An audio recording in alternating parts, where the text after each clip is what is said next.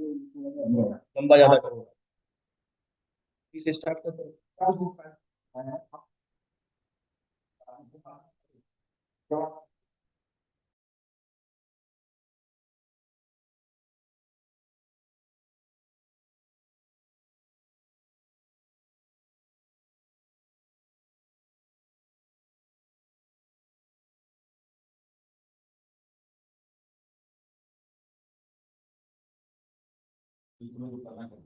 Hello.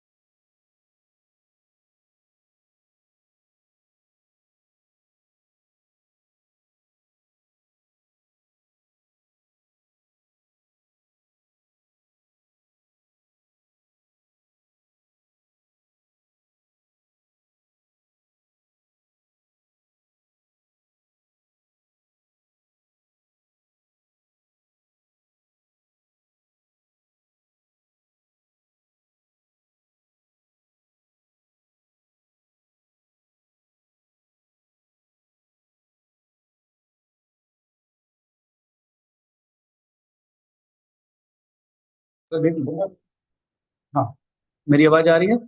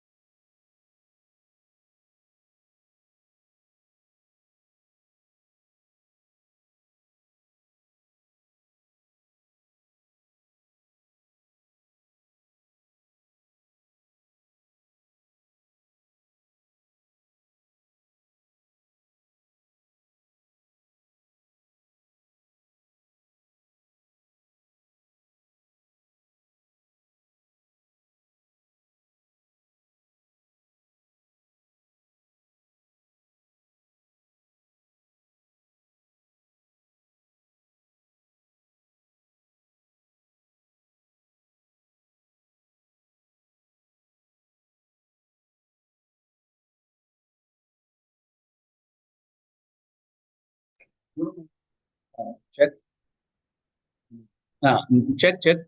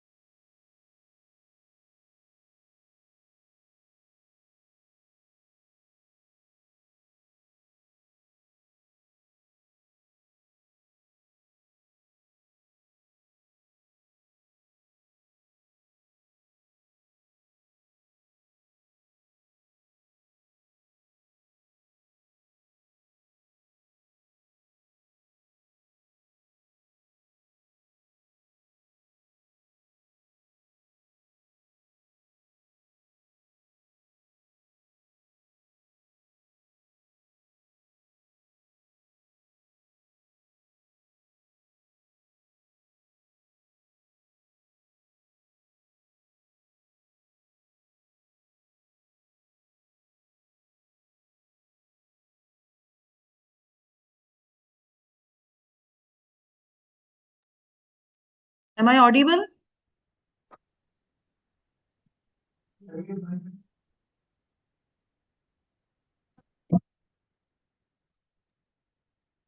Yes, ma'am. Okay, okay, ma'am. Okay.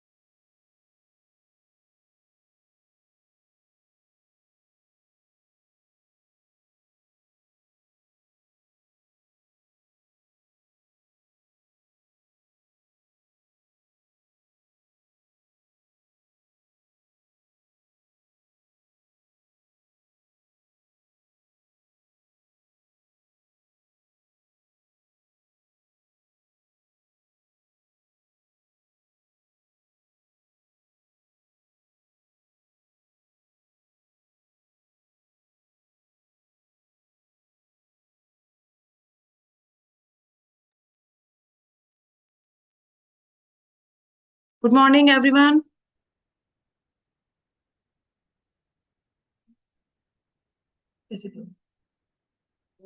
Okay, then. Good morning. Am I audible? Yes, Yes. madam, you are audible. Yes, sir. Thank you, sir. Good morning, everyone. Respected chief guests, distinguished dignitaries, esteemed faculty members, honored guests, industry experts, participants, and all my dear students.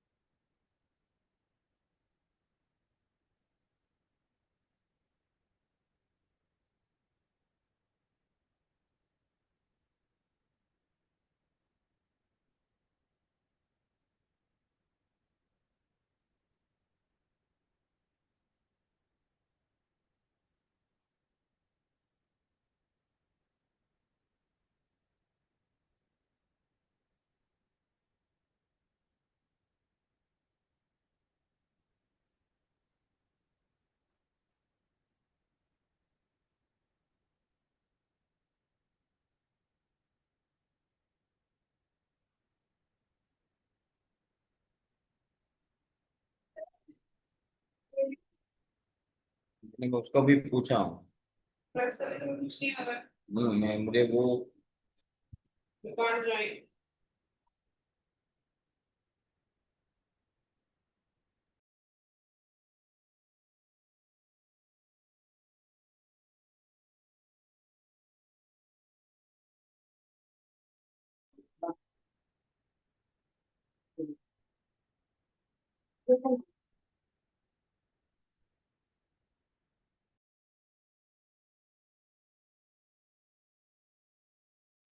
Sir, good morning.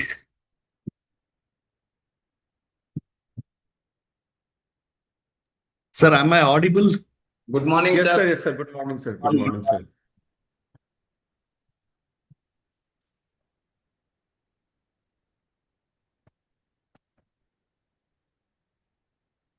Morning sir. Good morning. Good morning, sir. Morning morning.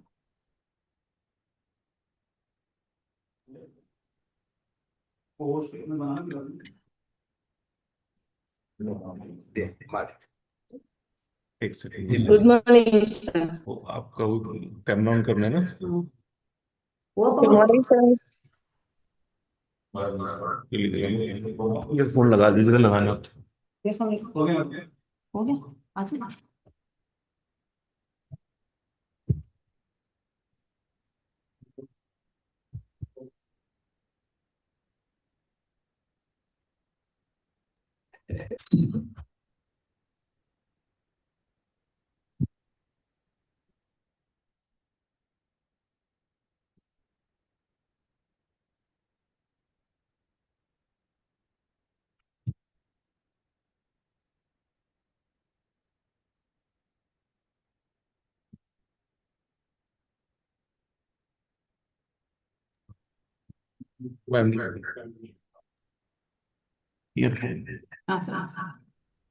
वो camera unmute कर दो mute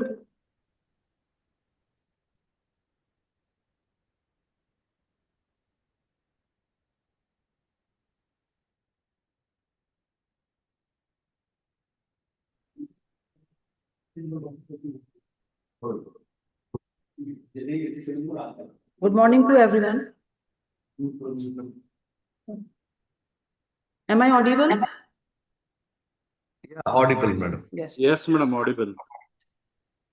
We are living in an era where technology such as artificial intelligence, the industrial internet of things, robotics, digital twins, cloud computing, additive manufacturing, big data analyst, and cybersecurity are redefining the way industry operate. Smart manufacturing is no longer a vision for the future, it is becoming the foundation of modern industrial growth. Organizations that embrace digital transformation are achieving greater efficiency, improved product quality, enhanced sustainability, and increased resilience in an increasingly dynamic global marketplace. For India, the transformation represents a remarkable opportunity with our strong manufacturing base, vibrant startup Hello, ecosystem. madam. Good morning. Good morning, madam. Good morning. Skilled workforce and national initiatives promoting digital innovation and advanced manufacturing, we are positioned to emerge as a global leader in Industry 4.0. However, realizing this potential requires close collaboration among industry, academic, government, and technology providers. In this regard, the JSS University started the JSS Summit on the different field. In this continuation, today, we have the one-day summit on smart manufacturing and digital transformation shaping India's Industry 4.0, organizing by Department of Mechanical Engineering, JSS University, Noida. With the divine blessing of His Holiness Jagat Guru Shri Shivratri Deshikendra Mahaswami Ji, it is my privilege and pleasure to extend a warm and heartful welcome to VC Sir Dr. Mahadeva Swami, Registrar Ma'am Dr. T.G. Mamta, Finance Officer Mr. N.S. Manoj Kumar, Chairman of JSA Summit, Dr. R.S. Jagdish, Controller of Examiner, Dr. S. Shurur, respected Chief Guest, Dr. B. Manoj Kumar, Program Convener, Dr. Prashant Chauhan, all HOD faculty members, distinguished speakers, esteemed industry leaders, academicians, researchers, delegates, and all the students, welcome to this one-day summit on smart manufacturing and digital transformation, shaping India's Industry 4.0 future. Your presence today reflects a shared commitment to advancing innovation, strengthening the industry competitiveness, and preparing our manufacturing ecosystem for the opportunities and challenges of fourth industrial revolution. Thank you all. Now, I would like to invite Dr. Prashant Chauhan, sir, for about this summit, to speak about this summit. Over to Prashant, sir.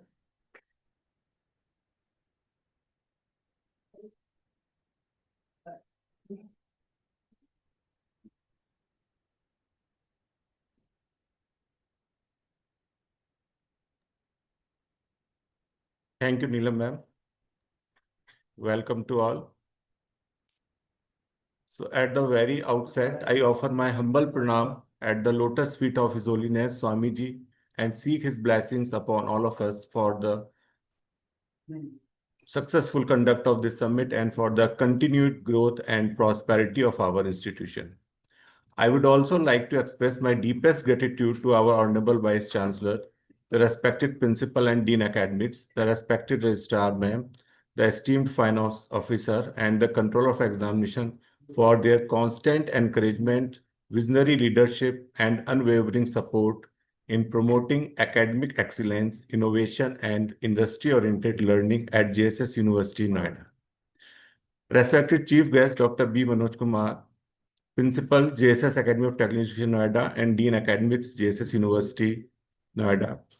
Honorable Chairperson, Dr. R.S. Jagdish for this event, Dean of Student Welfare and Academic Coordinator at JSS University, Noida.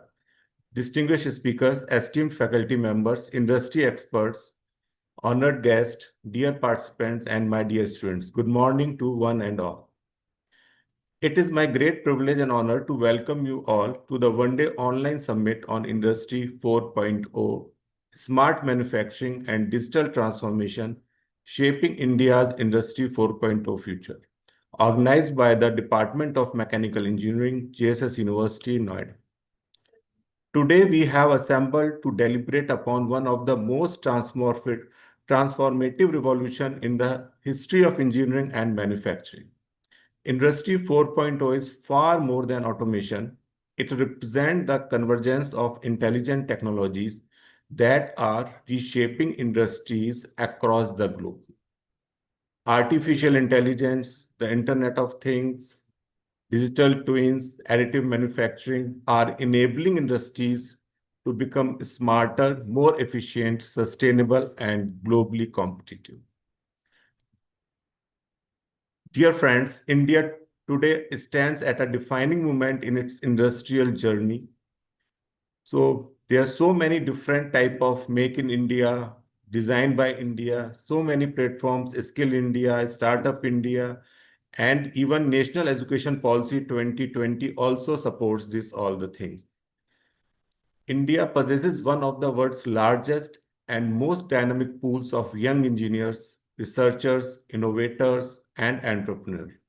By equipping them with advanced digital manufacturing skills, smart automation technologies, artificial intelligence, interdisciplinary knowledge, with help, we can position India as a global leader in advanced manufacturing. This summit has been thoughtfully designed to strengthen the collaboration between academia and industry. Throughout the day, we shall have the privilege of learning from eminent academicians, renowned industry leaders, and distinguished researchers who will share their valuable insights on smart manufacturing, digital transformation, renewable energy systems, industrial automation, and etc. The panel discussion will further provide diverse perspective on how India can emerge as a global hub for smart manufacturing and technology information. As engineers, researchers, educators, entrepreneurs, and future leaders, each one of us carries the responsibility of contributing towards an Atmanirbhar Bharat, a self-reliant India that not only manufactures products for the world, but also develops cutting-edge technologies, creates intellectual property, and leads global innovation.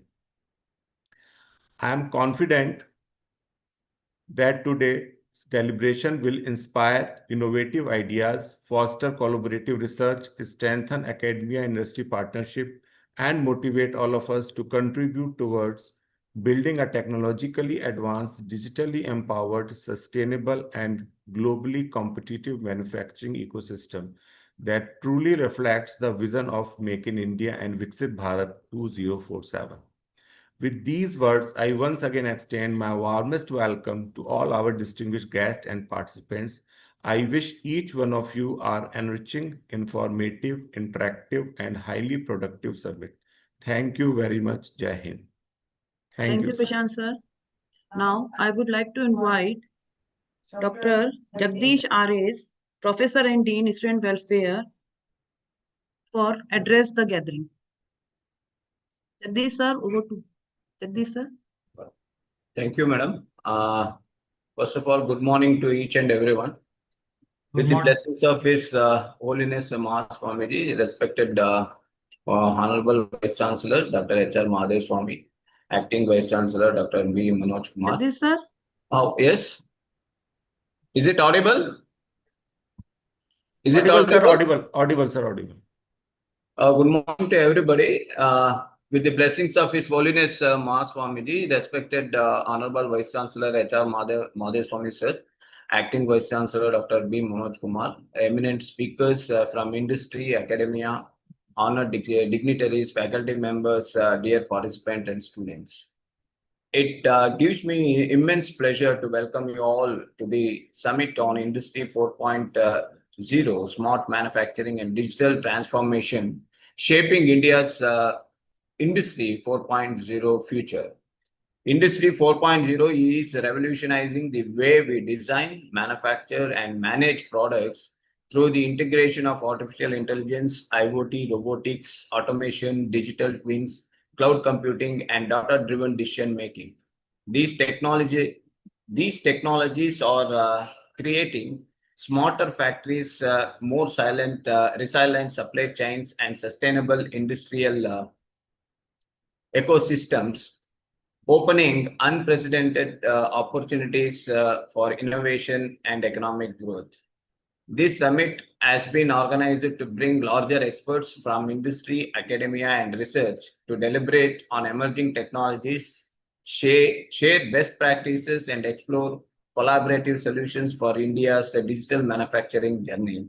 Such interactions are essential for bridging the gap between academic learning and industrial expectations, while preparing our students and professionals for rapidly evolving technological landscape.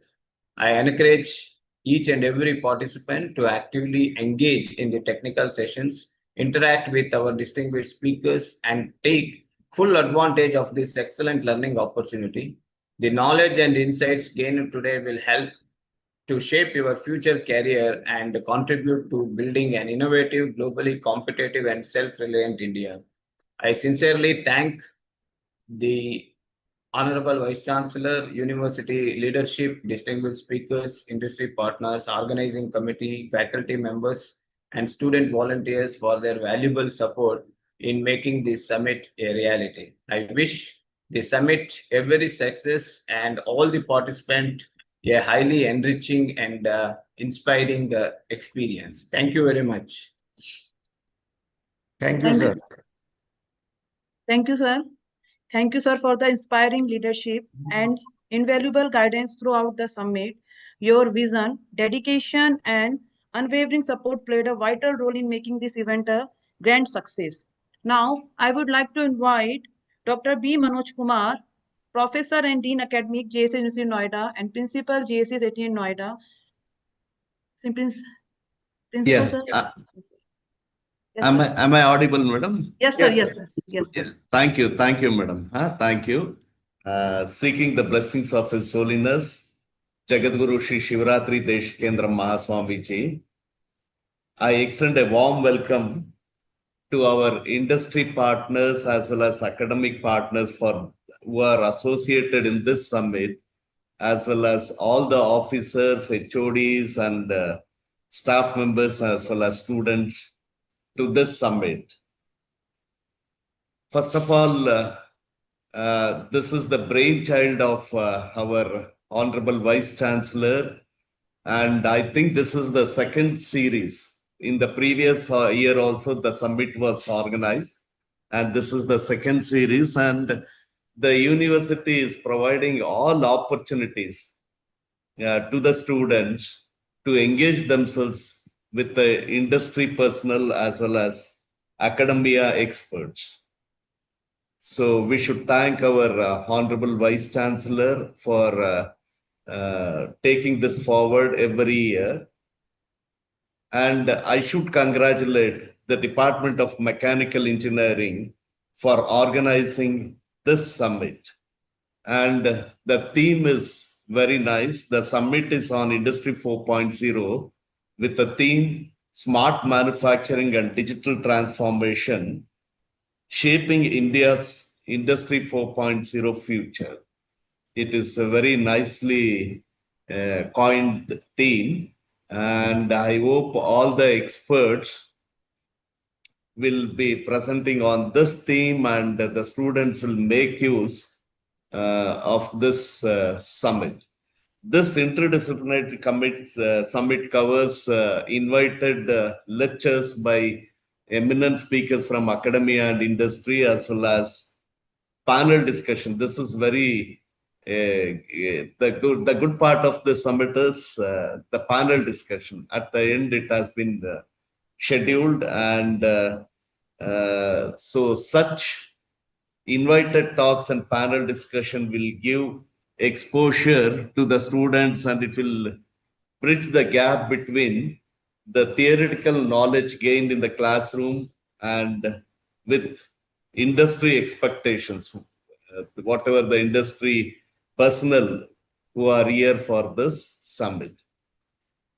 So I thank all the resource persons who will be delivering invited lectures and who will be participating in the panel discussion.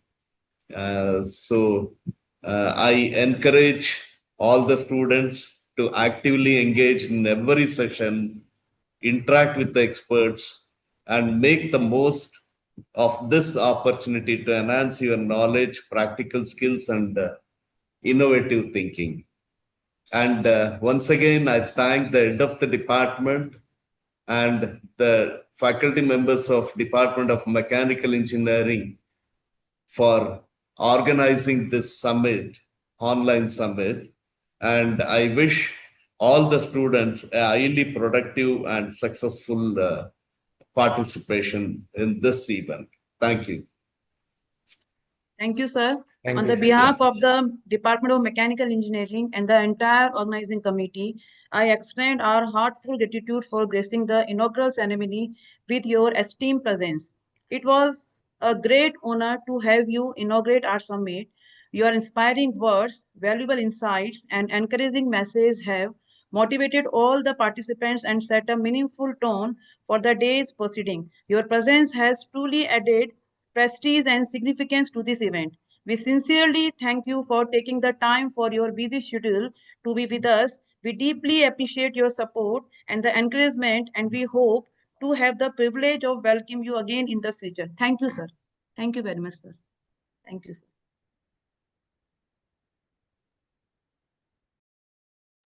Thank you, sir.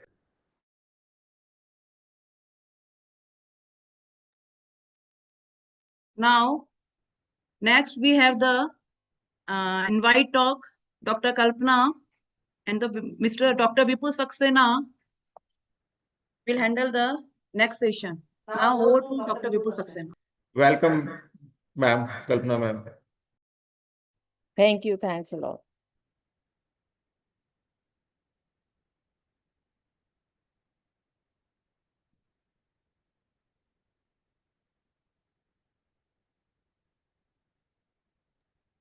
Vipul, you're on mute.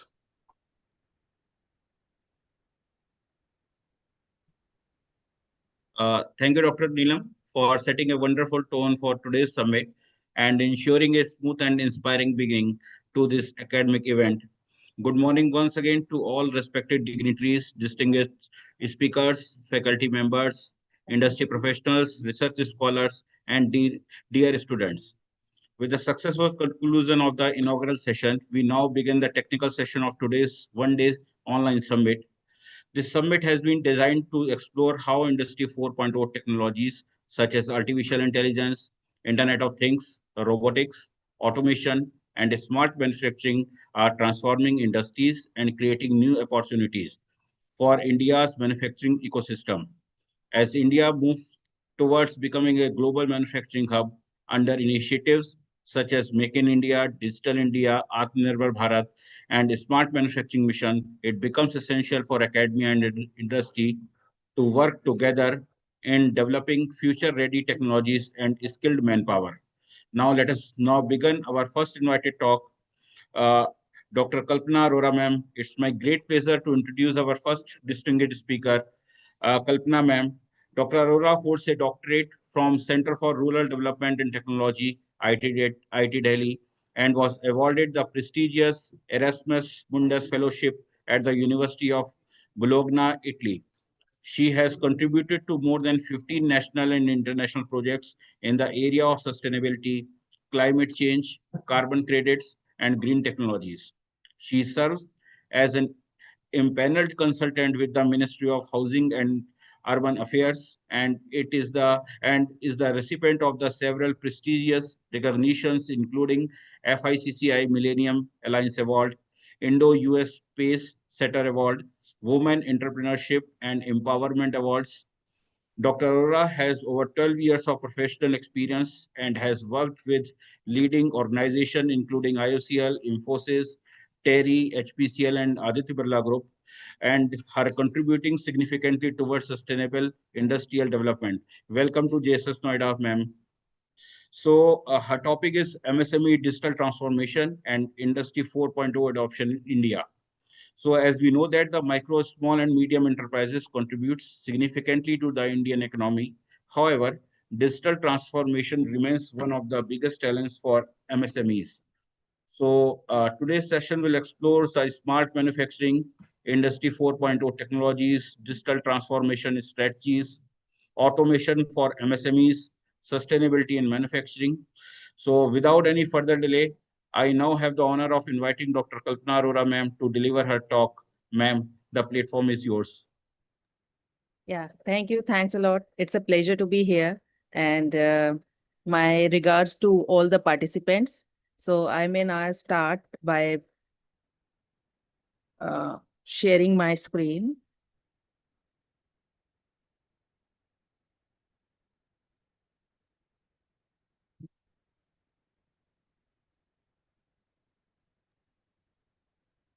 Yes, ma'am, your slides visible. Okay, thank you. Thanks a lot. That's what I want to ask.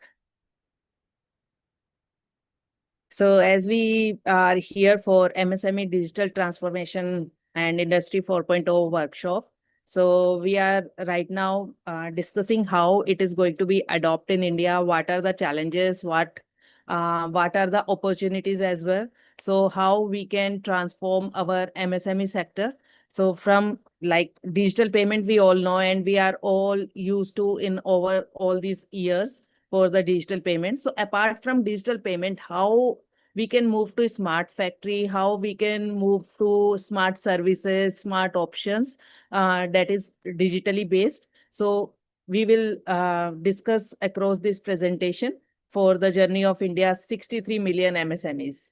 So that's a huge number and which is guiding the economy of India right now. So we'll go through the presentation and we will discuss the things and questions and queries after the presentation. And meanwhile, I would, it will be good if we have an interactive presentation going on, because I may ask certain things to whether because their things is going to be like little more technicals, where the things are technicals. I would like to ask whether you are available with the information or not. Otherwise, I will explain the details.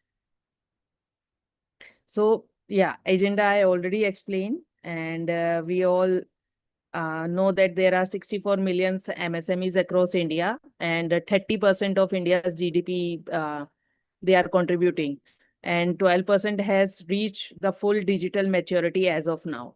So which is very less number, but we need to increase it in a near future, and 2030 is the target which we are focusing on. So we will go slide by slide, taking this digital manufacturing thing, then how we can take the help of government enablers. So government also has certain technological platforms, certain sales and marketing platforms where we can list our product, buyers and sellers can develop an interaction there, and it can actually enhance the sale part. So we can go through also through these government enablers and what are the barriers and the road ahead. So we will discuss in brief all these things. So yes. So what is actual thing is the MSME forms the largest single base of India's manufacturing capacity. And that's why Indian government is majorly focusing on the MSME sector. That's how the MSME means to the India.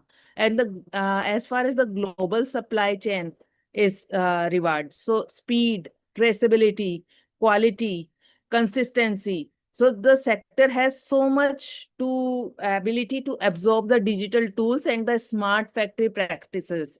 It will directly shape the India ambition to lift the manufacturing share of GDP towards 25%. So all of us, if we have gone through the news in last 1 or 2 years, so we have consistently came into the term called as CBAM, Carbon Border Adjustment Mechanism. Are you aware of it? Please tell yes or no.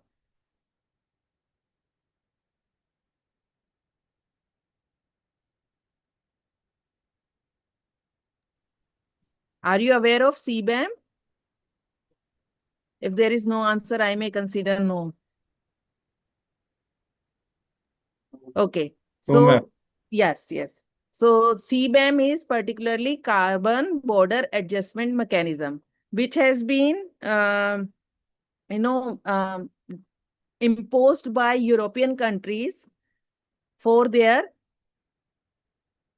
import. So whatever the things we are exporting from here has to underwent a CBAM tax. That is a tax, particularly a carbon tax. Okay, so this carbon tax is specifically for the emissions which have been produced while manufacturing.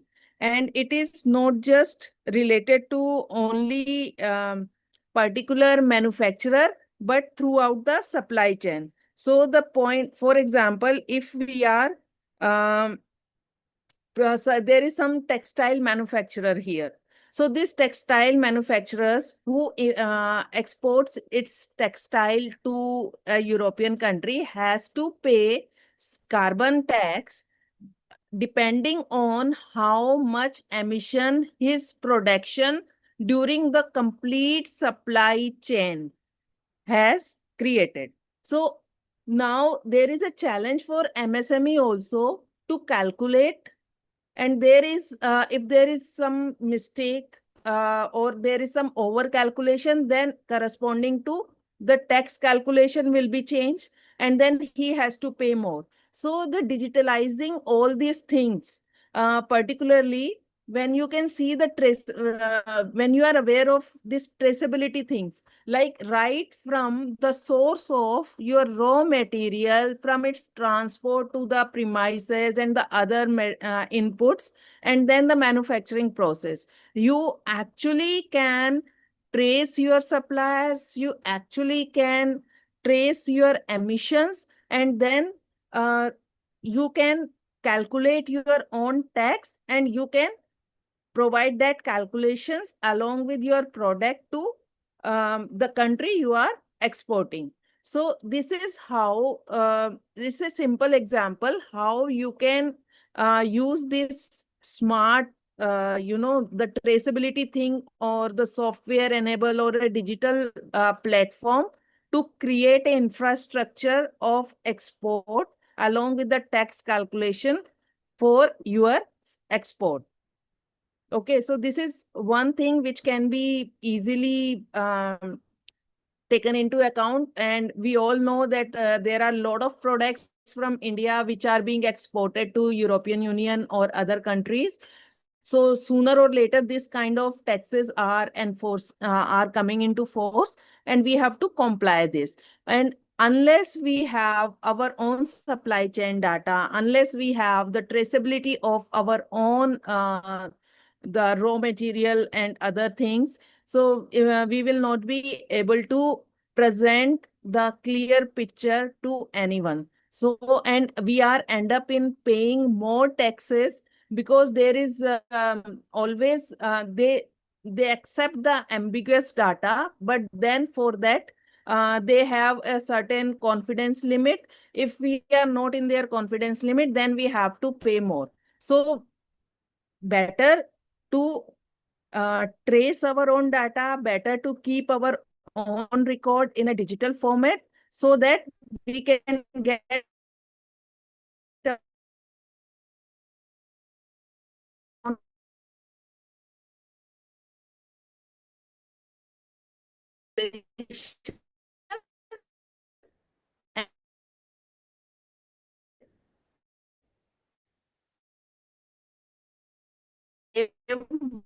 money uh,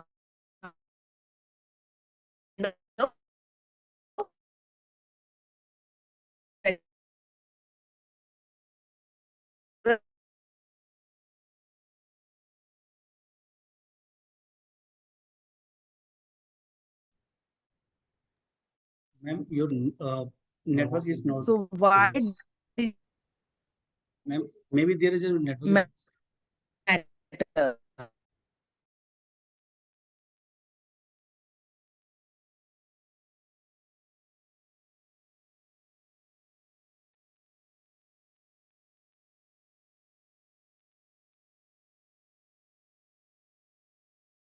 I think I got disconnected, so I'll share my screen again.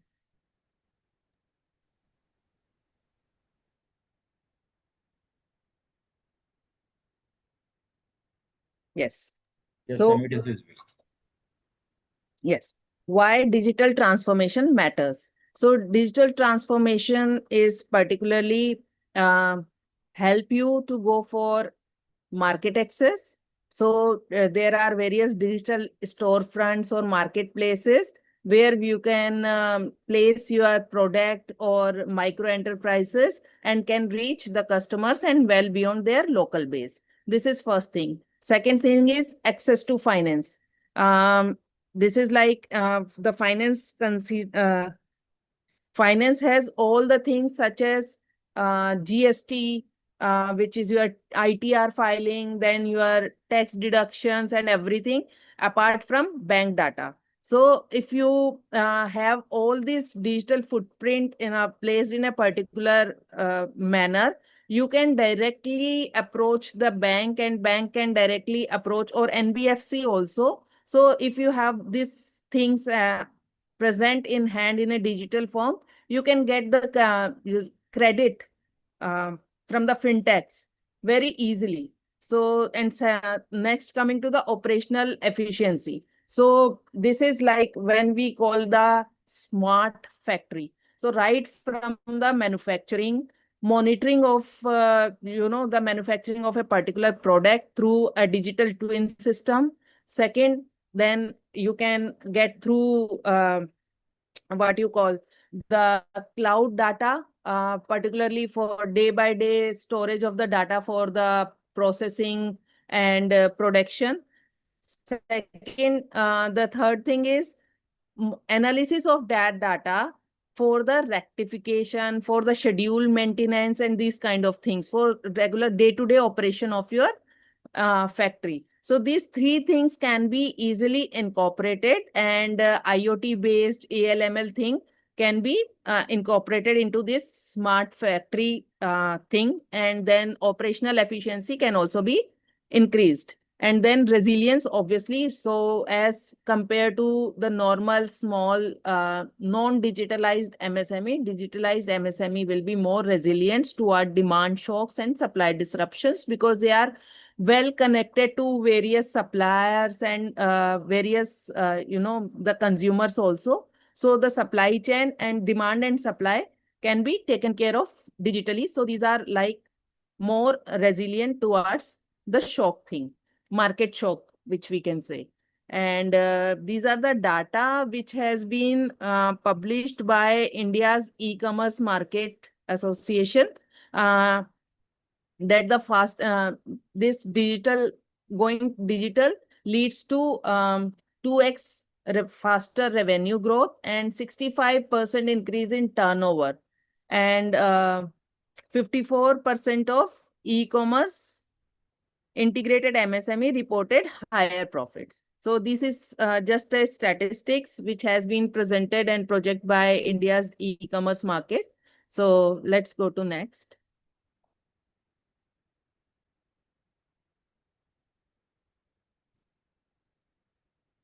So here we can see the digital adoption curve. So not all digital-based technologies have been taken into account by MSME owners or so fast or readily, you can say, apart from what we have discussing, the digital payment. So digital payment, 90% of MSMEs are registered under digital payments. Then 76% are accessing cybersecurity as their priority. And then 72% are planning to raise the cloud spend in the digital adoption. Then 18%, only 18% which are like planning to take the market loan or bank facility into the account, and then only 13% are available at digital marketing and e-commerce. So you can see the vast scope is available for digital marketing and e-commerce. So as of now, only 13% MSMEs have been using digital marketing platform. So if the payments get digital, so they are fast, and even you can link it with the fast payment apps such as UPI, Paytm, Google Pay. So everything will be done can be through smartphones. And cloud and cyber security, they will particularly it's very important to go for cybersecurity, as all of your data in future is going to be stored on cloud. Even your phones, smartphones, and everything are cloud-based these days, and any kind of software is also coming with the cloud facility. So the cybersecurity is, very, very important as of now. And yes, the credit and marketing lag very badly, which I was discussing. So we are still rely on referrals, printing ads, and manual bookkeeping. So which can be converted into digitalized form. So various versions of tallies are there to keep for the bookkeeping, and they are also coming right now. They are also coming with a cloud-based manner. So yes, and then if we can say 5 lakh sellers, the data of 5 lakh sellers have been collected, and these out of these 70% are registered on ONDC. ONDC is Open Network Digital Platform precisely, and this is a sign where scale can come, and Any of you is aware of ONDC and has gone through its ONDC, gone through the ONDC platform? It's a Government of India initiative, ONDC, where sellers and buyers can get themselves registered. If not, I can show you the platform. It will be better if I can show you before so that you can have a link. So I can.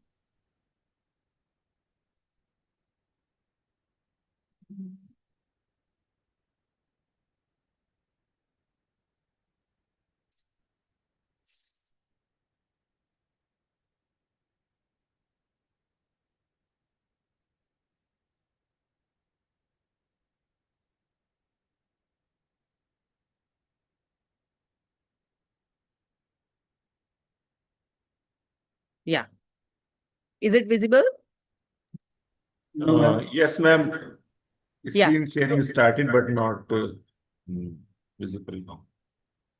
Ma'am, it is not visible right now. Right now? No, no, ma'am. Double click to enter full screen mode like this. This is. So I am getting notice that my screen share is paused.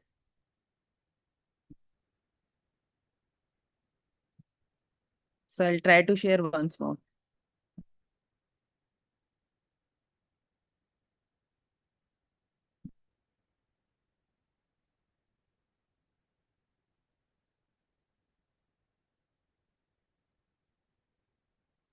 No, it's not working. It is paused.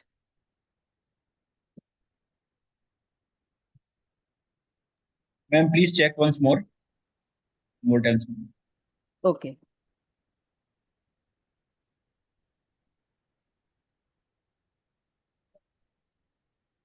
No, it is still paused. So I'm not able to share the browser thing, but okay, I'll get the screenshot here. Okay.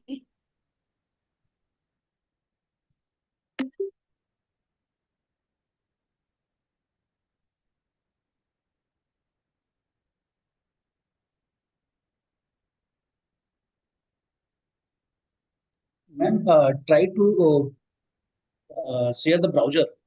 Then only you can show that things from the browser. No, I'm sharing the browser. I'm That's sharing only the the- browser. But possibly I'm with the MacBook, so it is not allowing. Yes, yes. Okay. That's the only thing which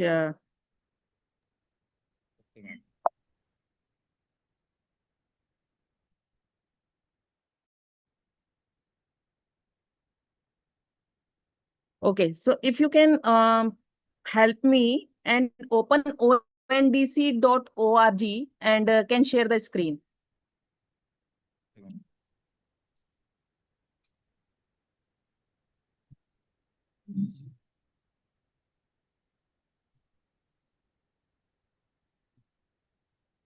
ondc.org.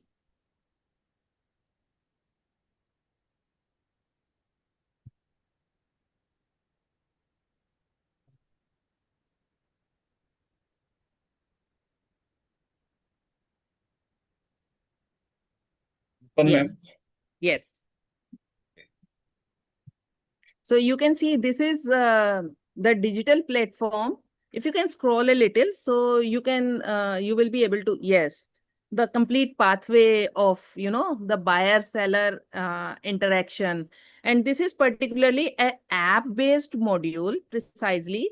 So you can download this app into your phone and you can, you know, list your products, list your facilities, list your services here, and then you can connect directly can connect to the buyers, and then there will be an interaction, and then directly you can, through this app, you can sell your product by sending QR or to the digital payment, you know, like Paytm, Google Pay, UPI, Bheem, everything is accessible here. So this is like a very simplified platform, and it has actually helped a lot of you know, the entrepreneurs to reach to various cities, to reach to various states and grow their business. So we also discussed one case study based on this ONDC. So this ONDC is there is one platform, private platform, which you can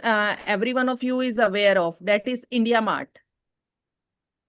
Okay, so I think everyone has heard the name of IndiaMart, but this ONDC is different from IndiaMart in terms of interaction, direct interaction, in terms of app-based module, in terms of ease of payments, and the getting the right specification, which we can say, so of your product. Yes, so you can now stop sharing. I'll go to my presentation.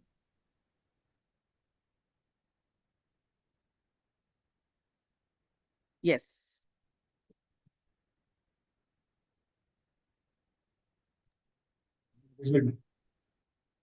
So this is like how our digital maturity is rising, little slowly, but we are on pace. So sooner or later, we will be digitalized in a better way.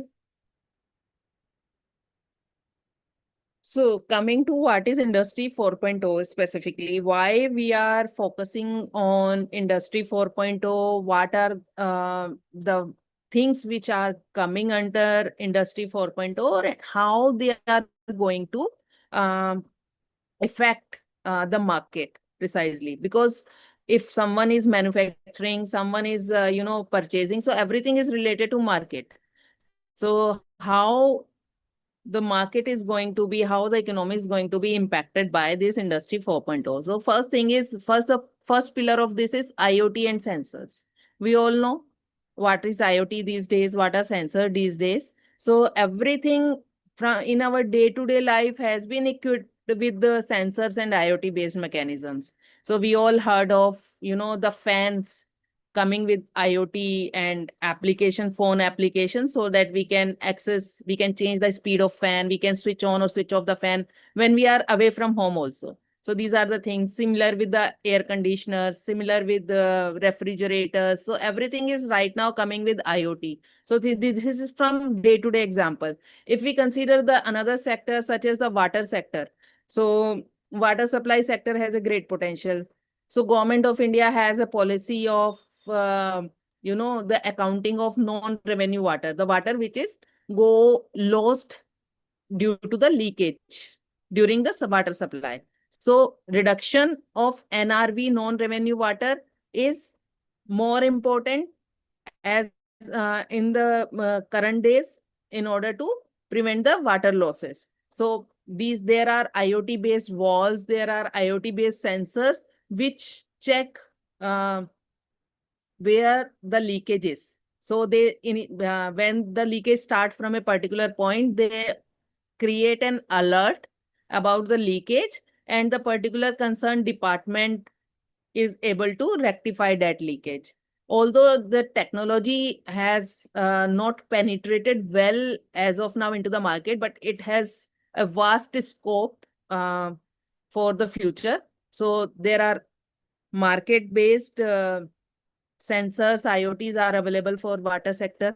So this is one example. Another one, if you have heard of, if I can say the waste sector, if I can say. So all of us heard in the news that Indore is always getting first place into the Swachhata Sarvekshan, which has been organized by Ministry of Housing and Urban Affairs every year. So they have incorporated IoT for their waste collection system. How? They have their waste collection, vehicle, which has been equipped with the GPS system. Very simple. Right now, GPS system is very much available with all vehicles. Second thing is the weigh bridge, not the weigh bridge, weighing machine precisely. So when someone drops its, waste into the machine, it soon accounts the quantity of waste which has been dumped into the vehicle, and then store that data into the cloud, and that can be accessible by any of the person who is monitoring. So this is how they have monitored their daily and area-wise, the collection and the processing thing. So these are very simple things, IoT-based simple things, which have been, taken care or which have been thought by some manufacturing facilities, and they have taken their market along with. So this is like a local, auto tipper making manufacturer has designed this IoT and weigh machine based auto tipper for the waste collection in Indore. So, and that has created a lot more impact than anyone can thought of. So this is like a simple thing which can be incorporated. So a very simple solution can come from our day-to-day activities that has more impact. So this is like IoT and sensor-based thing first. The second is cloud computing. That is your centralized scalable data, which you can store, access, and analyze. Then AI and robotics. Yes, you can use AI for the analysis of data analysis and, the quality maintenance, the errors which are frequently coming into the operations, and you can rectify those errors by analyzing those data. And robotics, obviously, if you have certain kind of facility, you can incorporate robotics also. Then you are to store that. If you are storing that data on cloud, then the safety and security through the cyber security system is important. Then your digital twin, I was explaining. So what is digital twin precisely? When your manufacturing facility is going on, your manufacturing is going on, you can actually visualize your manufacturing on screen through a digital twin system. So this is SCADA based precisely. SCADA is a very lower version, but I am explaining it into a very layman term. So you can actually visualize it, the point-to-point manufacturing on your screen. And if there is any error coming, then there is a pop-up or an alarm on screen itself. And then there is even the remediation can be done through screen only. So this is how the technology is going to be advanced. And this is how the industry 4.0 is important to scale up. And then there is additive manufacturing. So additive manufacturing is related to your 3D printing and rapid prototype development. So all of you are from specifically from mechanical engineering. So you are very well equipped with and very well known of this 3D printing thing. So industry 4.0 adoption in manufacturing. So we have just now explained what are the technologies which can be incorporated under industry 4.0.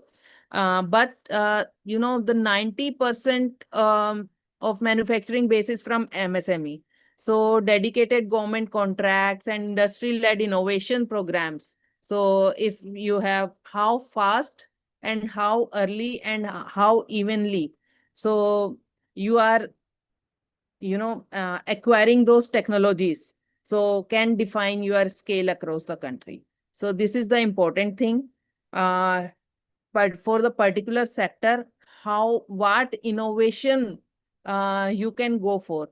For example, I have given the example of this auto tipper manufacturer. So he has, as soon as this Swachh Sarvekshan thing has started, he has decided to go for this weighing and GPS based automation, and which has given him as well as Indore Municipal Corporation a nationwide name for the innovation in just a simple auto tipper. It's a small day-to-day based activity automation, but impact was very clear. So this is how you are determining the gap and how you are filling it with the technology. So this is like that only. Now coming to the government enablers driving adoption. So ONDC we have just learned. This is how ONDC is working, providing you the network and all. GEM, Government E-Marketplace. government e-marketplace is the same, not I can say the same thing, but the government platform where you can register your product. The thing is, for GEM particularly, so all the government institutions are bound to take their product supply or services from GEM itself. So right now, all the manufacturers who have been supplying to, particularly to the government departments, they have to register over government e-marketplace. So more, and the second thing is, there is a different platform for the buyer registration and there is a different platform for the seller registration. So it works like a bidding thing. For example, if a government institution requires 100 bicycles, so it can raise it, requirement in the form of tender that the 100 bicycles are required by this institution. The bicycle shall have the following specifications. Okay. And there is certain expectation from the supplier also. The supplier has this certification, the supplier has registered under MSME, the supplier has Udyam registration, GST, this, that, and all. So these are the qualifying criteria for the supplier. So supplier has to upload its document related to its qualification onto the, the GEM portal, as well as he has to upload the specification of the product which he has selling according to the requirement to the portal. The third thing, he has to upload his financial quotation onto the GEM website under this tender which has been asked by an institution. So after the deadline of the tender, these quotations will be, the financial quotations and technical quotations will be opened by the institution, and then the decision has been made according to the requirement. For example, generally there is a requirement of the lowest quote. So the one who has quoted lowest and qualifying technically can be asked for the supply. So this is like GEM system, which is currently in the functioning by government institution for their requirements related to product and services. Then there is a digital credit scoring. So it is a new model which is coming for GST and income tax, which will speed up MSME loan approval. So all of us, I think, are aware of what we can call as CBIL. So when you are going for a credit card application, when you are going for a loan application, so bank person will always check your CBIL score. So that CBIL score, on the basis of that CBIL score, the bank person decide that are you eligible for a credit card or not, or if you are eligible for the bank loan or not. So similar kind of digital credit score is being issued by the government of India for filing of timely filing of GST, timely filing of TDS, ITRs, so that the defaulters can be traced and their score can be, penalized by certain delays or something like that. So this is still under the process, but yes. So those who are having a good digital credit score will get a bank, the bank limit and, the loan, MSME loans very easily as compared to the defaulters.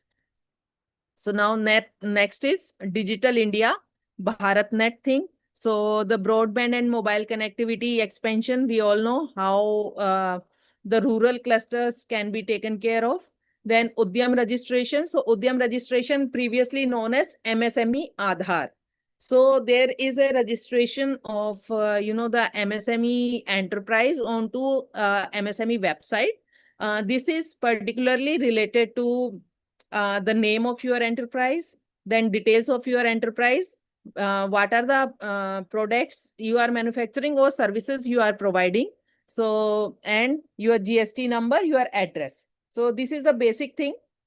which is to be uploaded on the MSME website to get the Udyam registration done. So through the Udyam registration, you can claim EMD, that is earnest money rebate or performance guarantee rebates in the various government tenders. So where you are allowed to, not to, if you have a Udyam registration, you don't need to, in certain tenders, you don't need to pay for the tender charges, tender fees, or earnest money deposit for that particular tender. So that's how MSME is helping the manufacturers for the same. Then ready for next, and the industry-led digital advances. So all these things will be through all these things you will be able to ready for your next gen business particularly. So yes, we were discussing about the case studies. So for the digital transformation. So if you can go through this Kalpnil Naturals. So Kalpnil Naturals, I will share the link also to Neelam ma'am. So she can distribute this link to all of you. So this is Kalpnil Naturals registered itself on ONDC in 2023. Okay. So from 2023 to 2026, the success story spreads around. They have their, the supply chain in 44 cities right now. So it started from a small place or a village in Maharashtra. This ONDC seller, through the ONDC seller has, right now have reached to 44 cities. So what is particularly he is producing?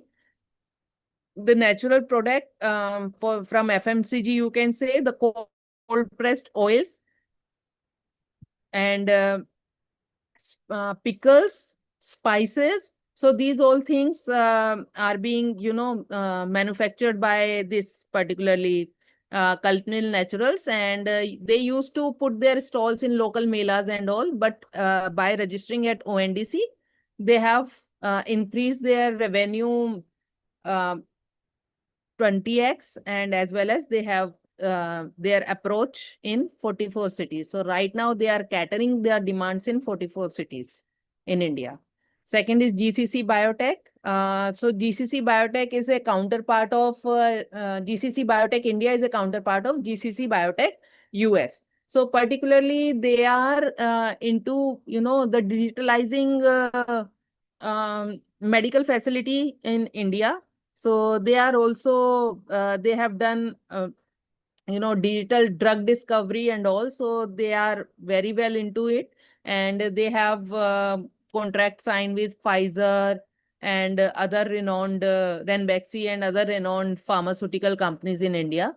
So they have grown up to a certain level. The third company is Precision Component World.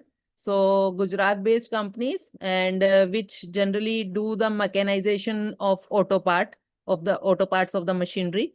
And one more which is not mentioned here, but I would like to mention its name is Zebra. So if you can go through the website of Zebra, so all kind of automation which is required by industry. So you can mention that what you want, and they will provide you all kind of supply chain, not the supply chain, sorry, the processing chain automation they can provide at the large scale also. So Precision Component is particularly for small scale. And if you have a large scale industry, if you are going for a large scale, then you can go for a Zebra kind of examples are there. So you can go through these websites, the websites of the company, which I have mentioned, and you can find the extensive detail of their growth there. How the digital transformation help them to grow on ground. So all these things are okay. So we will, but what are the barriers? Which is slowing down the adoption of this Industry 4.0 as compared to the traditional one? So we will discuss one by one, because the first thing is absolutely cost. So yes, they are expensive. The technologies has their own cost, and but compare if we can compare the traditional enterprise system. So traditional enterprise system, if we can, like in 3 words, I would like to define is fragmented, reactive maintenance, and limited visibility. Okay, so if I compare it with the digital enterprise, so connected operations, all operations are interconnected and all information is interconnected also. So I can get the whole information at one place. Then predictive insights, based on the data available, I can predict. So analysis is there. Then there are decisions are not random, the decisions are data driven, precisely. And obviously the visibility. Since I am connected to a e-marketplace, e-commerce platforms, various other enablers, so my visibility is more as compared to a traditional enterprise. So this is the first thing, but the main constant is always a budget. Then skill and awareness gaps, obviously. So currently we have a less skill to go for it. Then infrastructure gap. Maybe your industry requirement is different from what is available in the market. So unless you get that, there will be an infrastructure gap also, or unless you design by yourself. So it can be the thing. Fragmented adoption, we have already discussed. Trust and documentation. Yes, the lot of people have trust issues with the digital thing. So even I know more MSME owner, many MSME owners, they are still not using, the Bheem, UPI or Paytm kind of things. So they are not even using the internet banking for the payment. Still, they fill their, NEFT or this kind of forms and go to sign the check and go to the bank and deposit that check into particular vendor account. So still the people has a fear to use digital platform for the payments. So this is the practical roadmap forward. Training, obviously, which is required. Awareness and training is the most important thing, because digital literacy is very less as compared to other things. Then widen the access to finance.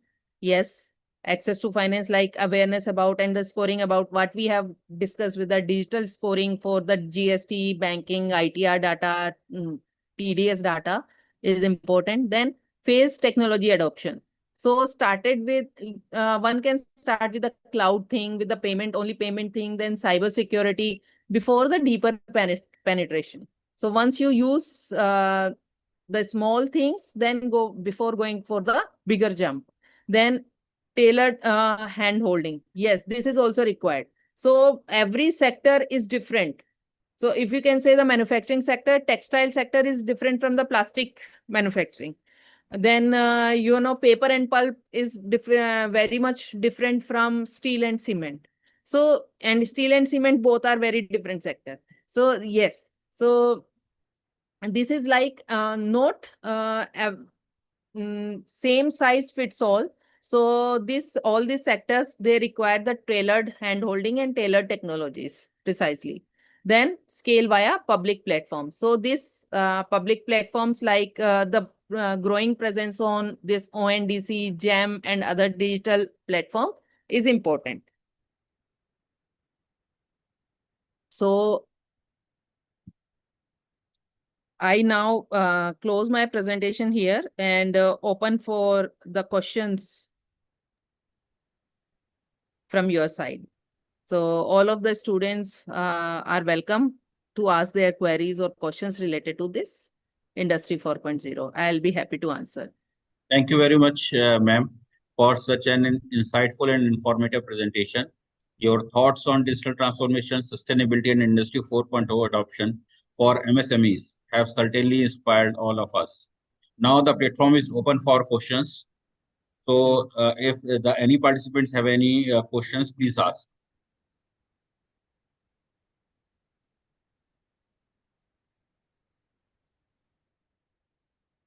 Dr. Sunandan Saswat raised the hand. Yes.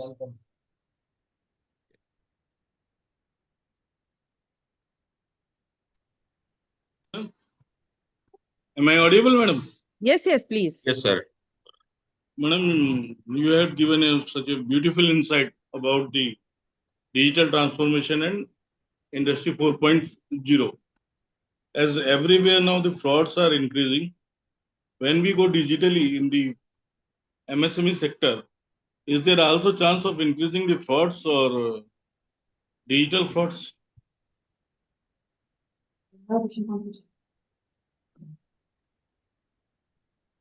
Sir, if you can repeat your question, I think I was I'm low. asking about the chances of frauds. Once we go digitally, then chances of frauds will be increased or decreased? Sir, they are liable to increase precisely, and that's the fear, and that's why everyone is going for cybersecurity thing. Okay. The cybersecurity is the key, sir, precisely. So awareness, digital awareness, digital literacy, and the cybersecurity. These by combining these three, you can save yourself from any kind of fraud. Okay. Thank you, madam. Hello, ma'am. Dr. Neelam this side. Yes, yes, Dr. Neelam, please. Thanks for the knowledgeable session. Now, my question is that among the various industry technology, which ones currently offer the greatest practical values for the India's MSMEs and why? Which Ma'am, technology? yes, which technology is different for every sector, ma'am. Okay, so but the marketing technology is almost same for each and every sector. So going for, the first thing is we can go for automation, IoT and automation based thing is, taking market like, stock. So this is everything is getting IoT based, everything is getting automated. So this is the one thing which has, the future market, everything, everyone would like to put a smart word before its product, So this is, if you can say the generic technology, it is IoT based thing. And if you can say the marketing based, definitely then there are, the ONDC and other e-marketplace. Ma'am, my question is that how cyber physical systems are advanced in India? Means at which position we stand? So right now there is a lot of development is required for the cyber physical systems also. But as compared to, we are not lagging behind as of now, which I can say, particularly related to, the integration of computational algorithm and physical component. I have given you the example of that GCC Biopharma thing. So this is an American-based company and opened its offices in India, particularly for, the digitalizing of these pharmaceutical companies. So we are coming for the cyber physical system. We are our manpower and, our brains are very much developed to do in a better way as compared to other countries at a low price also. So yes, so we are in a competitive place, and yes, CPS enables machines are, they are mainly what we can say, this autonomous and safety critical decisions are more advanced in our country because it's the what you can say, the difference of environment from the Western countries to India. So we think more critically as compared to them. And that's the reason we are getting more, more and more contracts here for CPS systems. Thank you, ma'am. Ma'am, Dr. Vipul Saxena this side. So, ma'am, I have one question. Ma'am, what are the key factors that determines the successful adoption of the Industry 4.0 technologies in India's MSMEs? So the first thing is literacy, which I always like pressurize.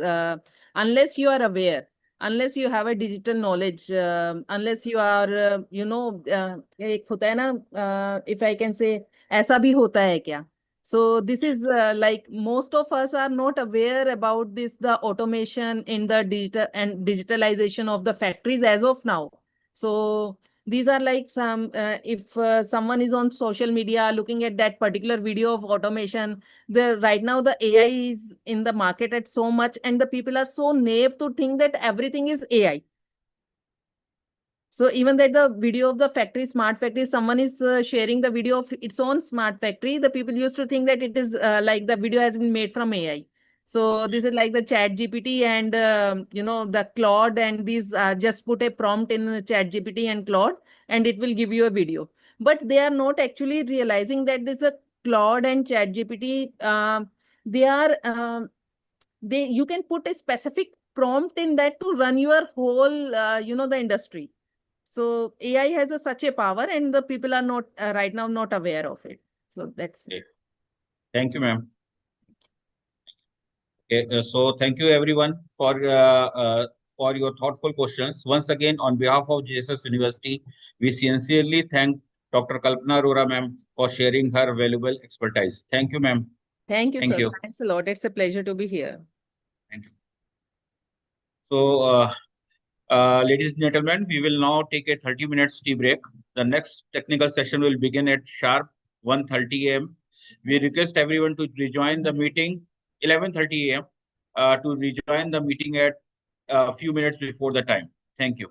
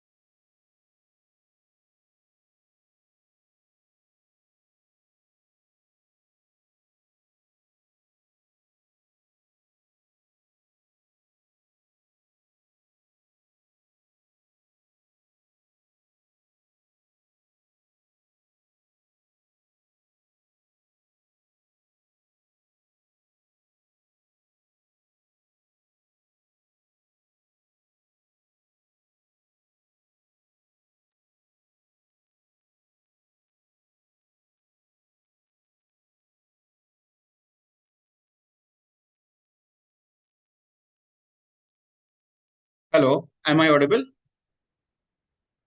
Hello, Yes, you hello. are. Yes. Yes, you're audible. Yes, sir, audible. Good morning, everyone, and welcome back after the tea break. I hope everyone had a refreshing break. We now move to our second invited lecture. So it's my privilege to introduce our next distinguished speaker, Mr. Rajesh Saxena, sir. Mr. Saxena is a highly accomplished energy efficiency and clean energy professional associated with the Energy Efficiency Services Limited. It is a joint venture under the Ministry of Power and Government of India. He currently leads important initiatives under the National Efficient Cooking Program, supporting India's clean energy transition through large-scale public sector programs. Over the years, he has made remarkable contribution in energy efficient appliance deployment, smart energy solutions, sustainable cooking technologies, government partnerships, retail distribution strategies, consumer-centric energy transition programs. He also had served internationally as country head for the Southeast Asia region and project manager for the Middle East Asia region, successfully leading international collaboration with governments and multilateral organizations. Mr. Saxena has worked closely with the Bureau of Energy Efficiencies, state designated agencies, and various ministries promoting energy efficient technologies across India. His expertise in policy coordination, stakeholders engagement, and national energy programs makes him one of the leading professionals driving India's sustainable industrial transformation. Welcome to JSS University, sir. Sir is going to deliver his talk on Industry 4.0 challenges and enablers. So, through this talk, uh, Industry 4.0 offers tremendous opportunities. However, successful implementation requires addressing several challenges, including digital infrastructure, cybersecurity, skilled workforce, data integration, and policy supports. Today's lecture will provide valuable insight into both the challenges and the enabling ecosystem that can accelerate India's Industry 4.0 journey. It is now my honor to invite Mr. Rajesh Saxena, sir, to deliver his invited lecture. Sir, the platform is yours. Thank you, sir. I hope I'm audible. Yes, sir, you are audible. Thank you once again for this excellent introduction, sir. And you have really made my day. It's a really good day for me. The good My beginning pleasure, is sir. always My pleasure. the start of the day always matters, and you have made it really great for me. So, hello, audience. Already my introduction in detail has been given by the experts. So, I would just straightforward jump to the key discussion. I hope my presentation is visible to everyone. Yes, sir, it is visible. Okay, so I will move on to the next slide where, first of all, let me just give you an idea that what Energy Efficiency Services Limited exactly does. We are a public sector entity under the aegis of Ministry of Power, and our promoters are NTPC, Power Grid, Rural Electrification Corporation, and PFC. So our journey started in 2009, and sole motto is to promote and implement national level energy efficiency project. So the now coming back to the point that how all these activities or the national program we are implementing, how they are basically transforming the life. See, so the point is that change comes from within. Whenever we are trying to change or make any change in the society or towards the nation, we have to ensure that first we change ourselves. So when this journey started, everybody was having in mind that the policies are there, but how to implement it. So there was a need of an agency or a company which can not only implement the national level program of energy efficiency, but also make a change in the life of a normal citizen, as well as the the society and the nation. So mostly people confuse energy efficiency and energy conservation. Basically, these are two different things. So until unless, as I earlier mentioned, that we bring the change in our perception, then only we can change our personality and move on to changing the world. So taking small steps, changing our habits, that is the key factor that works to make it a change which can be memorized by people for a longer time over the decades. So we started making programs for people. A small change, let's say changing a lighting bulb. So we are all aware that incandescent lamps were everywhere utilized in India, and it was very cheap as well. But in our country, LED was introduced, but it was very expensive. So it was around 700 rupees for a 10-watt LED bulb.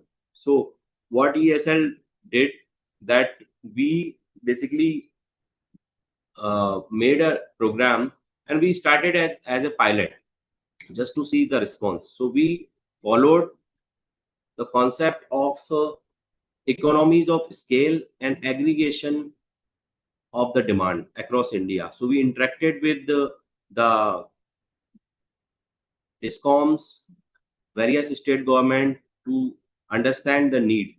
And we started convincing people that to bring the change, to get the better benefit of the light or any other equipment, you first buy an LED, which will give you better lighting illumination at a very lower energy consumption. But the challenge was, most of the people responded that, okay, we want to adopt it, we want to change our practice, we want to change our habit, but then the challenge is that it is expensive. So following the economies of scale concept, as the topic says, that the smart manufacturing. So we started interacting with the industries, we started talking to them, and we said that what is the latest trend, what is your manufacturing capacity, what kind of tool and tactics you are utilizing to basically manufacture if there is a huge demand. And this is what really happened. When we completed our entire research in the market, discussion with all the stakeholders, then we floated small quantity tender. But the tender was not that small, it was in few lakhs. And that was an amazing change, because the industry was not expecting that, because their maximum supply was based on the retail distributor system.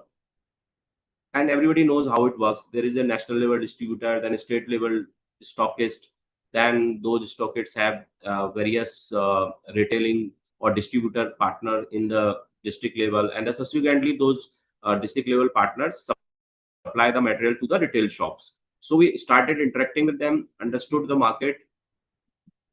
So that was a very time consuming and very expensive process for them, also to the industry as well. I will try in this discussion, I will try to relate that how a government of India's national level program are affecting and making this manufacturing segment not only smart but stronger through the digital transformation. So when we were interacting with them, we basically convinced them that if we aggregate the demand across India, would you be interested to participate in the tender? And they were, trust me, they were more than happy to join hands with the government of India. They said, why not, sir? We are very much interested, because these we have to invest a lot in the promotion and marketing. We have to hire a brand ambassador, and that cost us a lot of amount. Because you might have seen there are a lot of advertisement on the television when LED was new. And any other product, whenever it comes, the manufacturer, the OEM, any brand, we can name it in today's scenario, whether it is the consumer appliances or any automobile or anything else, they have to, until unless there is an advertisement in the newspaper or the television or other mediums, the people will not hear about it, and the sales will not be that much which is required to sustain that organization. So they have to invest. But in our case, the entire marketing efforts, everything was being developed by Energy Efficiency Services Limited, and all they have to do is participate in the bulk quantity tender. So what we did, we started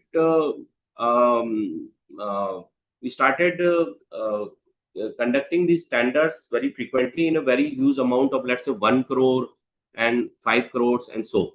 So because of this initiative, the pricing of the component which was being procured, it went down from 700 to subsequently 500 per piece, then 300 per piece. And over a period of 2 years or 3 years, when we floated the 5 crore tender, the price of this bulk procurement came down to only 40 rupees. So that was the power of the economies of the scale and the demand aggregation. So more, and the industry was very happy to participate in this tender and supply the material to us. They even included their logistic cost at to supply bulk at various locations across the country. And we were in tie-up with the DISCOMs and various state governments, SDAs, and we hired a lot of agencies to set up the kiosks in the market. And these kiosks were like movable kiosks. One day they are in a local area in X market, next day they were at Y market, and people were coming and visiting. And then we also set up these kiosks at the DISCOMs billing center, where people used to go at that time to submit their electricity bill. Then they used to see these kiosks. They used to ask that, what is this? Okay, so this is the Government of India program. A material of a bulb which is in market is available at 300 rupees at that time. They were able to get it at 75 rupees. So it was win-win for all. And because of all these bulk procurement, the pricing of not only the pricing came down, but the electricity consumption of the individual came down.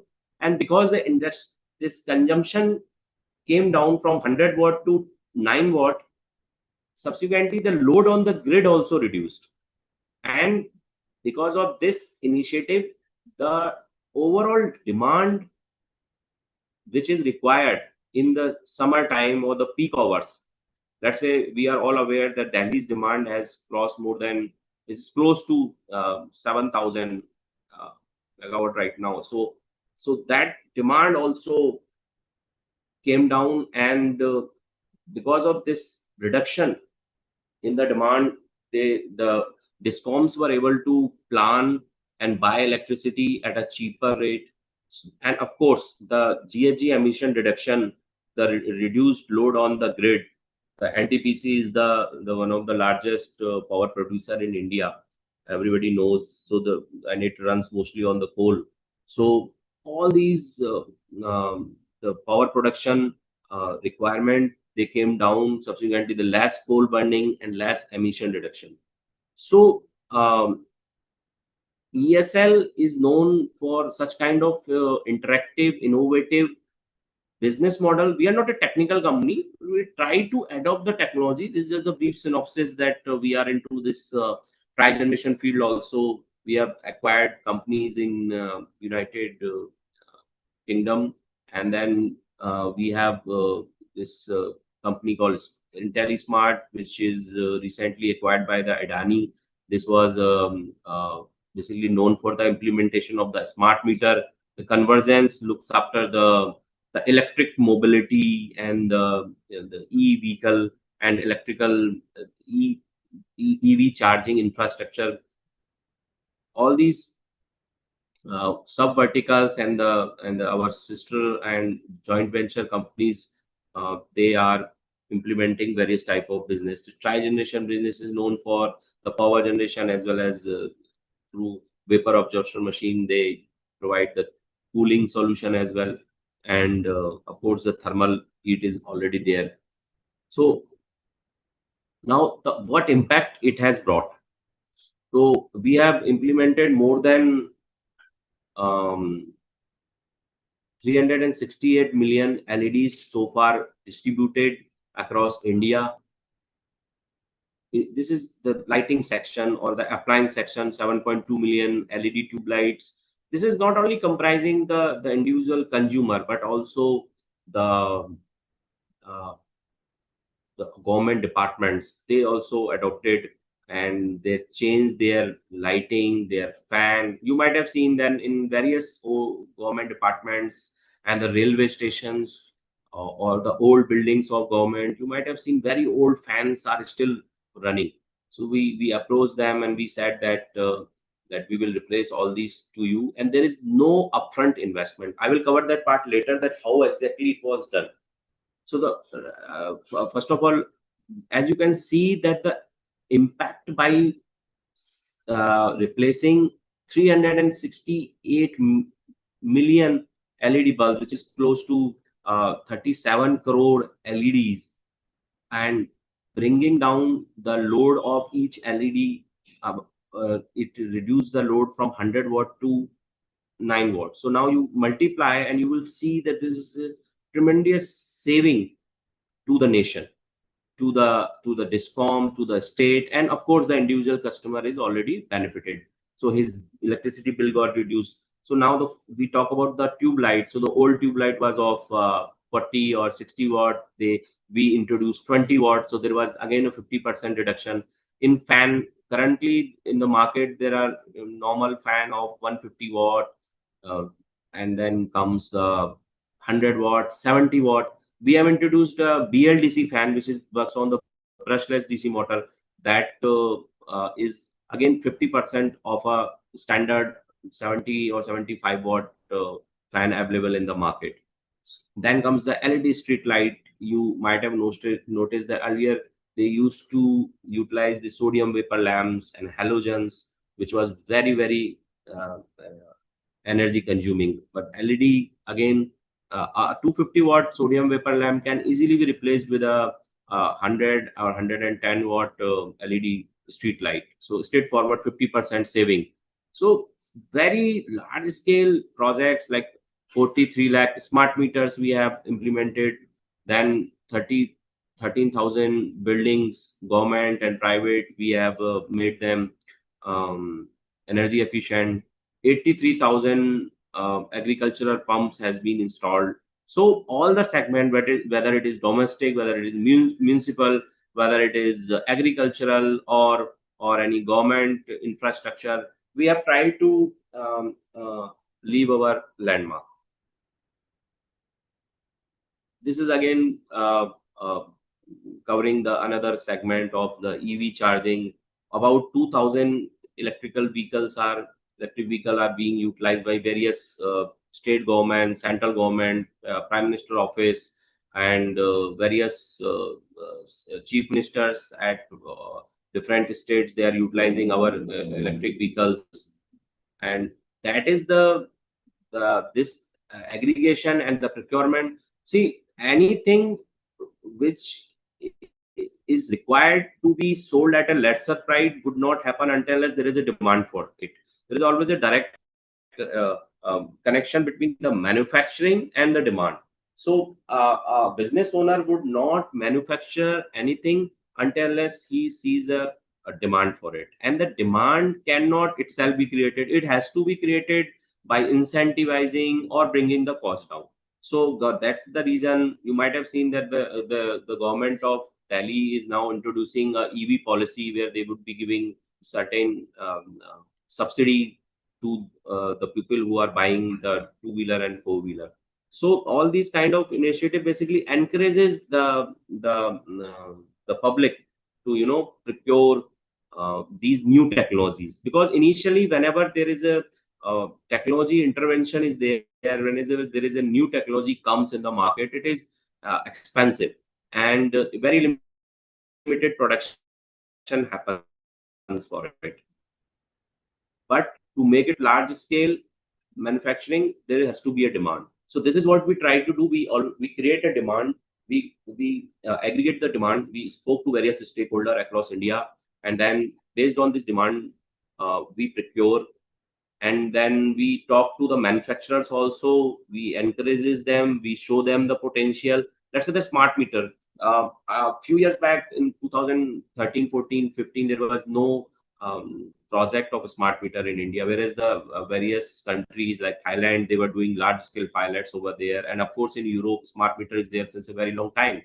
So we started talking to the industry. We spoke to various manufacturers like Gina, Secure, and others, ITI, that why not make smart meter? They said there is no demand. Then we started speaking with the Discom, and they said why don't you buy smart meter? They said that we are planning to buy, but it's expensive. So we said that okay, can we give you a model, a financial model, where you need not pay upfront?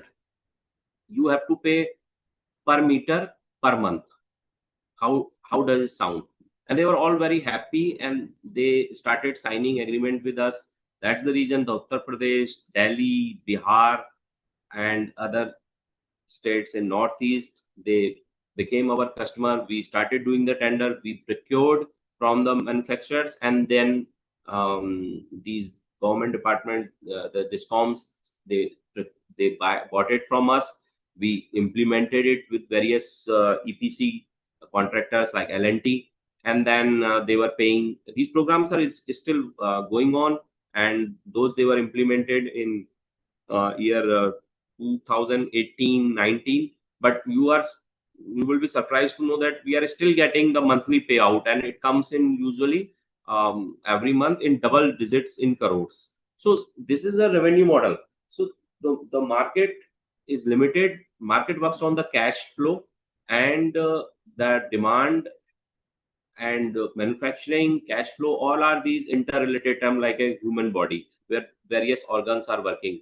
So as I have already covered when I was speaking, but as you can see that this is the our role in creation of the market, where we do the demand aggregation, bulk procurement, that brings the significant price drop.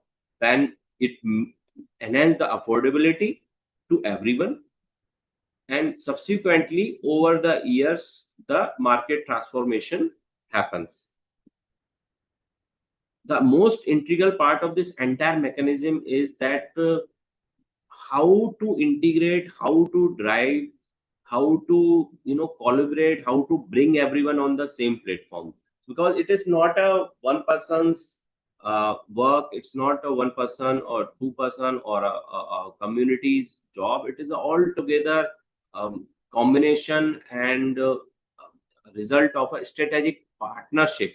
Until as that partnership is there, the people will not be able to understand the need as well as the functioning of each individual or individual stakeholder. So industry is there, the client is there, let's say the state government, the end user is the consumer. So this is how this works. This is how we integrate. Inventory collection is done first, then we do the procurement after talking to the industry, then we implement the project, supply the material. Of course, customer is always worried about that. What about the O&M? What about the warranty? That is also taken care by EESL. And important part is that ESCO model, which is because EESL is world's largest energy service company.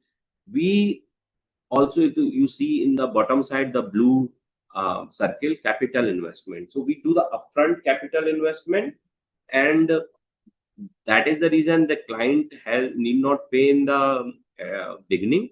Like an EMI, he can pay it back to EESL over a period of few years, let's say 5 to 7 years. So recently, as I'm heading a program called National Efficient Cooking Program, which may sound very basic to most of the people, but the beauty of this program is that I have witnessed last 20th of June, the Honorable CM of Andhra Pradesh has declared that all the 55,000 plus Anganwadi Kendras in state of Andhra Pradesh will be cooking food for the children in those Anganwadi on induction cook stove. Now we all are aware that you might have seen that because of this Hormuz situation recently, there was a sudden demand in the because of the gas shortage and all. Though it did not happen in that manner, but there was a panic, and that's why people started buying induction cook stove. So everybody may think that why do I need an induction? I already have a gas. But still, you would be surprised that in India annually 4 crores fans are sold. Now, fan is required for everyone because whether it is in the coastal area, it runs for almost 365 days. In maybe in region like Delhi and North, it may run in the summers. Winter we don't use it unless we want to dry out our clothes and all. So the point is that despite fan being a appliance which is a part of your need, the 4 crore numbers are being sold every year. Now, induction, whereas despite being as a backup, you would be surprised that 1 crore, in fact, more than 1.2 crore induction are sold every year. So the point is that the market, the manufacturing capacity is taking place for all these equipment, appliances. Why? Because there is a demand. So this manufacturing, now when we talk to all these manufacturers for, let's say, the AP I was talking about, we spoke to all the manufacturers like Prestige, Bajaj, Havells, and other, that there is a state government who are looking for a solution for an innovative clean cooking solution. So induction is one of them. So can you supply us in bulk? We require more than 55,000. If we add few more states, then of course the number would be higher. We visited the factories, we assessed their production capacity, how the raw material flows, what are the components which are imported from the China, what are the components which are manufactured in India. So there are basically two type of category. One is the class 1, another is class 2. In class 1, the more than 50% product should be made in India, whereas in class 2, up to 20% is manufactured in India, rest can be imported. So these components of induction, what are the basic component? So we analyze that how much time it will take for the imported components to reach to India. So we started talking to the manufacturers in India as well as in China and Vietnam, other countries. We evaluated the entire supply chain, manufacturing process, quality standards, so that the customer receive a good quality product. So because of all these, bringing all the stakeholder, diving deep into this manufacturing process, we set up a basic, you could say, infrastructure where the client is there, requirement is there, production is there, quality monitoring is there, logistic is there, and then warranty mechanism there. So based on collaborating all these parameters, all these, bringing all the stakeholders together, we were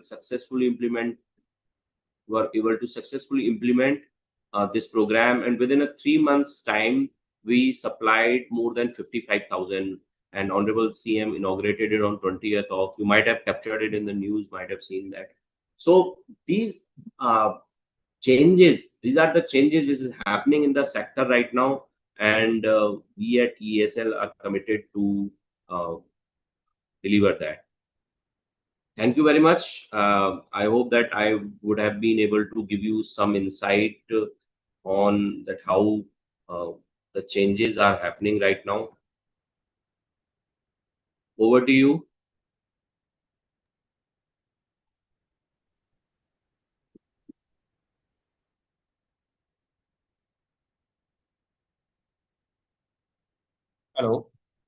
Am I audible?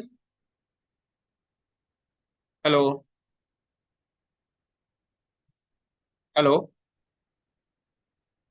Am I audible? Yes, sir. Yes, sir. Okay. You are Thank you. audible. Thank you very much, sir. Your insightful presentation, which is beautifully highlighted how innovation, digital technologies, and energy efficient solutions are transforming modern industries. Your practical experience from national and international projects have certainly enriched today's summit. Now the platform is open for the Q&A session. So the participants having any doubts, queries, please ask.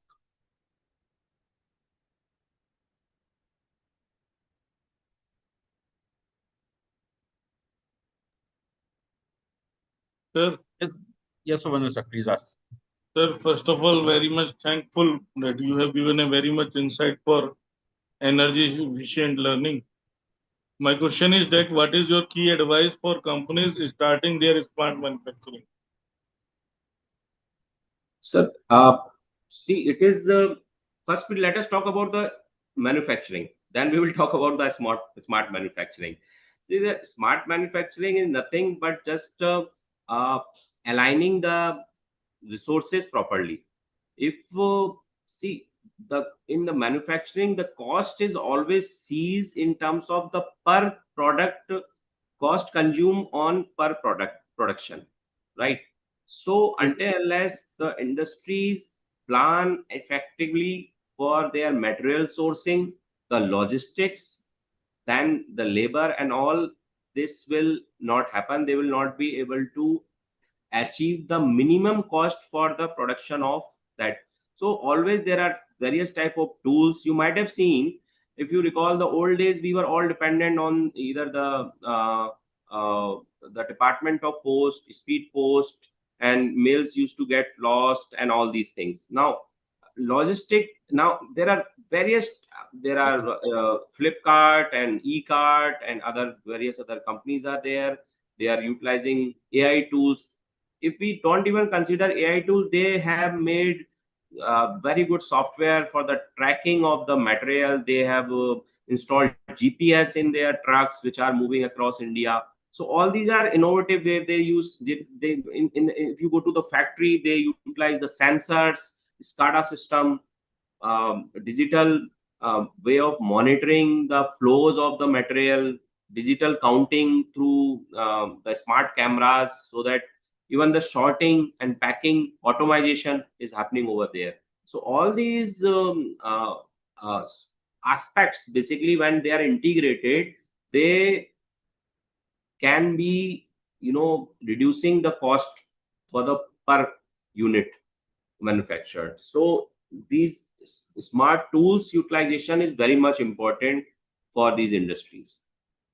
Thank you, sir. Thank you.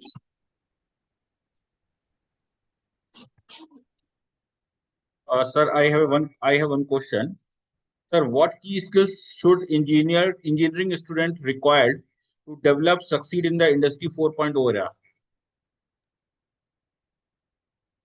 See, updated, as I earlier mentioned, that industry required the tool, right? Right, So sir. now who will be making these tools?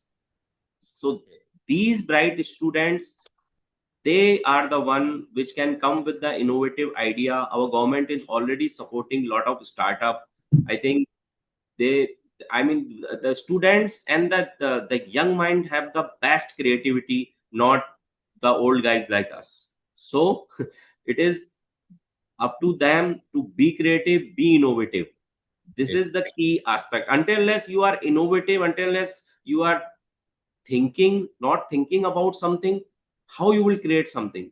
So keep on sharpening your skill, learn new skill, learn what are, stay updated, focus what is the new technology there abroad available, which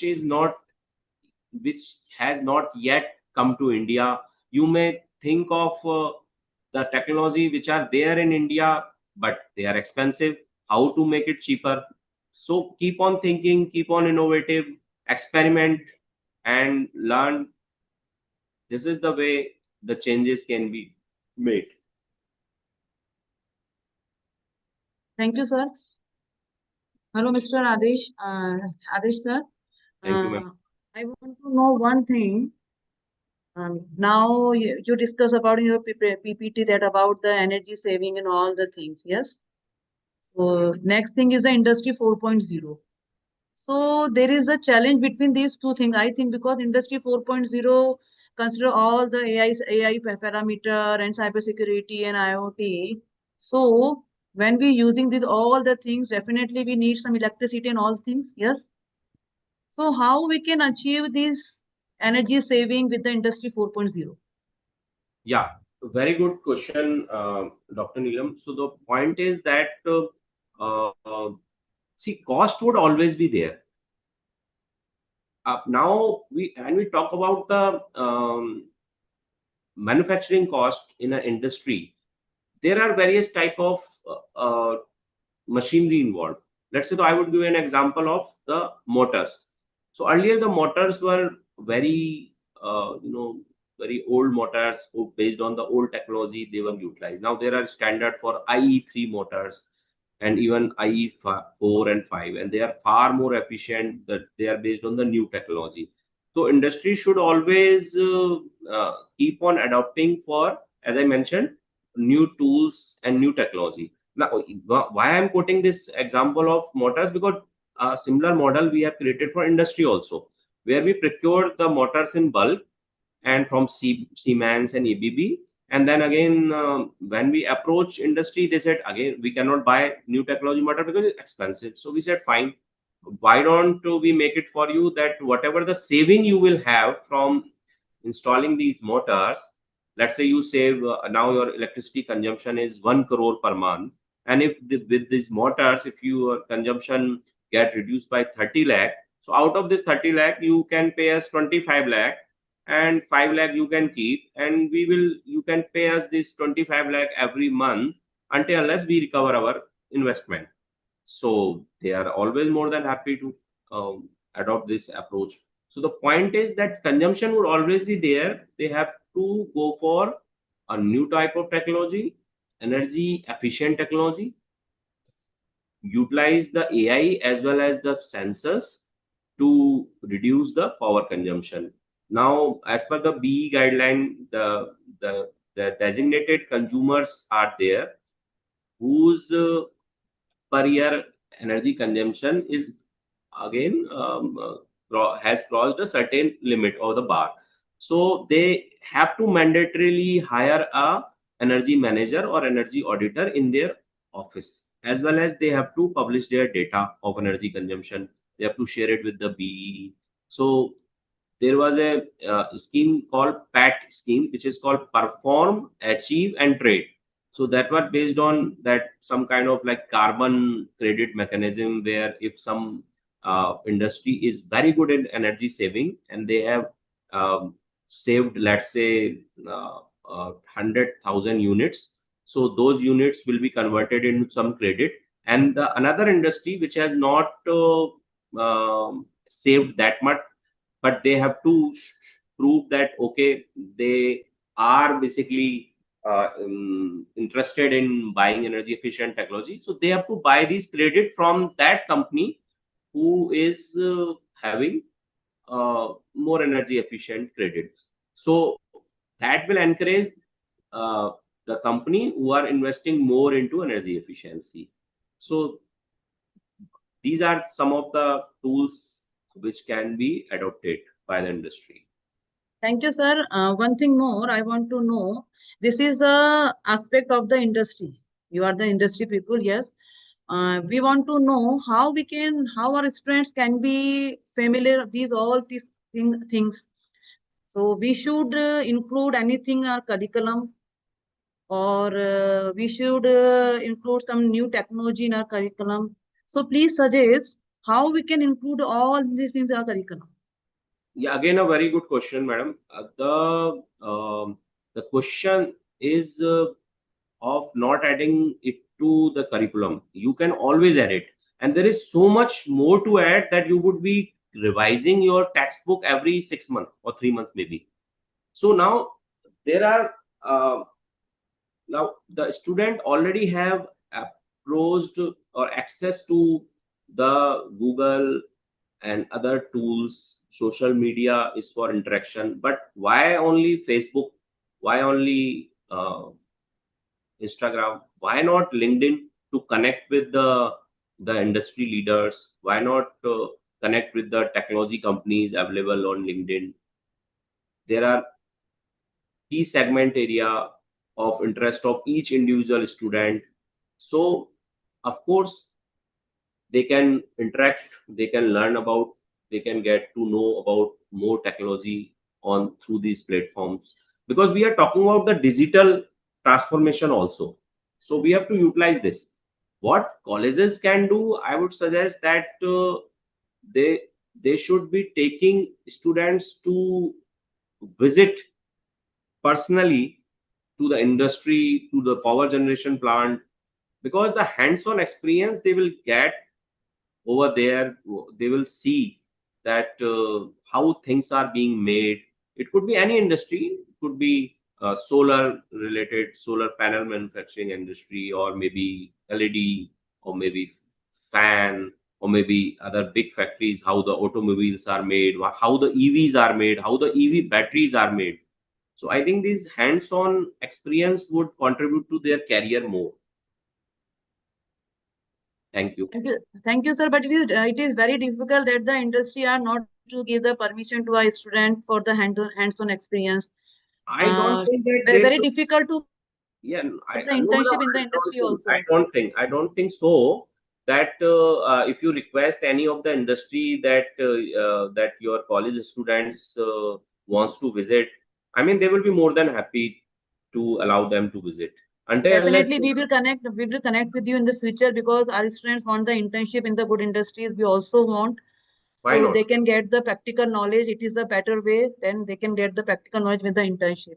So from our university, I request that the industry people help us for this such type of the internship and the hands-on experience. So please suggest what is the way that we can interact with you and some other industry people regarding in this industry internship and all the things. See, always ESL always welcomes such kind of interventions or suggestions. So if some students are interested in learning about that, how the programs are made, how the business proposals are made for these, how the financial modeling is done, what are the key components of financial or the technical aspects are done. So for of course the student can visit. We can have a either the longer one day session also, although it is very tough to cover in one day, and but they could stay for a longer period for training over there. They can see that how, and similar manner the industry, the manufacturers, they may also contribute to this good cause. And I don't think there is any harm that when you approach them. So you can always source the data of the industry. You can write to the Ministry of Education, or maybe to the various societies there. Let's say there is a LADMA, which is the LED Component Manufacturing Association, and there are ALCOMA, which is Electrical Component Manufacturing Association. Similarly, for air conditioning, there are RAMA, Refrigeration and Air Conditioning Manufacturing Association. So you can write to all these associations, and in these association, all the big or small companies are there. They have a huge database, and so you can request them, and I believe that they would be definitely helping you on this. Thank you, sir. Thank you, ma'am. Good afternoon, sir. Good afternoon. My question is, sir, how much leadership involvement for successful transformation for technology is leadership? Okay, so you are talking about the leadership of what? A manufacturer or the end user? Leadership of the management team, that how they are successfully transform the technologies. Okay. So again, I would like to relate it with the energy efficiency. So I am a certified energy auditor also. And when in that curriculum, if we used to get to study, and I really like that there are, let's say, 5 or 10 rules or basic, the concepts that how the industry be adopting energy efficiency practices. So the first line of those that statement was management's commitment. So you have rightly quoted it, sir. Until unless management is committed towards adopting any new technology, any new initiative, any efforts towards energy efficiency, cost saving, energy saving, anything, until unless the management is committed, I don't think the change would happen. So in a company, leadership's role is very, very critical. It's not important, it is critical. They must insist, the management must insist and enforce certain rules, as well as they can also infuse some incentivization to the employees or to the operators. Subsequently, they can always management can always research. They can hire a dedicated research team. They can deploy. They can make contract with the existing consulting agencies to source them the new technologies which can help them digitally transform their manufacturing process. Thank you, sir. Sir, my one related question with this, sir.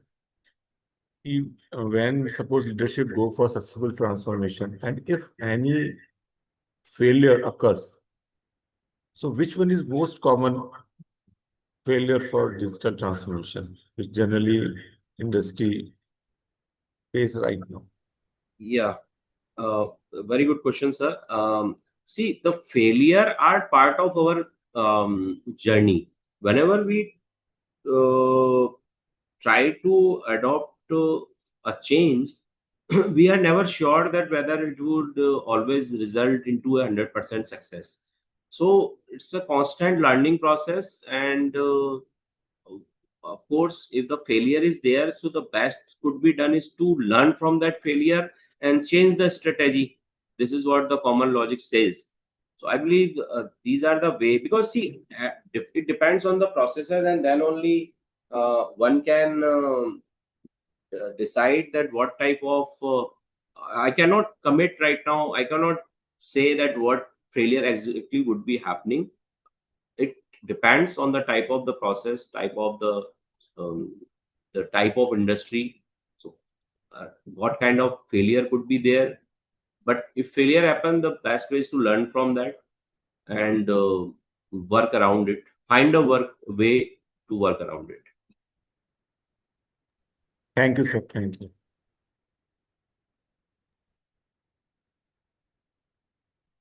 Yes, any other participants who is having any questions?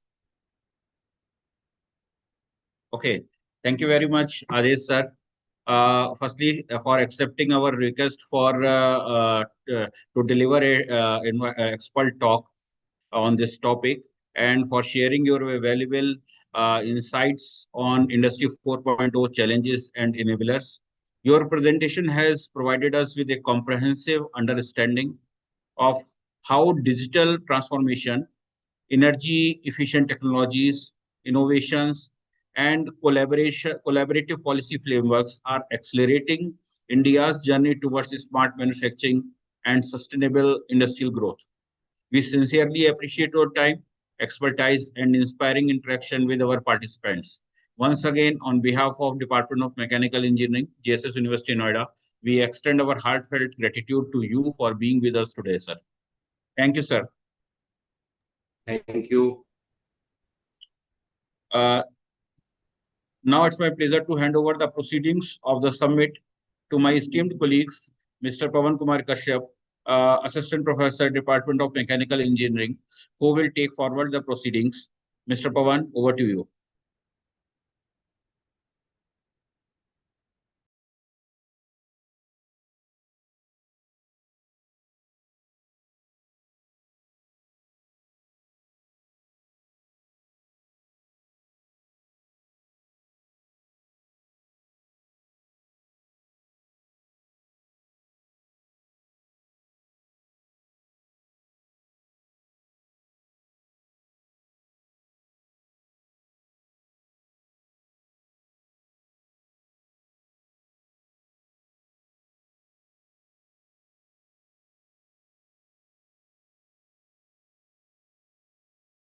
देखो join किया है देखो तुम्हारे काम में देखो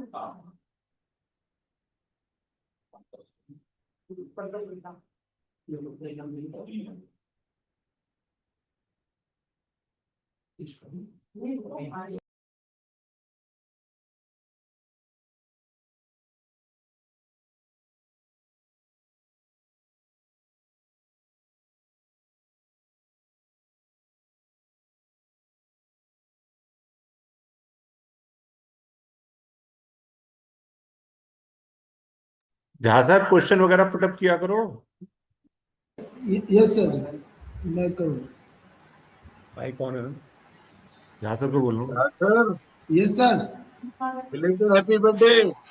धन्यवाद sir, thank you very much sir. Sir, Next is party a very hours. quite good session, and students and faculty supposed to ask questions from the experts. It is a so next session also very important. All will listen carefully.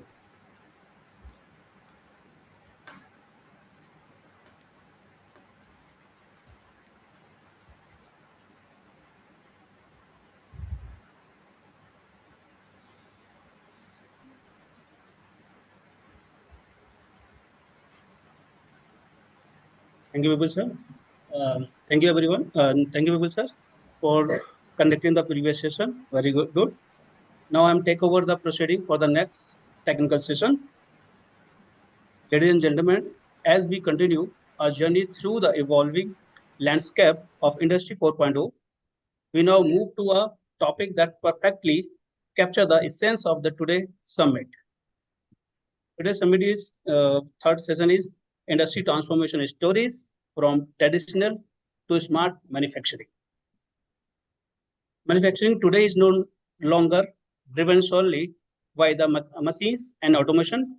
It is powered by the intelligence, innovation, digital transformation, and from the conventional production system to AI-enabled smart factories, industry across the globe are embracing advanced technologies to enhance productivity, sustainability, and the global competitiveness.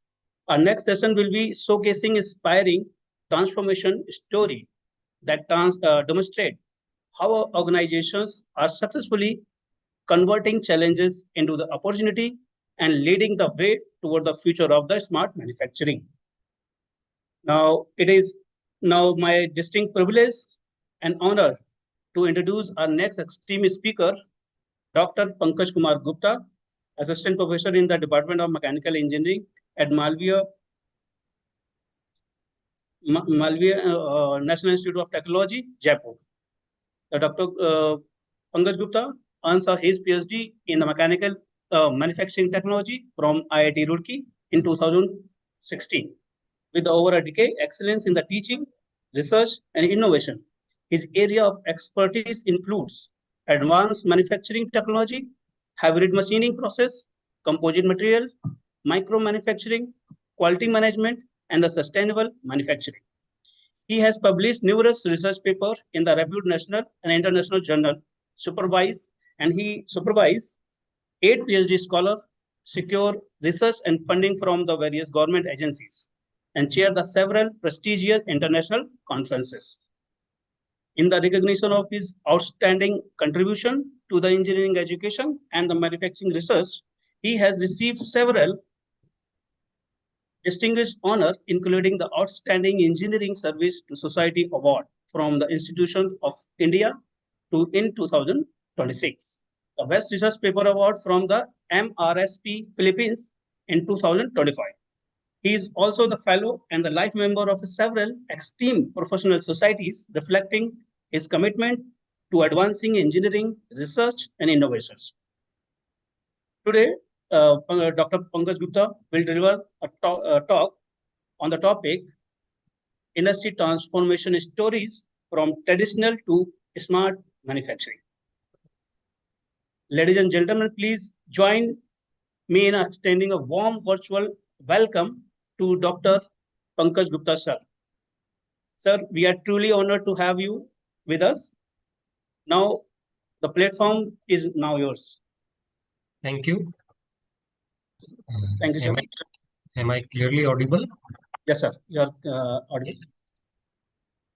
I share my presentation.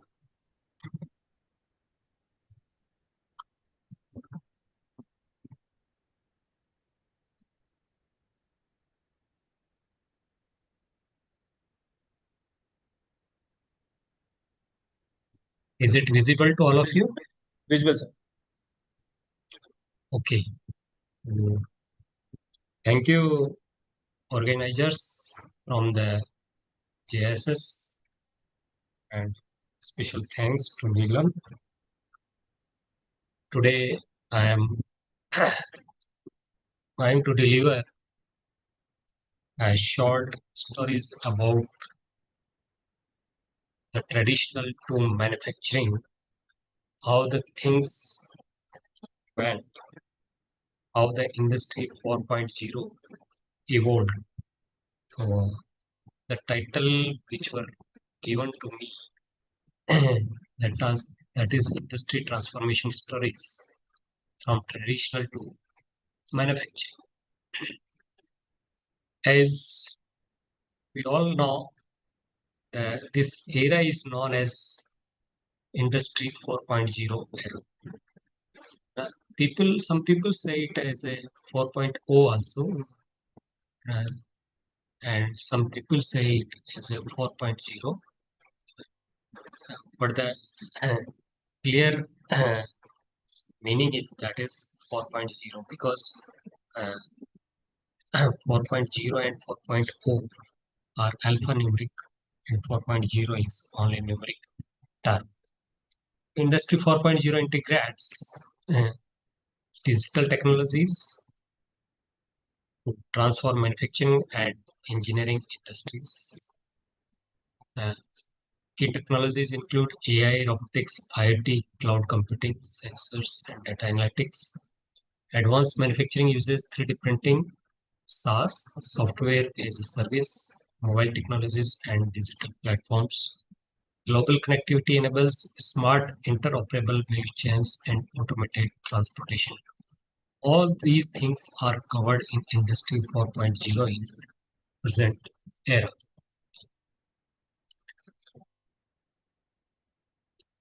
The Industry 4.0, whether it is a revolution or evolution, this is the major dilemma.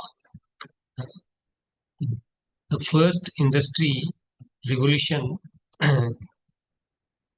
was in 1780 or approximately around that. In this revolution, the water and steam was used as the power source. And in second industry revolution, the electricity came into picture. And in third industry revolution, electronics came into picture. These are some stories about how the industry 1, 2, 3, and now industry 4 came into picture, where we talk about big data, smart algorithms, Internet of Things, advanced robotics, cloud technology, 3D printing, additive manufacturing.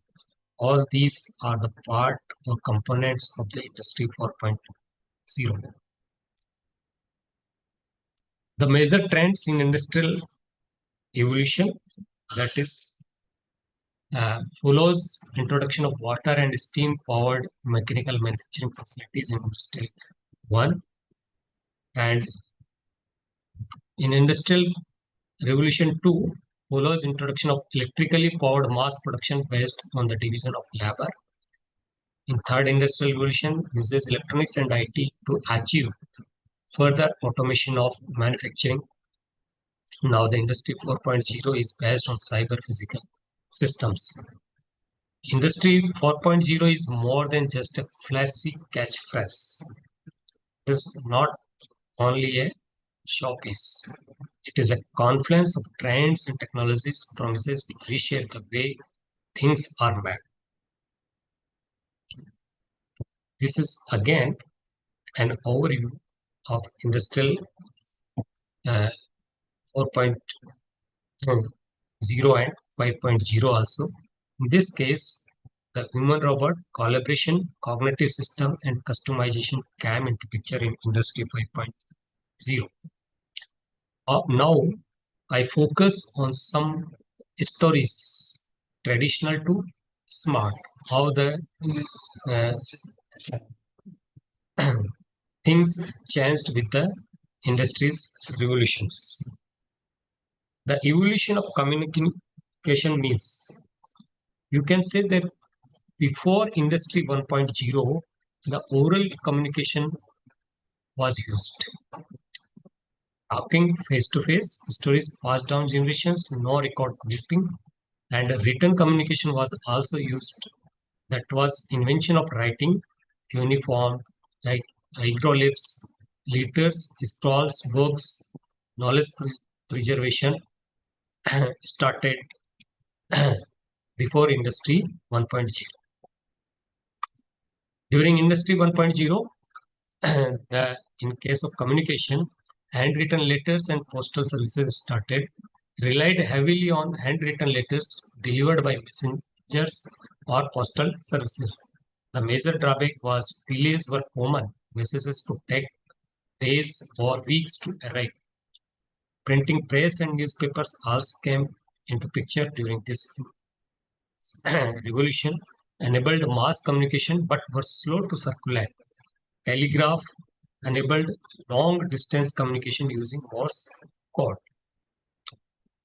In Industry 2, the two major communication means were used, that was radio and telephone, allowed real-time voice communication across distances. And in case of Industry 3, email and mobile phones came, revolutionized business and personal communication, fax machines, and internet enabled global access to information and digital interaction. And in case of Industry 4.0, smartphones, social media, and instant messaging, which is nowadays we are using, enable real-time global communication, cloud platforms, and video conferencing like Zoom, which we are using right now, Teams for remote collaboration, AI-powered chatbots and voice assistants, Alexa, ChatGPT, automatic communication, integration of IoT and 5G, allows machine-to-machine communication in smart systems.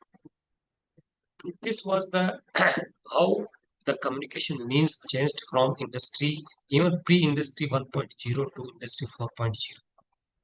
Now the evolution of mobile communication. You can see telegraph and was used as a first wired communication system. No mobile technology, only long distance wired messaging. And Industry 2, telephone invented. First voice communication limitation was devices were large, stationary, not truly mobile. And in Industry 3,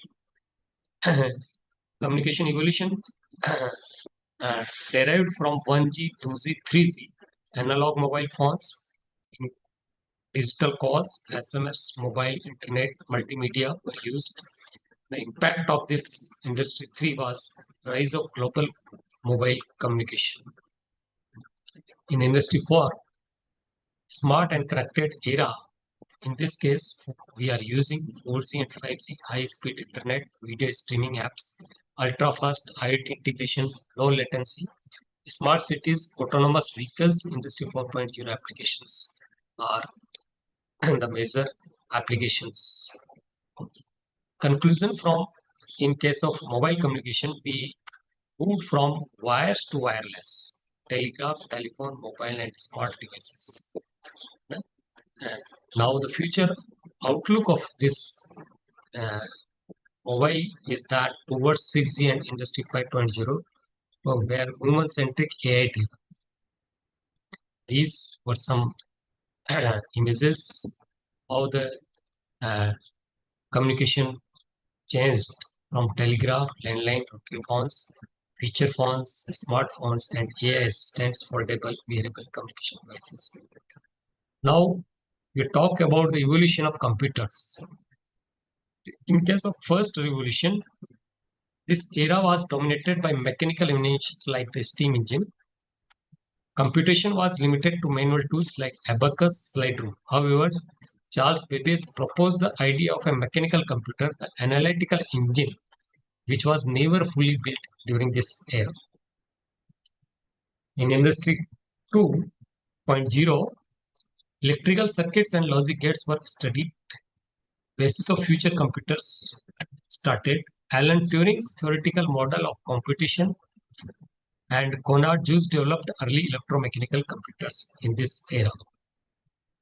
In third revolutions, mainframe, microprocessor, and personal computers came into picture. First electronic computer, then mainframe computers, then Intel releases the first microprocessor, rise of personal computers, IBM, Apple, software evolved, MS-DOS, Windows, C, C++, early databases, used for CAD simulations, payroll systems, and industrial automations. Now, in this Industry 4.0, smart connected autonomous systems, computers are now embedded in machines, CNCs, IoT sensors, edge and cloud computing, power real-time industrial decision-making, integration with artificial intelligence and machine learning, big data analytics, robotics and automation, digital twins and simulation, 5G communications. The examples of this are smart factories with predictive maintenance, AI-powered quality control using computer vision, autonomous robots on factory floors. This is the journey how the computers came into picture from revolution first to 4.0. 1760 to 1840, mechanical calculation tools were used. From 1870 to 1914, theoretical groundwork about the Turing and Zuse. 1950s to 2000, electronic computers and automation started. And from 2000 to present, 2000 smart system, AI, IoT, and cloud computing is used. Now the evolution of projectors. This is the story of the projector. As the Industry 1.0 was the era of steam power, in this, the magic lanterns were used as an early optical devices for oil lamps or limelight for light. Manual operation required human effort for slide changes and focus. Purpose focused on entertainment, phantasmagoria, and basic education, starting large audience visual communication. These are the images of some projectors which were used during Industry 1.0, basic lantern and optical lanterns. Then the story came to Industry 2. Antique film projectors and mount vertical projectors were used. The birth of cinema came in 1895, invention of the film projector which made motion pictures possible. Electric illuminations shift to brighter, more stable electric light sources, including incandescent and carbon arc lamps. Standardization of mass production of films and projectors was happened. In case of Industry 3, digital transformation, introduction of LCD, DLP and CRT technologies, and then quality was enhanced through major improvements in image resolution, brightness, and color reproduction. And Industry 4.0, now we are using smart projectors, integrated operating systems, Wi-Fi and Bluetooth connectivity, AI and IoT integration powered by AI and IoT for features like auto calibration, voice control, and smart ecosystem integration. Augmented reality projection, combining digital information with physical environments. As AR, augmented reality is one of the components of the Industry 4.0. Ferro laser projectors are advanced tools for precision manufacturing and assembly, use of CAD-based virtual templates to project laser outlines directly onto 3D surfaces, eliminates the need for physical templates and reduces the human errors. Tracer includes in-process verification for real-time quality checks and targetless alignment, provide projection range up to 15.2 meters with accuracy of 0.25 mm. widely applied in aerospace, automotive, and heavy equipment industries. These are the stories of the projectors, from magic lantern to black and white, then colored, then portable projectors, then new as projectors with longer lasting, crystal clear brilliance, and rich in engaging features. eGate's pioneering projectors changed the game. Now the industrial revolution of watches. The sun's movement makes the shadow move, tells approximate time, only works in sunlight. If any of you have visited in IIT Roorkee, this sun observation clock is there in Man building, still available, which is which can be validated with our timing system. This is the case of the pre-industrial revolution 1.0. In case of Industry 1.0, mechanical pocket watches started. The first industrial revolution coincided with the perfection of portable mechanical timepieces. Peter Hanlin's early pocket watches from 1510 evolved into sophisticated spring-powered mechanism during the steam era. These watches featured only hour hands initially, with minute hands added by the late 17th century. These mechanical pocket watches were carried in the pocket, and moving weight inside wound the spring when person moved. The spring's energy turned the gears which moved the minutes hands. Handmade by skilled craftsmen, worked with gears, springs, and winding mechanisms. Pocket watches were luxury items focused on basic timekeeping plus prestige. These are the cases of Industry 1.0. In case of Industry 2.0, wristwatch evolution came into picture. The second industrial revolution saw the transition from pocket watches to wristwatches. World War I catalyzed this change as the soldiers needed hands-free timekeeping. Trench watches featured wireless protective covers and luminous dials for better field visibility. This, as we have also used such kind of watches. And then wristwatch. In case of Industry 2.0, wristwatches gained popularity. Factories enabled large-scale production, affordable to middle class, innovations, shock-proof designs, waterproof cases, and luminous dials. Focused on durability, affordability, and accessibility, the wristwatches was introduced and became popular. These were still mechanical, meaning they worked with a wound spring and gear system. Analog wristwatches, still these are in market somewhere, but we have also seen these kind of watches. Now the Industry 3.0, that was the quartz revolution. The third industrial revolution brought electronic precision to timekeeping. The 1969 Seiko Astron was the world's first quartz wristwatch, achieving 100 times greater accuracy than mechanical watches, with ±5 seconds per month precision.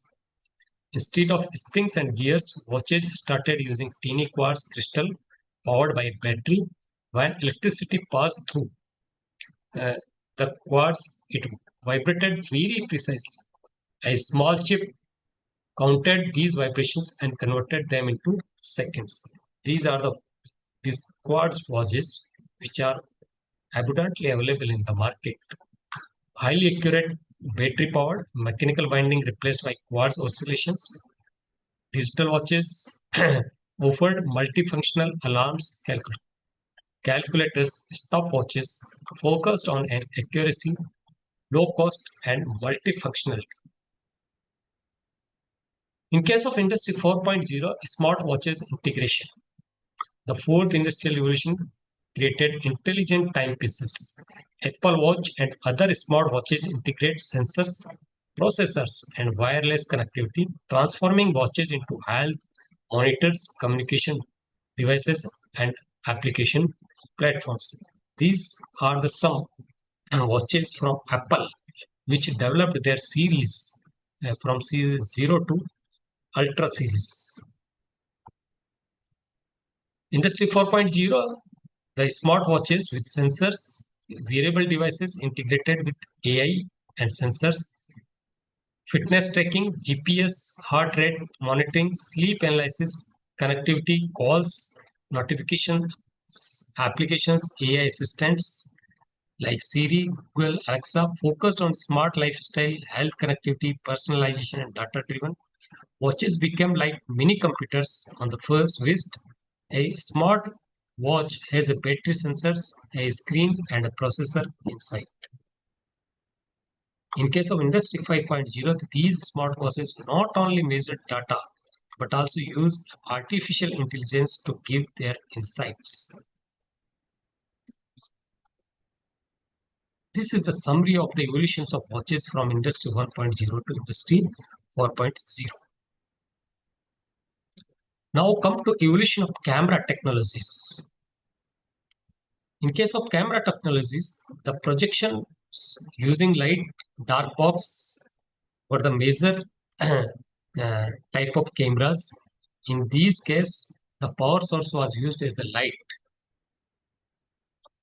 In case of Industry 1.0, the camera technology began with the camera obscura, a simple box used to project an image from an external scene onto a screen inside. The first practical photographic process, the daguerreotype, was invented, capturing images on a silver-plated copper sheet. These were unique, one of a kind of photos that could not be easily replicated. In case of Industry 2.0, the power source was mechanical plus button cell batteries. The key innovation of this era was the Polaroid cameras, instant cameras. In case of Industry 2, the camera technology became accessible to the masses with the invention of the Kodak Brownie camera, a simple low-cost box camera. The use of roll film made photography a hobby for ordinary people, moving it away from the exclusive domain of professional photographers. So earlier, you may have seen the roll of films which were used for the photographic purpose. In case of Industry 3, automation and electronics camera technology transitioned from film to digital sensors such as CCD and CMOS sensors, which captured and converted light into electronic data. The invention of the first consumer digital cameras allowed for instant image viewing, editing, and sharing without the need for chemical processing. In case of Industry 3.0, the power source was rechargeable nickel metal hybrid lithium ion batteries, and the key innovations of this era was the memory cards replaced negatives, first digital camera, and DSLRs dominated professional photography. In case of Industry 4.0, cameras with sensors were used. Camera evolved into smart cameras and industrial vision systems, which are no longer just sensors, but have integrated processors to analyze image in real time. These systems perform complex tasks like quality control, object recognition, and robotic guidance directly on the factory floor. You can see cameras with sensors. Case of Industry 4.0, the power source is high capacity lithium polymer rechargeable batteries. And the key innovations of this era is the computational photography, mirrorless high performance systems, Sony, Alpha, Canon, Nikon, etc. You all know such kind of brands.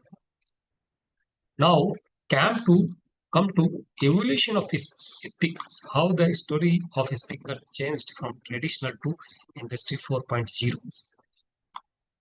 Natural sound projection. Before 1800, no electronics, just acoustic amplification. Used natural horns, megaphones, and curved spaces to amplify voices. Entirely manual with zero automation. These were the animal horns, which were also used as a speakers, French horns, and scientific diagram of horn. In case of Industry 2.0, mechanical and electromagnetic beginnings started. Invention of the telephone speaker, Alexander Graham Bell who invented in 1876 basic electromagnetic principles used to convert electrical signal into sound, still basic and non-mass produced. Here you can see the electromagnetic speakers. In Industry 3.0, invention of dynamic speaker, moving coil, commercial radios and phonographs made speakers common. Standardization and large-scale manufacturing began. In Industry 3.0 of the speakers, electronics and digital audio were used. Use of transistors, integrated circuits, and digital storage. Emergence of hi-fi audio, portable speakers, CDs, and MP3s. Rise of wireless and compact audio devices. In Industry 4.0, smart and connected speakers came into picture.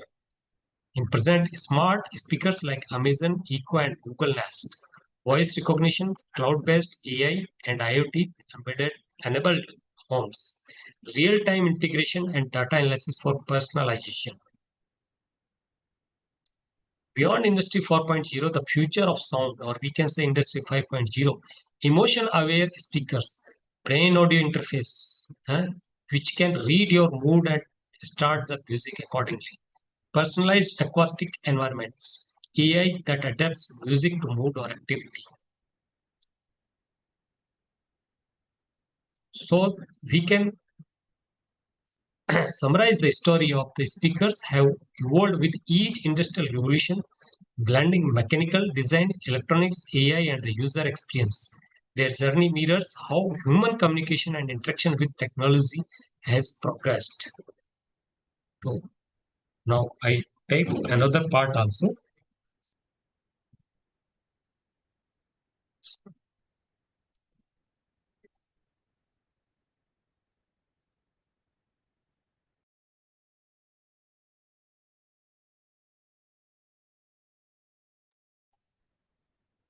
One minute, please. I have an urgent call. Okay, sir.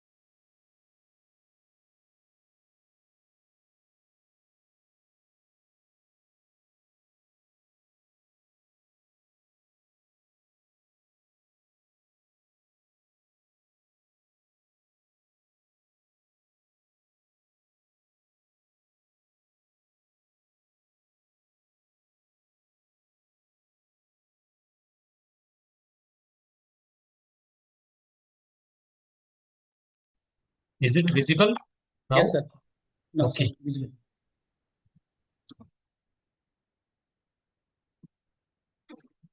In the last part, I shown you some stories how the traditional style or traditionally manufactured product changed to present era product, or how the smart manufacturing came into picture, or how the smart products came into picture. All those products were related to some electrical and electronics. Now I will show you some stories related to some mechanical components or mechanical products.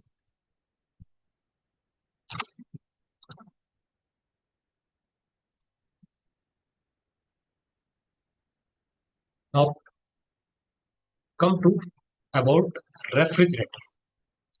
In case of industry 1.0 was, as we all discussed, that was the era of mechanical engineering. At that time, ice harvesting and ice boxes were used. Refrigeration began as a natural ice harvesting, where large blocks of ice were cut from frozen lakes during winter and stored in insulated ice houses. These ice blocks were later delivered to homes and stored in wooden ice boxes, which we also see still today in rural areas or in some suburbans. These ice boxes are used to preserve the ice, which acted as the earliest domestic refrigerator. No mechanical components were used, only insulation and natural cooling by ice. Then in case of Industry 2.0, birth of electric refrigeration. During the second industrial revolution, Industry 2.0, the refrigeration transformed from a manually cooled ice box to an electrically powered appliance. No more manual ice delivery, cooling was now automatic and more efficient. Brands like Calvinator and Frigidaire began to market these for household use.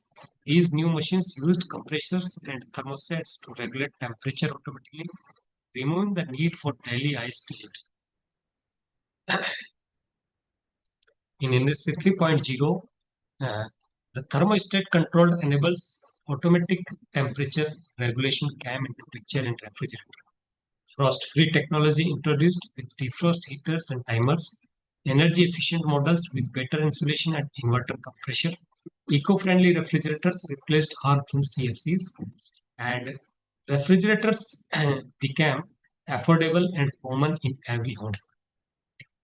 In Industry 4.0, smart and sustainable era, the IoT-enabled refrigerators allow remote control via smartphones, AI integration for smart cooling, food tracking, and energy optimization.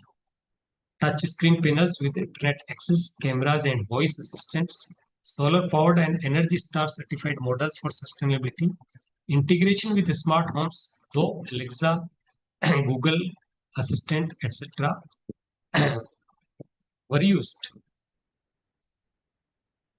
This is the journey of the refrigerator from Industry 1.0 to Industry 4.0.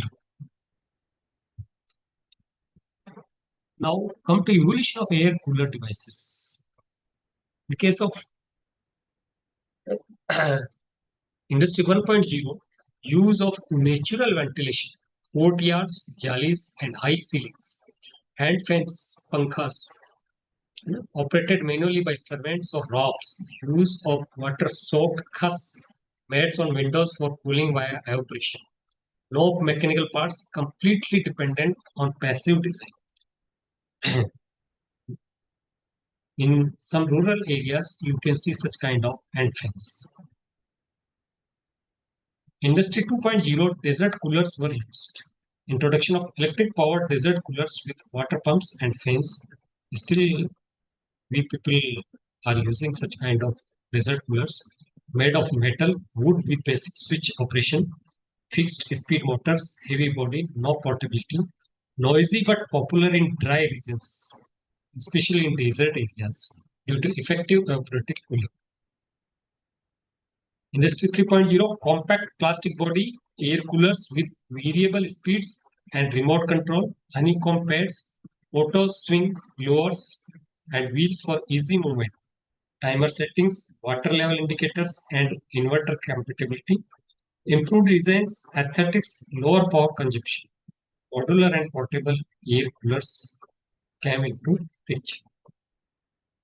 Case of Industry 4.0, IoT enabled, application controlled, Wi-Fi, Alexa, Google Assistant integrated, features like air quality monitoring, auto humidity control, and scheduling, energy efficient brushless DC motors and sensors for auto shut-off were used, real-time usage data, maintenance alerts, and AI-based airflow optimization is also involved. Evolution of air fans, Industry 1.0. Cooling and ventilation were powered by steam-driven fans, with steam generated using kerosene or other fuels. Introduction of electricity-enabled fans with basic on-off controls and consistent airflow came into picture in Industry 2.0. Still, we can see such kind of fans in some areas or even some museums or even some houses also. Timer-based fans allowed partial automation and user convenience. Like such kind of fans are used in processors, laptops, etc. And Industry 4.0 fans are now integrated with Wi-Fi and smartphones, which can automatically adjust speed using sensors and data. Now the evolution of water purifiers. In case of Industry 1.0, era of Industry 1.0, the late 18th century, water purification was manual and basic. Methods used sand filtration, boiling, cloth filtering. No machines or automation, only human labor was involved in this case, used for small communities or households. Focus was basic health and survival, not quality control. In Industry 2.0, introduction of electric pumps and motors were involved. Purifiers started being factory produced at scale. Basic technologies like carbon filters and ceramic candles emerged. Focus, wider availability, but still no intelligence or automation. Introduction of automated purification stages in case of Industry 3.0, where UV purification, RO, and activated carbon filters were used. Machines included basic electronic control systems. Purifiers became compact and efficient. The focus in this case was better quality, convenience, and reliability. In Industry 4.0, integration of IoT, AI, cloud, and sensors. Some smart features of such kind of purifiers are TDS monitoring, filter life tracking, mobile app alerts, remote control, predictive maintenance using machine learning. Connected to smart homes like Alexa, Google compatible. Focused for personalized, efficient, and data-driven purification. This is the journey of water purifiers from Industry 1.0 to Industry 4.0. Evolution of washing machines.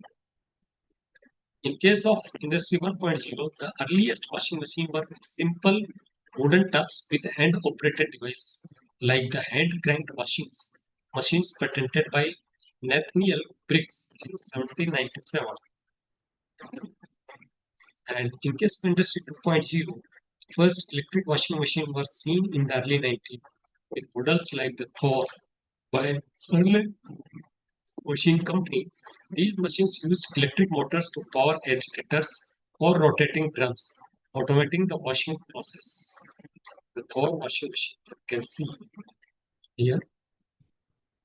In Industry 3.0, it was introduced in mid-20th century.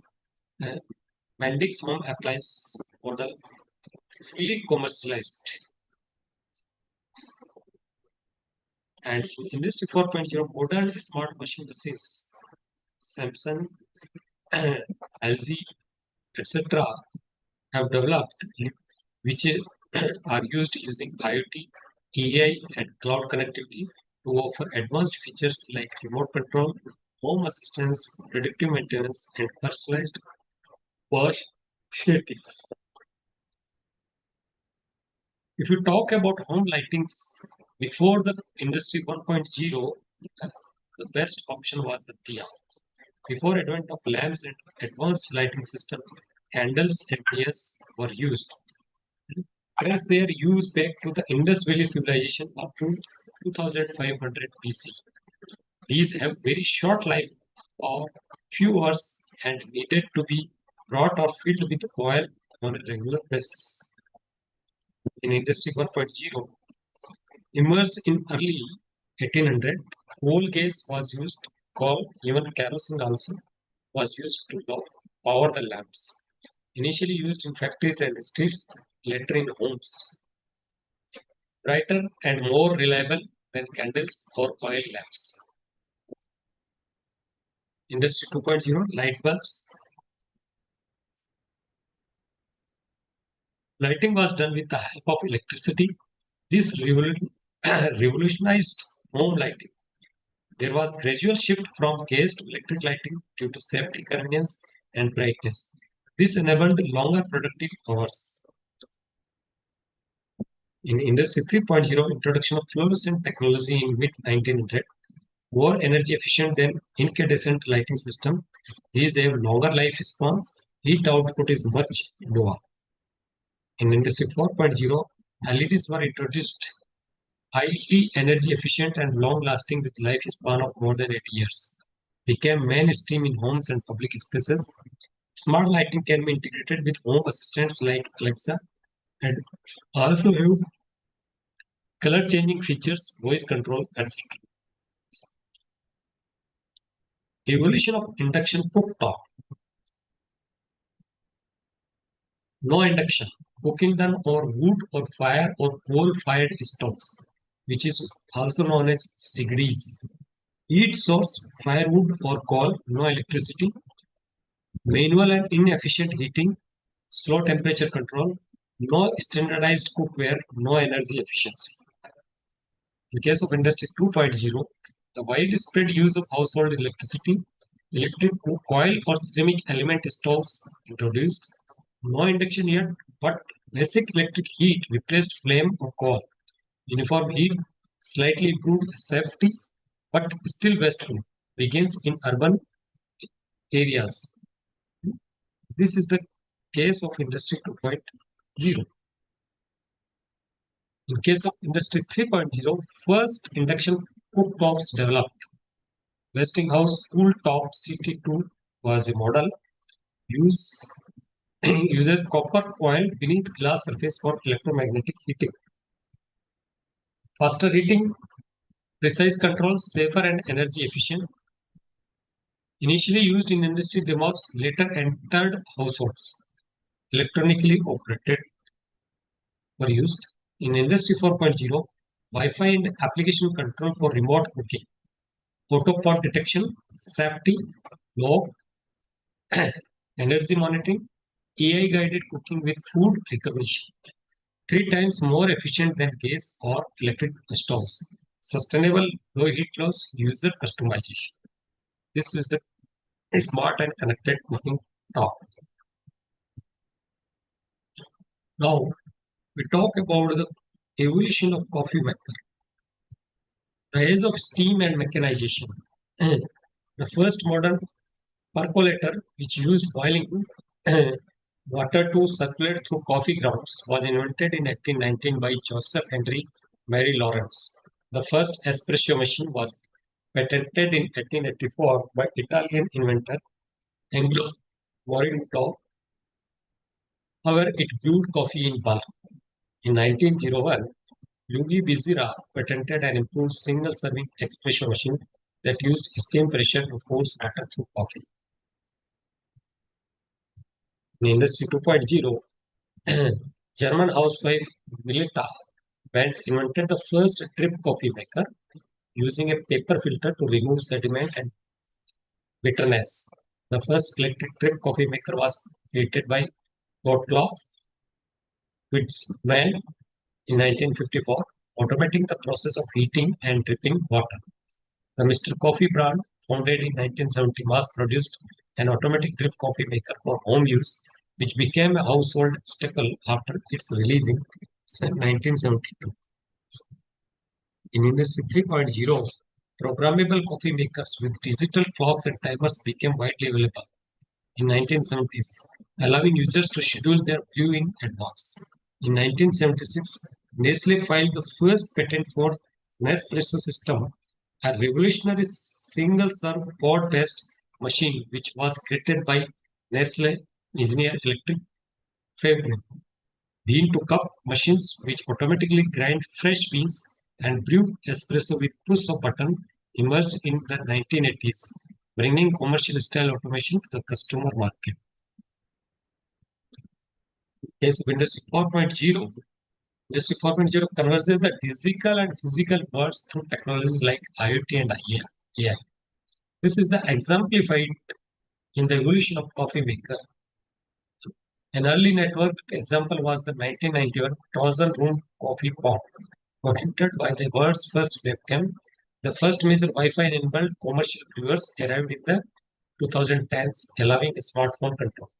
Modern machines now use AI and machine learning to analyze user preference and automatically optimize brewing parameters for a personalized experience. This is the case of coffee maker.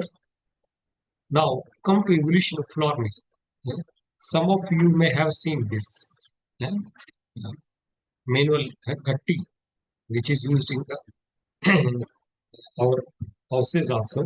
Still, it is available in some of the houses, especially in rural areas. Even urban areas is nowadays widely sold because of its cold pressing nature. Hand operated ones and stone grinders. Human muscle power was used, very small, enough for families or small communities. Low output, very labor intensive. This is the case of pre-industry 1.0, and this is the case of industry 1.0 mechanical era. Large stone mills powered by water wheels or windmills, flowing water or wind or steam, increased production capacity and reduced manual effort. Human power converted to natural energy. This is the case of industry 1.0. Now came to industry 2.0. Fuel engine was used in this case. Steel roller mills, mechanical shifters, and internal combustion engines were used in this case. Diesel or petrol engines driving milling machinery via belts or gears or electricity. Enabled flour production in remote areas without steam infrastructure, reduced startup time, and lowered maintenance requirements. Shift from steam boilers to compact fuel-driven engines, making mills more mobile and accessible. This is the case of electrification and early automation in case of Industry 3.0. Electric roller mills with pneumatic systems and shifters. The power source was electricity, automatic cleaning, continuous milling, mechanical conveyors, semi-automation, higher output, consistent quality, less manual labor, rise of large-scale flour mills. This is the case of Industry 4.0, 21st century to present. Automated milling with AI, IoT, robotics, and analytics. However, again, electricity is used. Real-time quality checks, predictive maintenance, automated packing, remote monitoring, high efficiency, minimal labor, improved safety, traceability, and smart supply chains. Evolution of chapati making. Still, we prepare the chapatis by our own hands. But there was the machine earlier also. This was the case of Industry 1.0. In this case, the simple mechanical dough presses manually heated pans using coal or wood.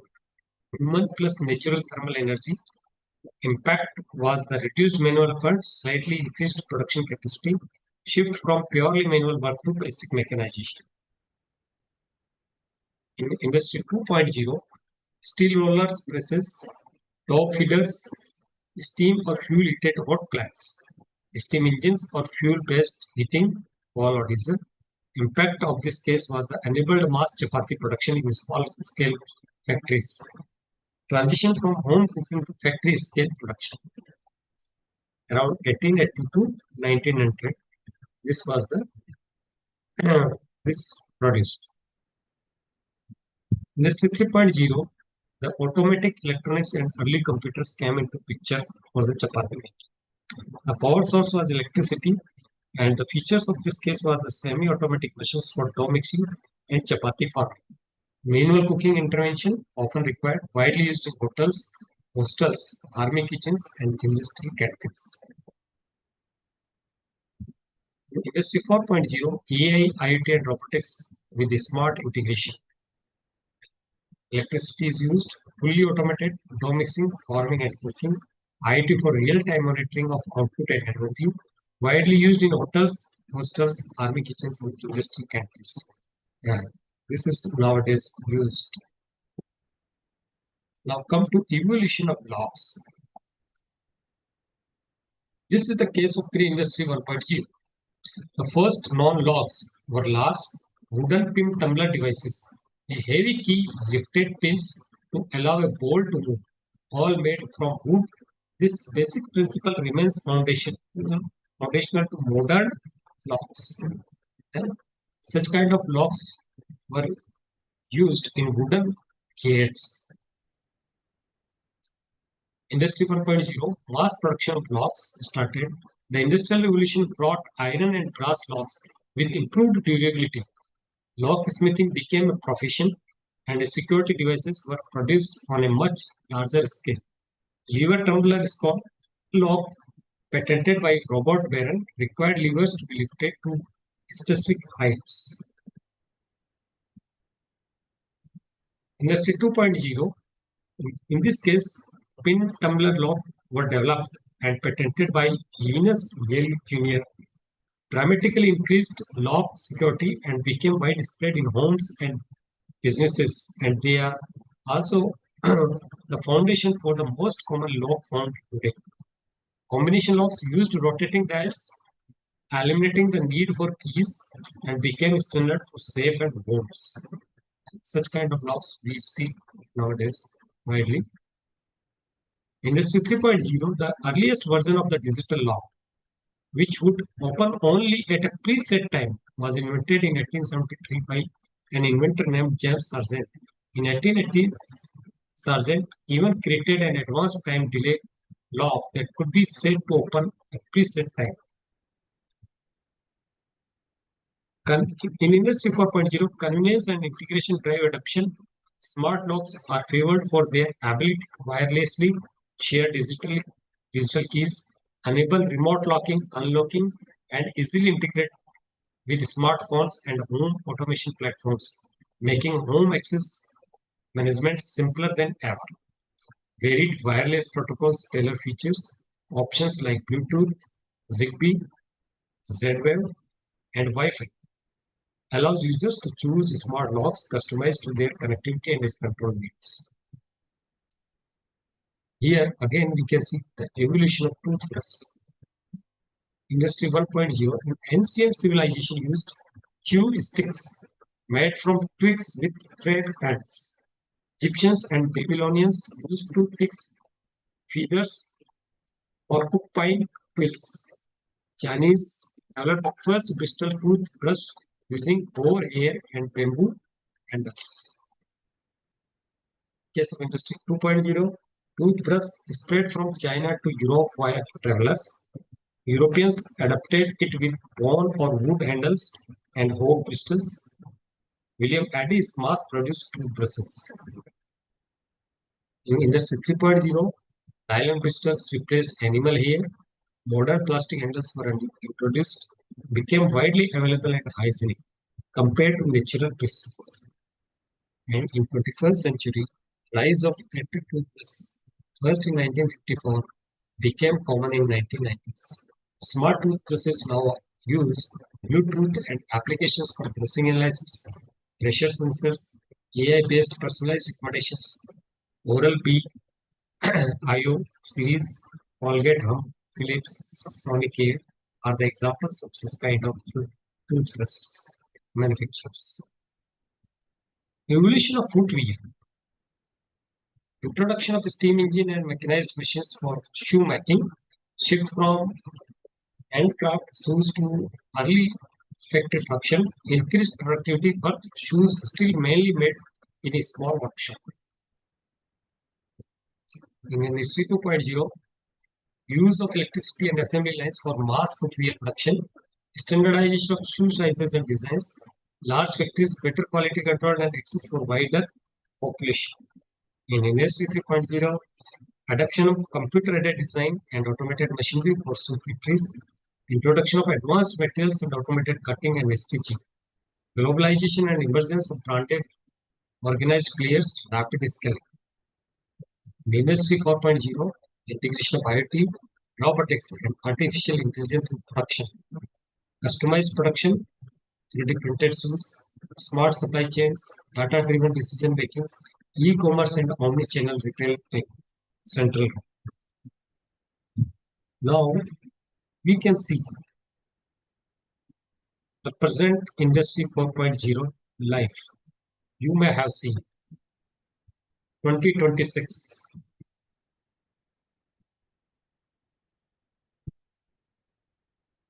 This is the case of Industry 4.0. Yeah. What is the present life? With Alexa, with laptop, etc.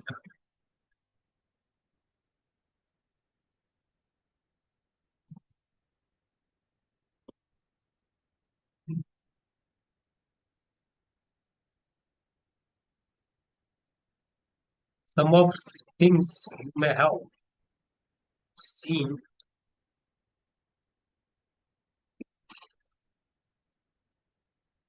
More people may have seen such kind of law.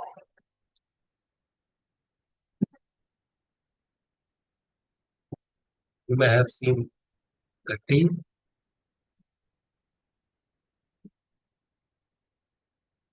Even I have used such kind of gas lamp or lantern up to my 9th class.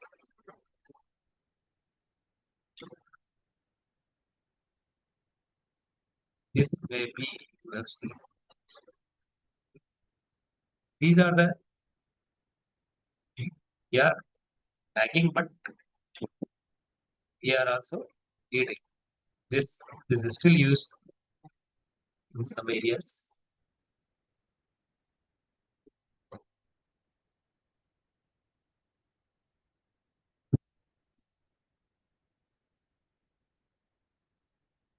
If you have any queries, you may ask. Sir. Session is. Thank you very much, sir, for your enlightening the thoughtful, provoking presentation. Now, sir, you have so beautifully illustrated the remarkable journey of manufacturing from steam-powered mechanizations of Industry 1.2, mass production in Industry 2.0, and automation and combustion in Industry 3.0, and finally, the intelligent, connected, and data-driven world of Industry 4.0. Your inspiring transformation stories demonstrated that the smart manufacturing not merely about the adopting advanced technology, that is about fostering innovation, empowering people, improving productivity, enhancing sustainability, and creating global competitive industries. Your valuable insight have provided us with a clear roadmap for embarrassing digital transformation and preparing for the factory of a future. On behalf of the Mechanical Engineering Department, JSS University Noida, we have sincerely thank you for sharing your expertise and inspiring us with your knowledge and expertise. Now, dear participant, we will now open the question answer session. If anyone have a question, you can ask. Good afternoon, sir. Hello. Yes, good afternoon, sir. Sir, I am Dr. Naveen Kumar Jha. Sir, first of all, I thank you for giving a very good way, good way of traditional to smart evolution of the various machines that we are using since long. Thank you, sir. It was in a very interesting manner, and it will definitely inspire the young engineers to do research in various fields. Yes, sir. Sir, my ये हमारे question, roots में थी sir, ये सब चीजें हमारे roots में थी।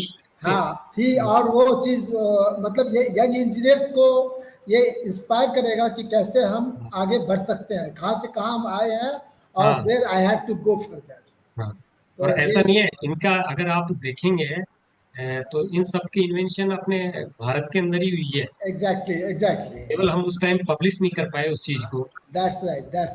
हाँ, तो वो हमारा ये ट्रैफिक तो था। बहुत ही अच्छा कि आपने इसको प्रेजेंट किया है सर, और ये बहुत अच्छा लगा मुझे। बट मेरा एक सिंपल क्वेश्चन ये है सर कि जो जी। अभी जो हम लोग पूरा 4.0 पे पूरा ट्रांसफॉर्म हुए नहीं है, तो how the workforce can be upskilled for this from not exactly we are not in 4.0 industry 4.0, we are still मतलब somehow lagging because जो मार्केट में जैसे हमारे अभी मशीन्स अवेलेबल हैं डिफरेंट। नहीं, हम कुछ चीजों में लेग कर रहे हैं। एक्चुअली क्या है, यूज में लेग करते हैं सर, है ना। हम जनरली क्या है, उधर से कॉपी पेस्ट की हमारी वो धारणा रही है ना। तो अभी अब कई चीजें आप देखेंगे कि अभी भी हम वैसे ही यूज कर रहे हैं। तो उसके लिए फिर क्या है, कॉस्ट इज इम्पोर्टेंट फैक्टर, है ना। कॉस्ट तो होता है, कॉस्ट तो उस कैसे चीज हम कर में सकते हैं? अब वो तो अब उस चीज को हम कैसे डेवलप कर सकते हैं एट द इकोनॉमिक लेवल, है ना। इकोनॉमिकली कैसे डेवलप करें, वो हमारे लिए एक रिसर्च है। Yes. Thank you, sir. Thank you, Jha sir. Anyone can ask question? Good afternoon, sir. Good afternoon, sir. Good afternoon, sir. Sir, very nice presentation. All the around 100, 200 years things has been compiled by you. Extensive literature has been carried out. My question is that maybe not related to your presentation. So much has been advancement has been done. Yes, sir. In the technical things. What it will impact on human health, especially mental? Yes, sir. My question is that how it is affecting? Yes, sir. देखिए, इससे piece of mind तो आपकी जारी है sir, है ना। Social connectivity जारी है, तो जो सुकून जिसको हम कहेंगे, एवरीवन इज लॉसिंग, है ना, है ना। हम क्या कनेक्टेड नहीं रहे हम, है ना। एक डिजिटल जो एनवायरनमेंट में ही जीना स्टार्ट हो गए सर। Yes sir. जो ये चीजें क्या है, अगर हम भारत के परिप्रेक्ष्य में देखें, हमारे देश के लिए ये एक अच्छी चीज नहीं है, क्योंकि हम लीडर थे पहले, और लीडर इसी वजह से थे कि हम एक सुकून वाली जिंदगी जीते थे, क्योंकि ये सब चीजें देखो बहुत पहले डेवलप हो गई थी, लेकिन हमारे हिंदुस्तान में बहुत लेट आई। After the general agreement between trade and tariff. Yes sir, but still हम कई चीजों में अभी भी लीड कर रहे हैं। आज भी हमारा देश कई चीज, आप social Is there integration, some idea that these things should be utilized in a better way or in a minimal way, so that उसके लिए mental health कंडीशन यही है can कि be we should healthy? not forget our traditions. We should use only the advantages of the present era, है ना। हम जो present में टेक्नोलॉजी है उसको हम जुडिशियसली यूज करें, हम एडवांटेज का यूज करें। उसकी हर चीज की देखिए डिसएडवांटेज है ना। दोनों चीज होती है, एडवांटेज डिसएडवांटेज। हम कर क्या लेते हैं, एडवांटेज। अब फोन है, एक मोबाइल फोन है ना। मोबाइल फोन का हम खुद कितनी कई बार डिस्ट्रैक्ट भी हो जाते हैं। देखना हम क्या चाह रहे होते हैं, किसी को फोन कनेक्ट करना चाह रहे होते हैं, हमारी उंगली सोशल मीडिया लिंक पे चली जाती है। जी सर। ये तो हमें जुडिशियसली हमें डिसीजन लेना पड़ेगा कि हम कैसे इसको यूज करें. Thank you, sir. Thank you, sir. Thank you, sir. And anyone can Okay. answer Okay. the question. Okay, good afternoon, sir. So your session was very informative. Myself, Dr. Priyanka Singh, faculty in the Department of Mechanical Engineering, JSS University. So your session was very informative and everything was very well, beautifully projected. I just want to know, sir, like this is the AI era, like in IT industries, everywhere it is AI. And I just want to know that what role basically do these technologies like AI and IoT play in improving the efficiency sustainability in smart manufacturing. Although we know that key is already being, since it is being used from beginning, like we use it for quality control, monitoring, and on all. But what is the role of AI? What would be the role of AI in future in smart industries? Matlab how it can revolutionize in the field of smart manufacturing AI. Because everywhere we know we are using some type of like there's a Google Gemini, Claude in IT industry, we are using all this. Now, how this AI can be used in a smart manufacturing, in a better way in future? Thank you, ma'am. Actually, ma'am, AI is used in smart manufacturing. Right? Yes. Yeah. It can improve our production, but it cannot improve the sustainability. Sustainability has its another dimensions. Like social is one of the factor of the sustainability. You know. On the other hand, if we are using the AI or we are manufacturing smartly, at the same time the unemployment may increase. This may be the drawback of this AI. But on the other hand, if you use a very simple case, I tell you of AI. You cannot, a small child cannot express his feelings to his mother through AI. Yes. Mother can understand her child, her feelings by looking him or her. तो उसमें AI आपकी कोई help नहीं कर सकता. Same thing is in case of industries, है ना? AI can increase your productivity, AI can decrease your cost, but AI cannot increase your sustainability. Okay. So it cannot contribute in sustainability in terms of sustainability, right, sir? Yeah. Okay. Thank you so much, sir. Thank you so much. Thank you, madam. Thank you, sir. Thank you, sir, for your thoughtful response, for your energizing, so warming with our participant. We truly appreciate your valuable time and insightful interactions. Thank you very much, sir. Thank you, sir. Now, participant, we have now reached the lunch break. Lunch will start from 1:30 to 2:30. We request all the participants kindly rejoin the session 5 to 10 minutes before 2:30 p.m. so that we can begin our next technical session on time. Thank you, and thank you so much.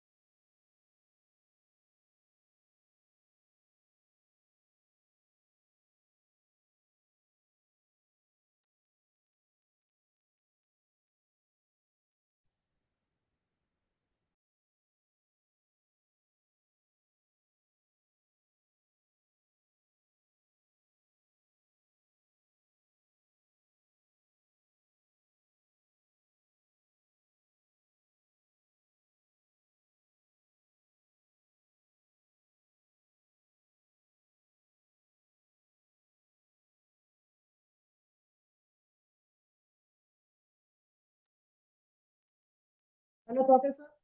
Good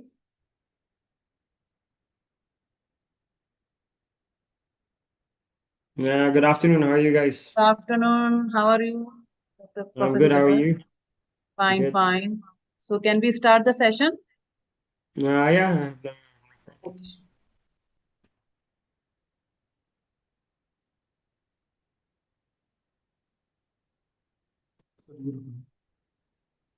मैं कम कर दो भाई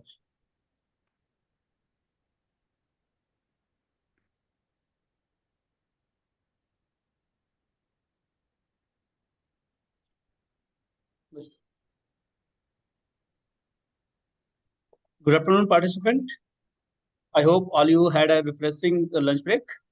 On behalf of the Department of Mechanical Engineering, JSS University Noida, I warmly welcome you back to the one-day online summit on Industry 4.0, Smart Manufacturing and Digital Transformation. We now resume our technical session with a topic that is both timely and vital to the future of sustainable development.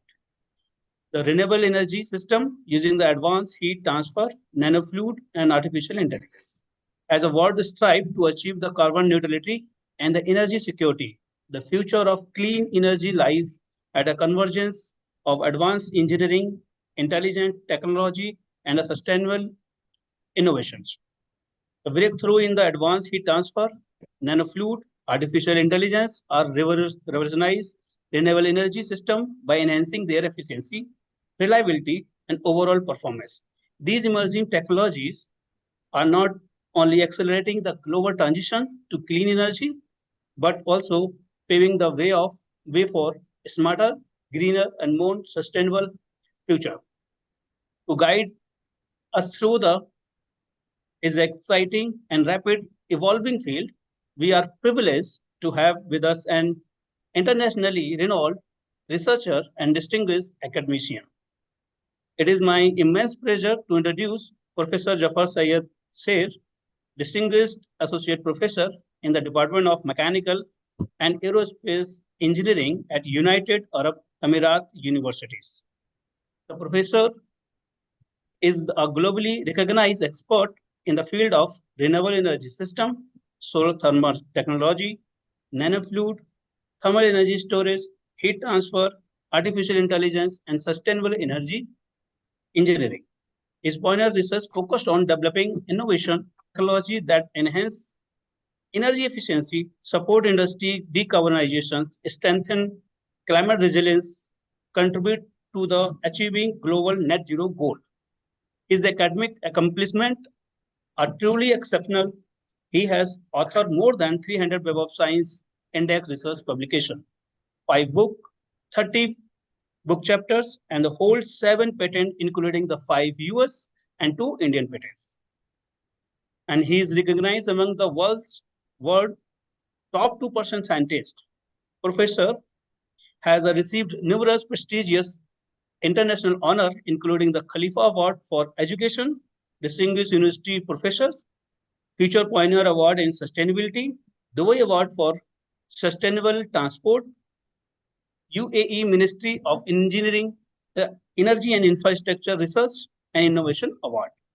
In addition to his outstanding research contribution, Professor Jafar Sir serves the global scientist communities through the editorial leadership, international collaborations, keynote lectures, and the supervision of the postgraduate researchers, inspiring innovation across the academia and industry. Today, the Professor Jafar will deliver the talk on renewable energy system using advanced heat transfer and nanofluid and artificial intelligence. The dear participant, please join me in the extending a warm virtual welcome to the Professor Jafar Sir. Sir, we are truly honored to have you with us, and virtual platform is yours now. Thank you, sir. Thank you. First of all, I would like to thank Dr. Neelam for reaching out to contribute to this faculty development program on the smart manufacturing and digital transformation that is shaping India's Industry 4.0 future. And I'm thankful to JSS University Noida for giving me this opportunity. So my talk will be regarding renewable energy systems using advanced heat transfer. Nanofluids is something that I work in a lot, using nanoparticles and fluids. And we have also taken into account recently the artificial intelligence, how this can be used into enhancing the fluids as well as the systems. I'm a distinguished professor at UAE University. I mean, anyone who is interested can scan and it will link to my profile. Before I start anything, I'll just show you where I come from or where we're working. This will give you a brief idea about the university.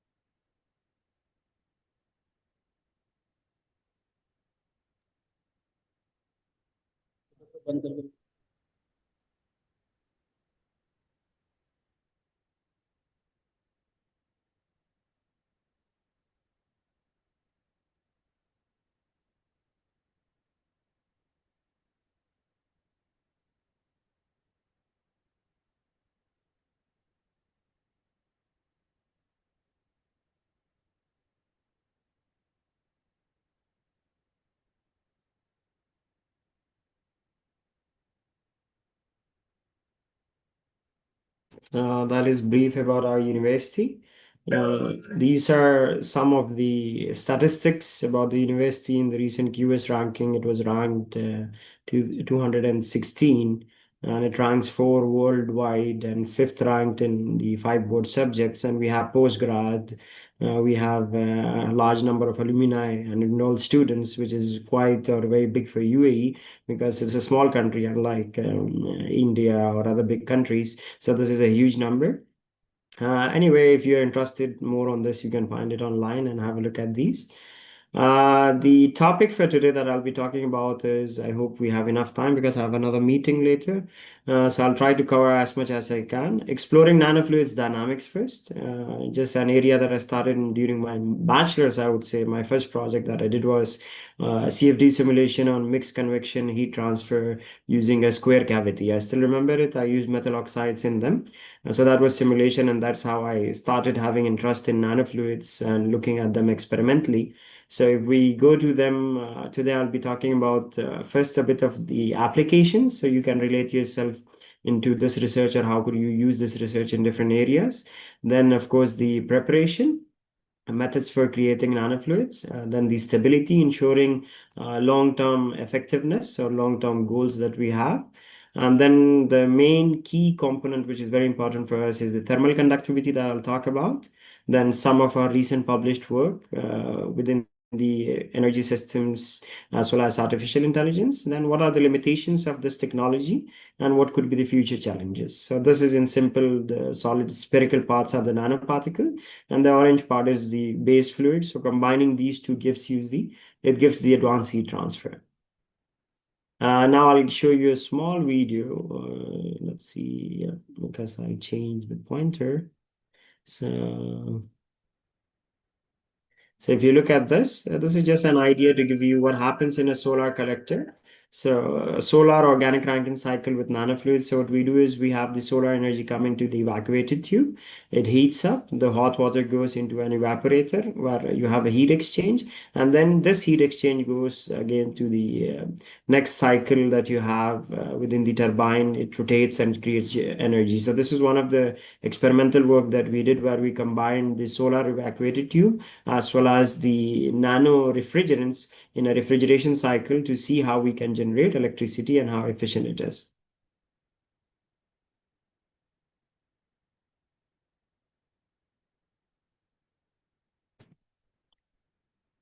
And this is another idea just to give you a brief on this, on how nanoparticles basically behave in liquids and what is the reason that we get advanced heat transfer.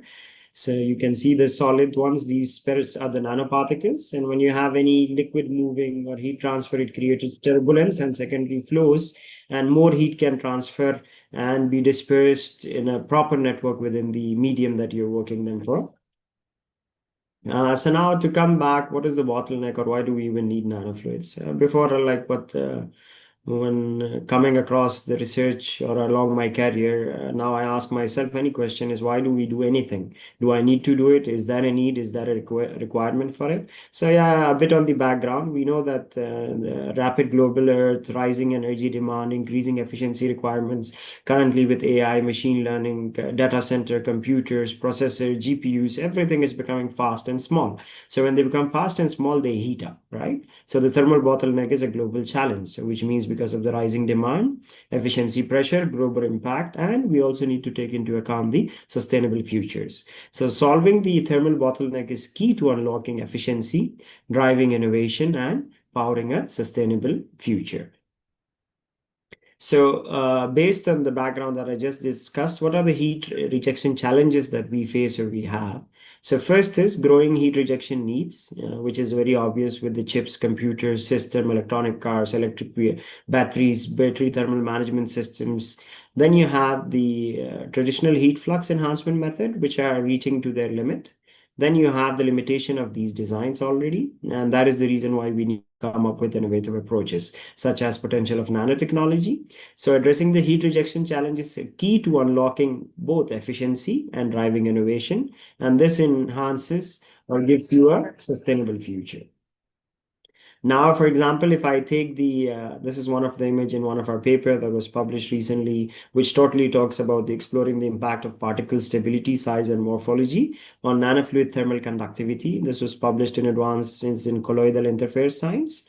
Here we talked about the different nanoparticles. What are the properties that they impact in the thermal conductivity? How do they enhance the fluid medium, and what are the applications that we can be using them for? Similarly, we have two other papers, one on the nanofluids for low to medium solar collectors in PES, which is a first rank journal in its area and in many areas, and it has an impact of 41.3. And a second paper also where we talked about the fundamental physical phenomena or complete study on stability, properties, heat transport, and application of nanofluid, which was in physics reports.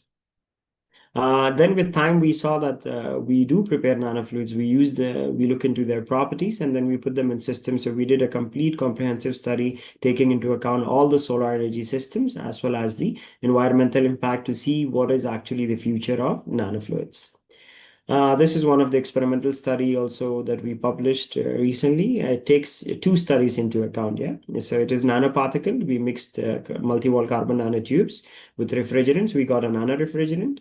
And then we also mix multi-wall carbon nanoparticle with tungsten and different other nanoparticles with water to get nanofluid. So we use hybrid nanofluid in solar thermal collector, and we use nano refrigerants and nano lubricants in the refrigeration cycle. So clearly we can see that using the nanofluids, we got the thermal efficiency of 73.21%. And if you look at the refrigerant side, or if you look at overall energy and exergy, we got enhancement in energy from 16.3 to 24.8.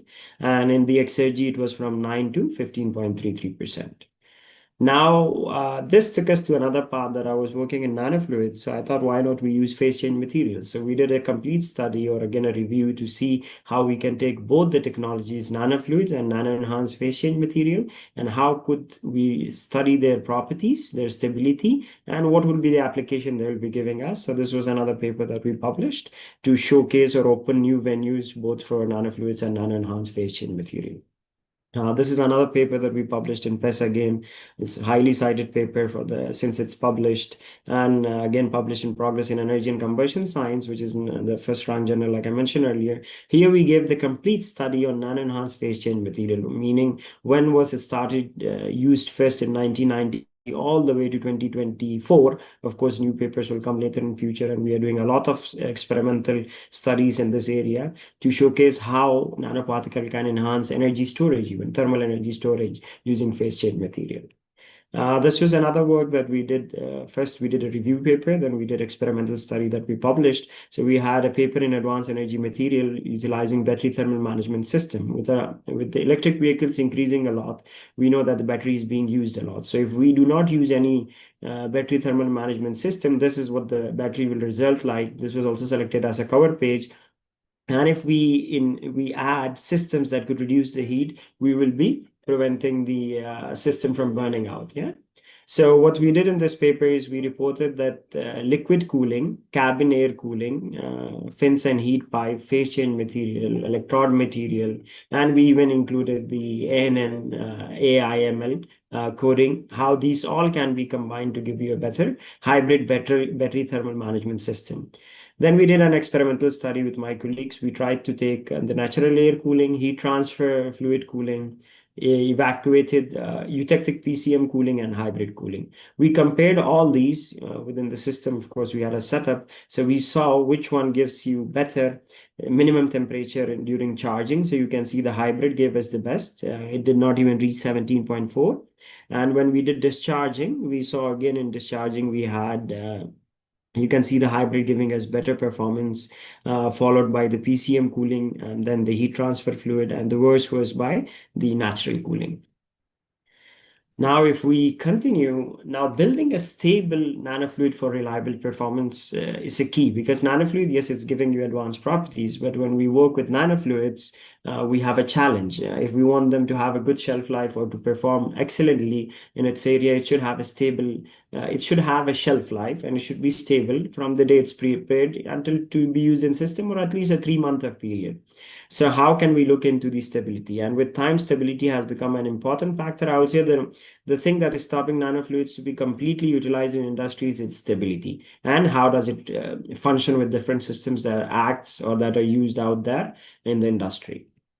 So I took this was something I did last week to see the trend starting from 2000 to 2026. Of course, it started in 1991, and we had the term nanofluid coined by Easterman and Choi in 1995. So I wanted to see what is the difference if I take only nanofluids with thermal conductivity, nanofluid with viscosity, with density and heat capacity. So you can see from 2000 onwards, the number has been above rising above 5,000. This is in 2025.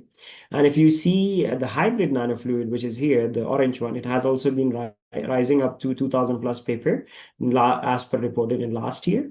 And if you go to specific properties, you can see thermal is the highest, followed by viscosity, then by the density, and then the heat capacity. So first it was just nanofluid. Now people started looking that it's not only nanofluids. Once I look at nanofluid, I have to look at the stability and a specific property that I'm targeting to achieve my goal.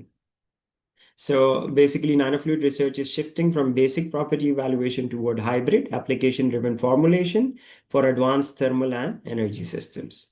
This is also an indication I wanted to see from Scopus, that what are the different majors that they work in. So you'll find nanofluids being used in engineering, physics, chemical, material, mathematics, energy, and you will see majority of the papers are coming as original articles, followed by review, which is just 1,000, and then book chapters and conference paper. So majority of it is coming as original article, and the number has been growing if you look at the trend, which means there is a large group of numbers working in this, researchers that are working in this area actively. Now, materials, very simple phenomena. If you take your periodic table, or if you took your chemistry in your high school even, you will be looking at the base fluid. We know water, oil, ethylene glycol, biofuels. Any liquid is considered as a base fluid, and we use it as heat transfer fluids. And now if we take any of the nanoparticle and we suspend a very low volume fraction in these, we get the nanofluids. And why someone would say I'll be putting the nanoparticle in the base fluid? If you take carbon nanotubes, for example, here, you have 3,000 volt per M Kelvin. If I take this and put in the least one, let's say engine, or let's say transformer oil, 0.11 volt per M Kel, a very low volume fraction, less than 0.1%, will be enhancing the thermal conductivity of transformer oil from 0.11 to maybe 0.15, 0.16, at least 5 to 10% or 5 to 15% enhancement. And then when you increase the temperature, it will get excited, and therefore your thermal conductivity will enhance further. And this is the reason why we put nanoparticle in the base fluids. Now, regarding the preparation of nanofluid, we have 2 steps. This is also something I used to use the 2-step method during my PhD, because I was from mechanical background. I didn't know much about the chemistry and physical approaches. So I'll talk first about the single step and then the 2-step, what are the main differences and why they're being used. So in single step method, it is simultaneous nanoparticle synthesis plus dispersion. So we do it both together. Then in the second step, you get growth and stabilization, which means nanoparticle form and stabilize directly in the base fluid. Third, and stable nanofluid is obtained. But what is the advantage in here? Better stability, less agglomeration, and it is suitable for in situ synthesis. Whenever you're doing in situ means simultaneously preparing nanoparticle in the base fluid, it is useful for that. Now, if you take the two-step method, here you buy the nanoparticle ready, and then they're suspended in the base fluid. Then you get a dispersion. So nanoparticles are dispersed in the base fluid using stirring, sonication, or both. So it is a stable nanofluid is obtained after advocate dispersion. What is the advantage? It is simple and scalable, easy to control concentration, whereas in one step you cannot easily control the concentration, widely used in research and industry because it can be done in batches and in large scale. So both these methods aim to produce a stable nanofluid with uniform particle distribution, but then there are challenges once we suspend the nanoparticles in the base fluid.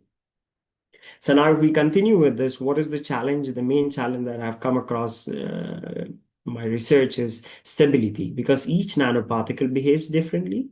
Each base fluid behaves differently. And now when you make a hybrid of the fluid and the nanoparticle, then you have 4 different parameters to look at on how they will behave when you suspend them in the base fluid. So for example, dry powder, these are the nanoparticles. When I suspend them in the base fluid, what happens is they either agglomerate or they aggregate. So agglomerate, you will see the borders of the nanoparticle touching the boundary or border of the second nanoparticle. Why? Because this is held by weak van der Waals forces. In aggregates, they are held by strong chemical bonds, so they overlap each other nanoparticle. Now, when I take the agglomerates or the aggregates and I see them under a microscope, or let's say under the DLS dynamic light scattering. So what I see in here is the hydrodynamic diameter, which means it's not a single nanoparticle anymore that we prepare and which has a diameter of 10 nanometer, but now they have combined as a group of 5 to 8 or 5 to 10. So then you end up seeing that hydrodynamic. So if initially the nanoparticle was 10 nanometer, now because it has grouped together, you will be seeing it 80, 90 or 100 nanometer. And this is one challenge up till date, that when we mix the nanoparticle in the base fluid, we want them to be standalone and single, but it is still a challenge because we need to get rid of these forces that brings the nanoparticles together because they're very small in size.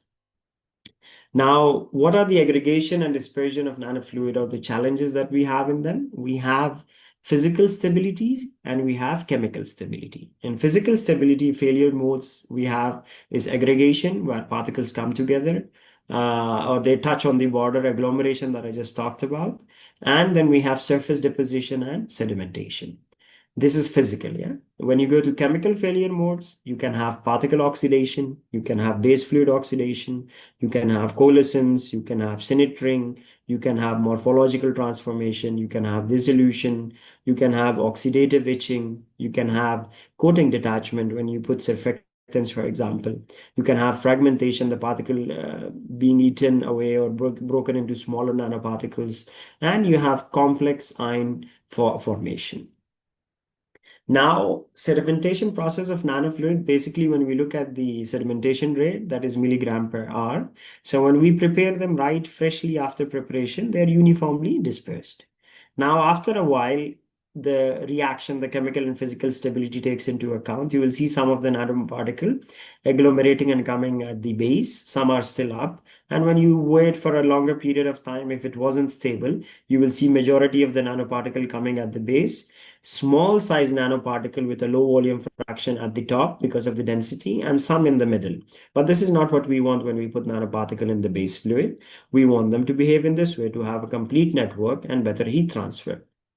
So now how do I identify that? So for this, you have the zeta potential. So now zeta potential is in milliwatt. So ideally what most of the many papers, they report zeta potential in the unstable range, which means within negative and positive plus minus 30. So you get good properties, but they have low stability and settling still. Now, what is needed from the scientific researchers or the people that work with nanofluids? We need to have a stable nanofluid, which means above plus minus 30. And that also we have ranges. So for example, if I'm above plus minus 30 to 45, this is moderate stability. It will still aggregate. What we need in industry is above plus minus 45. And if you go above 60, plus minus 60, you're going to have a very stable nanofluid with a long shelf life. Now, if you take the pristine, here is an example. If you take the pristine graphene nanoparticles, distill water, you mix them, and you don't use any surfactants, you see the nanoparticles aggregate at the end and small nanoparticle in the top, and you have some in between. But this is not what you're looking for. So what we do is, for example, what they did is the group, they added a surfactant. Now you get high stable nanofluid, which means the surfactant is helping connect the nanoparticle and the water together, creating a network, and it's not allowing it to settle down. So this can be done by surfactants, but again, then there is a challenge. What is the working temperature of your application? If it is above the melting temperature of the surfactant, then again, once it reaches that, the stability will not function anymore. So it's very important to know what is the working temperature of your system. This is another important part to look at regarding the zeta potential. So potential distribution from particle surface. So basically we have a particle that is negative in between. So nanoparticle surface acquires negative charge. If you look at the blue line that you have in here, the dotted one, this is the slipping plane. Imaginary plane that separates immobilized layer from the mobile diffuse layer. If you look at the outer layer, this is known as the diffuse layer, the blue line, outer region where ions are distributed and can move freely within the solution. If you look at this orange dotted line, or the region where you have the positive charges, we call it the stern layer. This is the inner layer of contrary strongly attracted to particle surface and immobile. So these are attracted towards the negative side. So now, for example, what is zeta potential basically, right? So this is the electric double layer. So if you look at this figure in here, electric potential in millivolt is basically surface potential, that is potential at the particle charge, which is here. We don't look at this. This is the stern layer. Now, if I look at the stern potential, which comes on the surface, which is here at this point, so potential at the outer boundary of the stern layer happens at here. And what I'm interested in is the zeta potential value that is happening at this point in here. That is potential at the slipping plane, which means this plane that we talked about. So here is where I'm trying to see, because you have the positive and negative charges. So what is the zeta potential at this point? So potential at the slipping plane determines the stability of the nanofluids. And this is what we look at. The higher this value is, like let's say if this zeta potential was higher than 60, the better it is. The lower it is, the bad it is. So zeta potential is the electrical potential at the slipping plane and indicates the stability of nanoparticle suspensions. Higher magnitude of zeta potential means greater stability, therefore less aggregation. Now, how can we tackle this issue of stability, right? What are the methods out there? So nanofluid stabilization technique, you have mechanical, you have chemical. So for me, I have tried pretty much all of them. So in mechanical, you have ultrasonication, ball milling, magnetic and mechanical stirring, high pressure homogenizer. In chemical, you have electrostatic stabilization, steric stabilization, and electrosteric stabilization. So in electrostatic stabilization, you have ionic surfactants. Like I told you, you can use surfactants. You have pH adjustment. You can play with the pH. You have covalent functionalizing, which means positive or OH group and COOH groups on the surface. Then you have polymer. You can do that as a surfactant. You have non-ionic surfactants. You have ionic polymers, and you have ionic liquids. So this is one of the study that we published showing the effect of sonication time on the zeta potential. And yes, there are changes. So what are the different kinds of surfactants? So the type of surfactants, so you can look at the initial part. It is the hydrophilic tail. We call it the non-polar. And then you have the head kind circular sphere, which is the hydrophilic head, the non-ionic. So this is how it represents as non-ionic or non-ionic groups that we call them. Then you have cationic. In cationic, the last charge is positive. If you look at anionic, the charge at the end is negative. If you look at amphoric, the charge in the end is positive and negative. And based on these is how you choose your surfactant that can sync with the nanoparticle and the base fluid you're using. So surfactants reduce surface tension and stabilize interfaces through their unique molecular structure. Now, this is another paper published by a collaborator. So here we looked at the effect of surfactant, pH value, and volume concentration. And what is being seen in here is that the zeta potential or absolute zeta potential does change with every concentration that you move around, with the pH, with the volume surfactant ratio, with the volume concentration. So everything has an effect on the zeta potential of your nanoparticles suspended in the base fluid. Now, this was another paper that we published, which was preparation and thermophysical study on superstable copper oxide nanoparticles that are filled deep eutectic solvent-based nanofluid.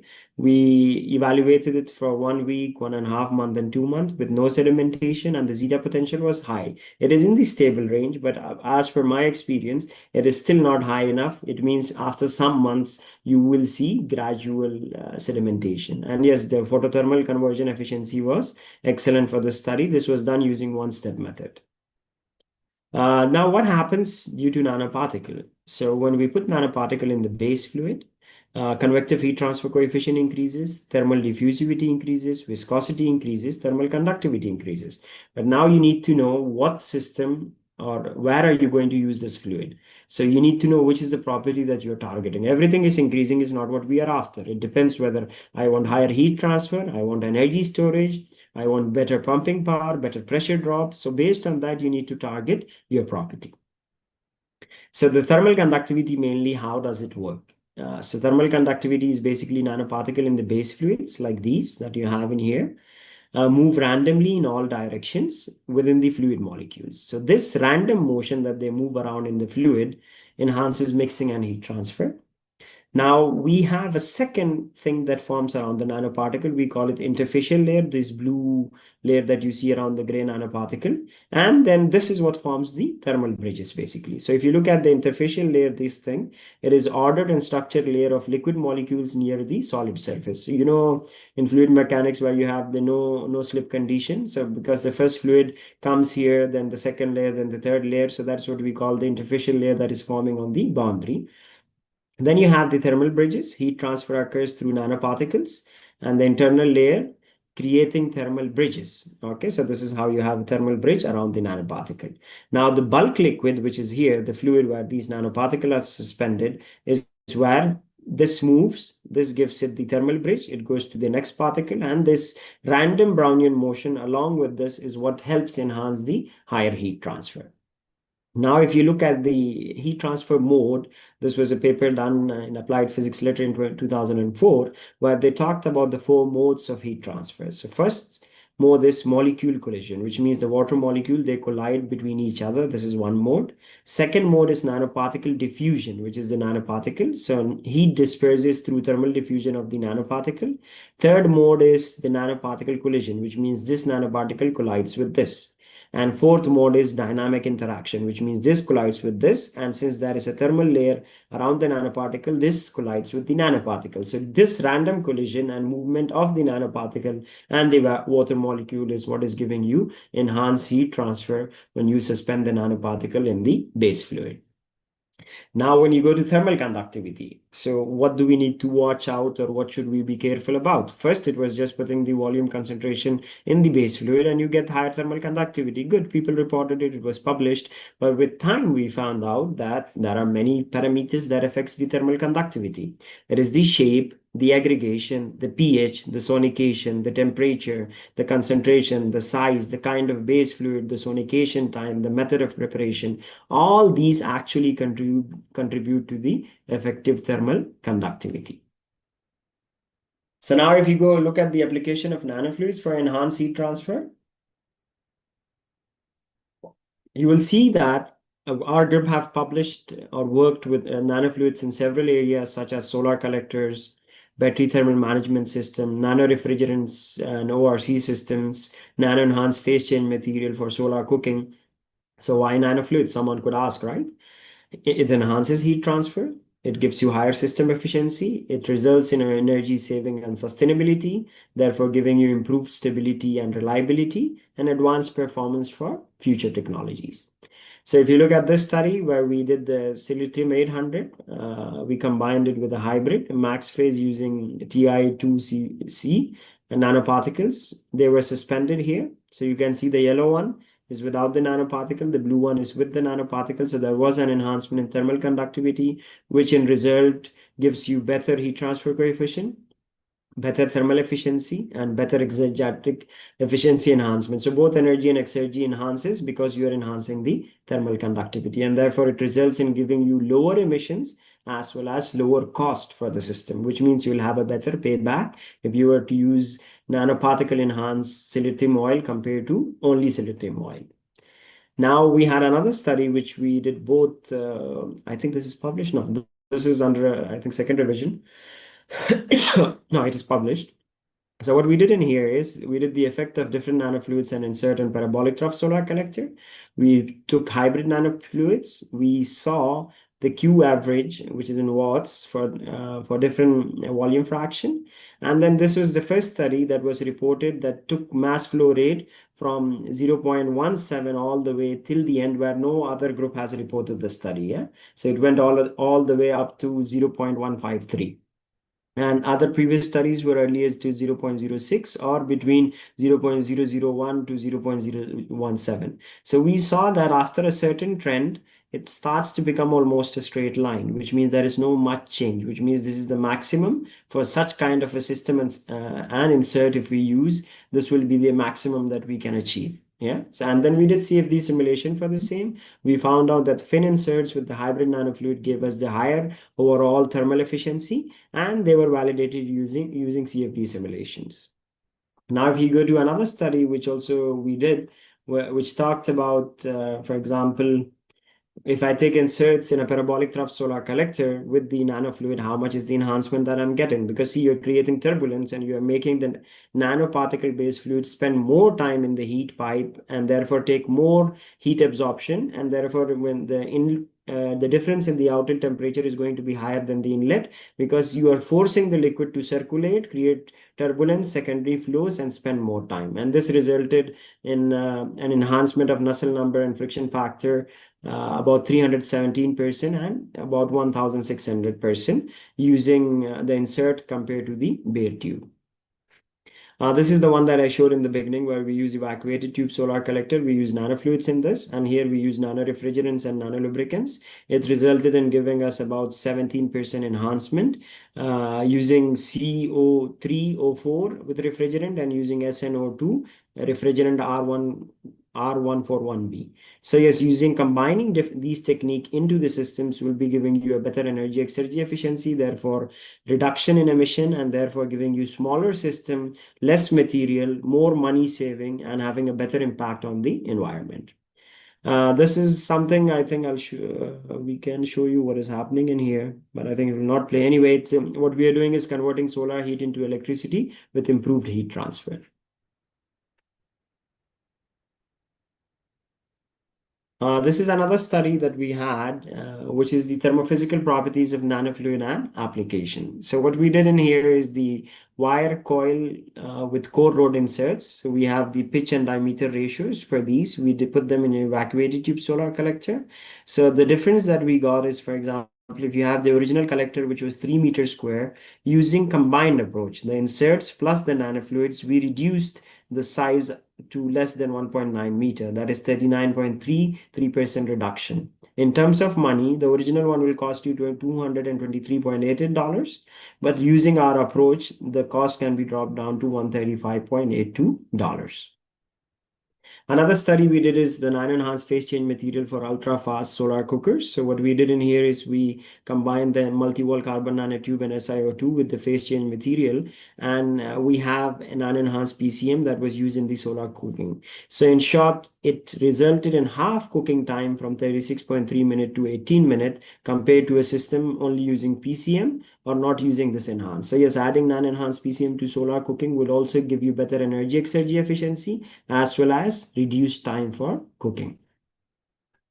This is about the machine learning part, which is important. So what we have been doing along line is, since we had a lot of data, we do predictive studies. We try to do predictive models. So what we did is we took these data into the AI system. This is one of the paper that we published in Energy and AI, where we had the nano refrigerant data with the pure oil that is used in refrigeration. So we had that experimental data, and then we have the predicted model, and we tried to push this model to see if we can predict beyond the data that we have. So it could predict, but not more than 5%, because one thing is very important that you need to know that AI can work very well with the data that you give it. Beyond, it can predict, but it will not predict it with high R square values that they call them. Why? Because AI is good with what you give it. It will predict, but it will tell you that it is not reliable. So this is something that we reported in detail within this paper, that is thermophysical property prediction of nano diamond,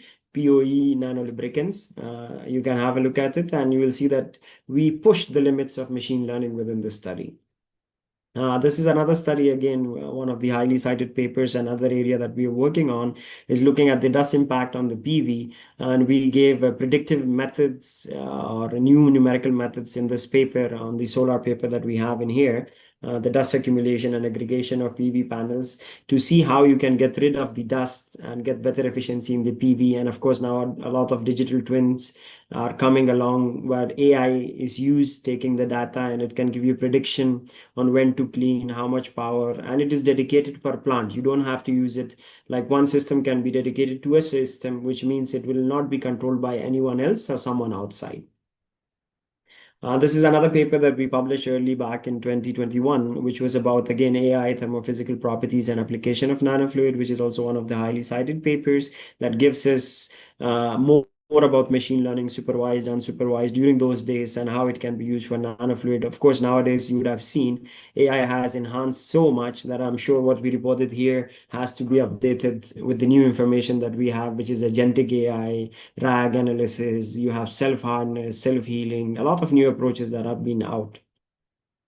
So in short, if I were to say, what are the problems that we face? So stability, as I mentioned, is very important that we need to look, because it ensures consistent performance under varying condition, which means if I have a stable nanofluid, I can take it to industry, use it, and replace the existing traditional fluids. Second, predict material behavior and interaction effectively. So we do need to have universal correlations that can predict the properties, but mostly these predictions are for the data that we made them for. They cannot act for all nanoparticles or all base fluids. Production cost, optimize manufacturing expenses for profitability. So industry is more interested in how much money they save and how much they will invest. They don't care about the energy efficiency or the emissions or sustainable future. Now, pumping power, this enhances efficiency in fluid transport system. So whatever we introduce, we have to take into account whether the pumping power is increasing or decreasing. Then with recent studies, we have found foam formation, which means once you heat and cold the nanofluid, in different hysteresis loop, we call it, there are sometimes foams that is being forming. And we need to see what is the effect of this within the heat pipes. And when we use the lower pH values, this is also something to take into account. Can this be used on heat pipes, because it will corrode them? Then standardized procedure, we need to come up with standardized procedures, streamline, so that if I prepare nanofluid in UAE, the same nanofluid can be prepared in UK, in US, in India, or in any part of the world, and we should be getting the same studies. So what are we doing now? What does the future hold, and what do we foresee as a future, let's say 2030 or 2040? So currently we are trying microfluids, nanofluid, hybrid with different nanoparticles, different base fluid. In future, what I expect is that the nanoparticle will go more smaller. So picofluids below 1 nanometer, for example. Then this opens a new area. Then you have hybrid picofluids with different nanoparticle and different surfactants.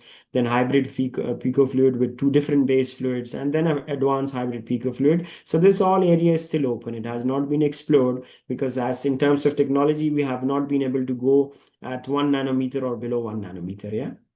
So the future direction is enhanced stability strategies, advanced preparation techniques, smart surfactants and functionalization, multi-scale, multi-component design, applications specific optimization. And then side by side, my advice will be that it's always good to use AI as an assistive tool to help enhance your studies, because it will not replace you, but it will always act as an assistant which helps you enhance and gives you better insights into your data, which we as a human cannot see. So this was one of the paper that we published last year, if I'm not wrong. This is what talks that if I want advanced heat transfer techniques for passive method, I need to take both nanofluids and inserts as turbulators combined in order to get better energy efficiency and better systems. These are some of the awards along the line. I work in a lot of areas, and of course, a lot of patents, research, and that results in awards, which makes you happy and which pushes you to work further.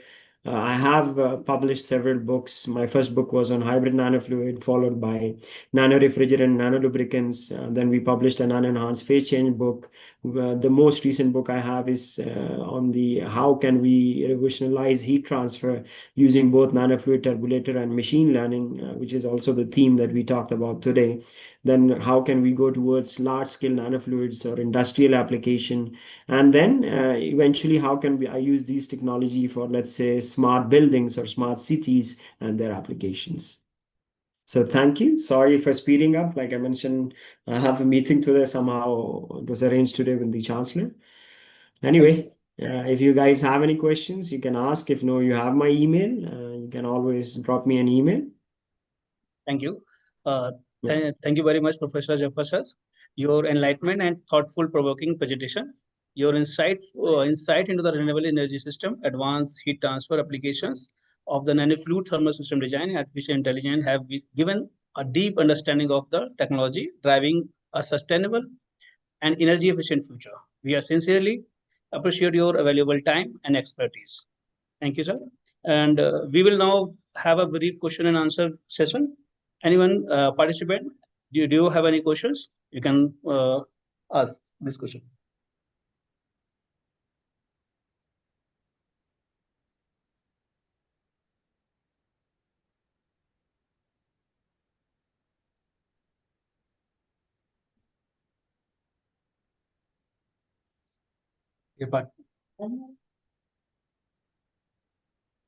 Good afternoon, sir. Yeah, good afternoon. Sir, my question is basically related with this artificial intelligence. How can transform this renewable energy system? In which ways maximum? It can do a lot of things. AI, if you go nowadays, like let's say back in the days, we have data, we do SPSS, which takes you a lot of time, Excel and all. Now you can give me data within less than half hour. I can give you all the models and predictions. So it has made things easy because it can play with data. We have large language models which will take any data that you have and it will give you an optimized way to analyze or how you can look at it. So using AI, for example, let's say I have a power plant somewhere in a region that I cannot access always. I can connect sensors with them, get real-time data, and I can see all that while sitting here. And I can detect any faults that it has. I can detect or predict the efficiency that it will give. I can predict the health of the equipment. So yeah, it is moving very, very fast. AI, if I tell you now, anything you tell me, give me half an hour, I'll try to come around it and I'll manage to use it using AI and mostly automating things. So in short, anything that is repetitive can easily be replicated by AI. So, sir, is this authentic or validate? Yeah, because whenever you do anything, you have to give it data, and based on data, it trains, and based on that is what it validates. So it is not going to give you hallucination. Those days, yes, earlier when people used to use these AI sources to write papers or this, it used to hallucinate. But now things have become much better. It goes to real reference. It depends on how you use it. So for example, if I can give it correct references and current data or maybe correct paper, it will give me a very good information, which if you were to do it as a human, you'll take 3-4 hours to read a paper. It can do it in a few seconds. But always a human supervision has to be there to verify, because I don't think so there will be any time someone can say that AI is 100% in control. It cannot be, because AI will still go based on data. it lacks human intelligence. So someone said a very good quote, I remember, that we have to have AI and HI, artificial intelligence and human intelligence combined to do wonders in the upcoming years. Thank you, sir. Sir, I have a question. Mhm. What advice would you give you the young researchers who wants to contribute to innovation in the nanofluid and system and thermal system design? Along the years that I've been doing research, And I learned something. also includes the biggest research gap in the nanofluid. So if you ask me, like from the last 2008, since I've been working in this area, not 2011. So what I have seen is most of us or most of the researchers, what we do is usually we do incremental research. So for example, someone did something, I try to repeat it, try to get 1%, 2% extra efficiency, and I'm happy with that. So first question should be for you is you need to choose. You want to do an incremental study or you want to open a new field. In my opinion, what is more critical or hard is to open a new field and then do enhancement in that. That is what is actual research. Now, in incremental research, you have a lot of take any paper, see what they did. You will find out a gap. You can work on that gap and solve that issue. But if you ask me what is important to me these days compared to when I was young, I would say look at a problem, current problem. How can you find a solution for that problem? And how can you use your solution to help the wider community? I would say that is better than anything, because if you find a solution to a problem, that eventually will bring your papers, that will bring your company, that will bring your jobs. So we should not be aiming for a research paper. We should be aiming for a solution to a problem. And once you find that, it solves everything. It solves jobs, it solves research area, brings funding. But that is how we have to change our narrative, to find solution to existing problems, not to find a solution that will come after 20 years. No use. Thank you, sir. Right. Thank you once again, sir. Any question Pleasure. from the audience?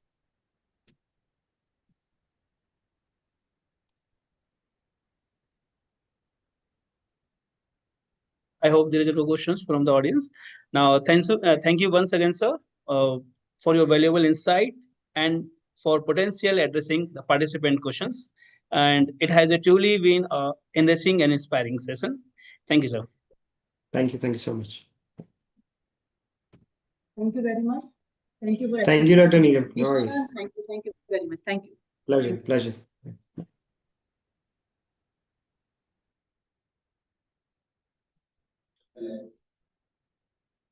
Dear participant, now we move to the final segment of today's summit, the panel discussion on the themes. Can India become a global smart manufacturing hub? To take the proceeding forward, I now invite Dr. Neelam Khandelwal, a valuable member of the organizing committee, to conduct the panel discussion. Ma'am, we are pleased to hand over the virtual platform to you. Over to you, ma'am.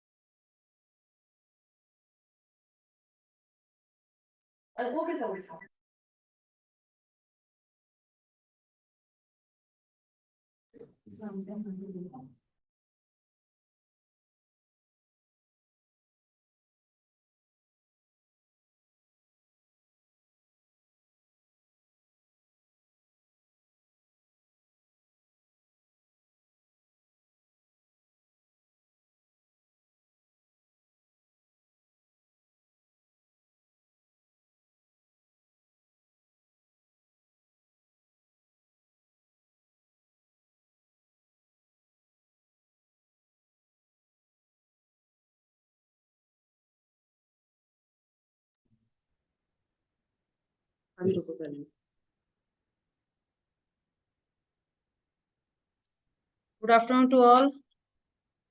Now, this is the time of the panel discussion. And since morning, we have the 4 invite talk regarding MSME, digital transformation, then industry 1.0 to 4.0 journey, then nanofluid. So energy saving. In this regard, now we have the panel discussion in the last session. India stands at a pivotal moment in its manufacturing journey with ambitious goals to become a global manufacturing powerhouse under initiatives such as Make in India, Digital India, and the National Manufacturing Mission. As global supply chains evolve and emerging technology reshape industrial production, smart manufacturing, and Industry 4.0 are no longer optional. They are essential for driving productivity, innovation, resilience, and the sustainable growth. Industry 4.0 integrates advanced technologies such as artificial intelligence, industrial Internet of Things, robotics, automation, cloud computing, digital twins, additive manufacturing, and advanced analytics to create intelligent, connect, and data-driven manufacturing ecosystem. These technology enable manufacturers to improve operational efficiency, reduce cost, enhance product quality, optimize resource utilization, and respond more quickly to change the market demands. However, the transition to smart manufacturing also presents significant challenges. Organizations must address workforce reskilling, bridge the industry-academia gap, strengthening the digital infrastructure, ensure cybersecurity, support MSME in technology adoption, and foster innovation through startup and deep tech ecosystem. Equally important is the need for supportive public policies, strategic investment, and the collaborative partnership that accelerate digital transformation across the manufacturing value chain. This panel will bring together leaders from the industry, academia, government, and the startup ecosystem to explore how India can harness Industry 4.0 technology to build globally competitive, sustainable, and future-ready manufacturing capabilities. The discussion will examine opportunity, challenges, policy, priorities, talent development, and collaborative strategies that can position India as a leader hub for the smart manufacturing in the coming decades. The key discussion for this panel discussion is industry-academia collaboration, skill gaps and the workforce transformation, policy and the investment, role of startup and the deep tech. Now, in this panel discussion, we have the 2 distinguished members from the industries. Welcome to Mr. Amish Sharma, sir, and Mr. Shiv Kumar, sir. Welcome, sir. Thank you for all the good words and for giving the brief background about the Yes, sir. Now industry it's my pleasure to introduce the panelist. Mr. Amish Sharma is technology leader with over 2 decades of the experience in driving large-scale digital transformation, enterprise modernization, and technology-led innovation across government, public sector, manufacturing, infrastructure, energy, and commercial enterprises. As a government and public sector leader South Asia for Oracle at Deloitte, he leads strategic initiatives that enable governments and public institutions to accelerate digital transformation through cloud, artificial intelligence, data and analysts, enterprise platform, and emerging technology. He works closely with policymakers, industry leaders, and global technology partners to shape future-ready digital ecosystem that improves governance, operational excellence, and citizen outcome. Throughout his career, Mr. Amit has advised numerous public and the private organizations on enterprise transformation, Industry 4.0 adoption, intelligent automation, cloud modernization, smart infrastructure, and technology-enabled business transformation. His expertise spans Oracle Cloud, AI-driven enterprise solution, digital manufacturing, smart supply chain, ERP transformation, intelligent asset management, and digital platform that enhance productivity, resilience, and the sustainability. At the summit, Mr. Amit Sharma will bring a strategic perspective on how AI, cloud technology, digital platform, and the public-private collaboration can help position India as a global smart manufacturing hub, driving innovation and the competitiveness, sustainable industry growth, and resilience. Welcome, sir. Now, I introduce Shri Shivkumar V. Vebakoma. Sir, he joined as Director Power System of Solar Energy Corporation of India Limited on 30th August 2024. He has 34 years of experience in the power sector in areas like project construction, commissioning, O&M, commercial and regulatory, as well as energy and efficiency management. His contribution in renewable energy sectors are equally notable in developing of solar, wind, hybrid, and storage solution. Before joining Solar Energy Corporation of India, Mr. Shivkumar sir served at NTPC Green Energy Limited, a wholly owned subsidiary of NTPC Limited, as a Chief General Manager. In this role, he was responsible for engineering, contracts, commercial, and the regulatory business development and the carbon trading functions. Additionally, he was the maiden CEO of the joint venture company of NTPC Green Energy Limited. Among his many achievements, Mr. Shivkumar sir was instrumental in bringing a 40 megawatt Ayodhya City solar project from concept to commissioning in record time. Over a decade ago, his initiative in commissioning the first floating solar demo project 100 kilowatt at NTPC paved the way for the large-scale floating solar project in the country. Academically, Mr. Shivkumar is an engineering graduate and holds an MSc in Energy System Environmental from the University UK. He has also completed post-graduation from the Certificate Program in Project Management. Welcome to Mr. Amit Sharma sir and Mr. Shivkumar sir. Now, welcome sir. Can we start the panel discussion, sir? Yes. Now, what's the time limit? Time limits are, I will ask some questions. Each question, I think 5 minutes. Okay. So the duration is 30 minutes? Yes, 35 minutes, sir. Okay. Okay. Amit sir, can I start, sir? Yes, please, Dr. Neelam. In fact, I'm glad to be contributing in your, I'll say, mission on, in fact, really applaud of steering this kind of a conversation. Certainly, this kind of a culture in a university certainly helps out students a lot. I really appreciate this effort. Okay, sir. So we start the first way. I started with the opening questions. My question is that what does the smart manufacturing mean in the Indian context? Is it just automation, or does it represent a broader transformation involving AI, data, sustainability, and workforce development? Shivaji, should I start with? Yeah, I think it is directed to you. Okay. Yeah. Great. So in fact, Dr. Neelam, I must say that is very important question because there is a common misconception that is smart manufacturing is simply about installing robots or automating production lines. It is much bigger than that. In the Indian context, smart manufacturing is not a technology program. It is a business transformation and national competitiveness program.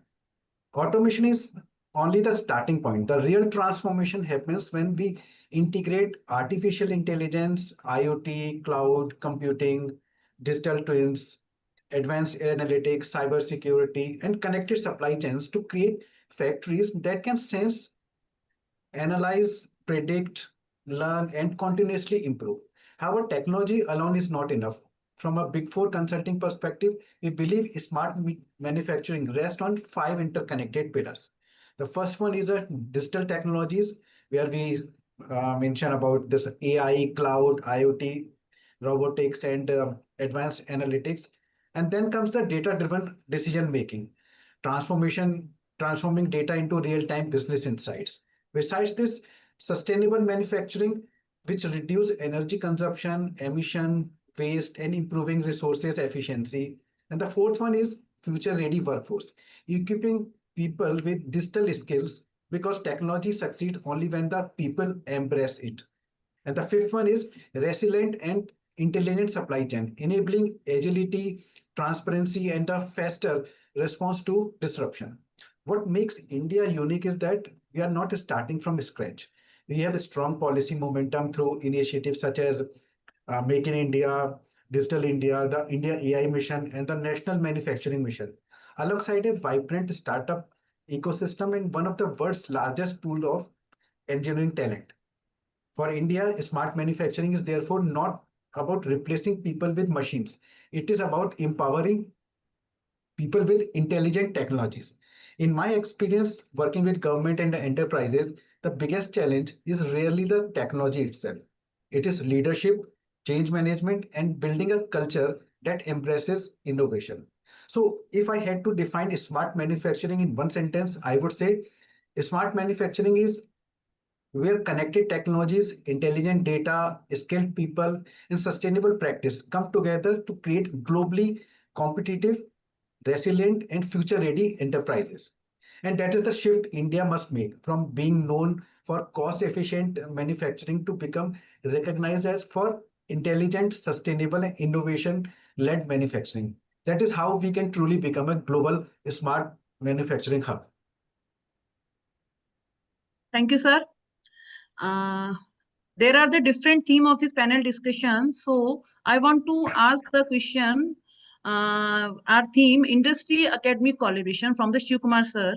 Sir, my question is that our institute organizes JSS Summit and with different department organizes summit. We want to collaborate with the industries because we are facing the different challenges in the industry. So in this regard, my question is that despite producing millions of the graduate every year, industry often says graduates are not job ready. Where is the disconnect? And how can the universities and technical institutions move beyond traditional curriculum to prepare students for the industry 4.0 and the smart manufacturing? Sir, Kumar sir. Very correct. Especially this is the case with our country, where we always harp on few academic institutes for excellence.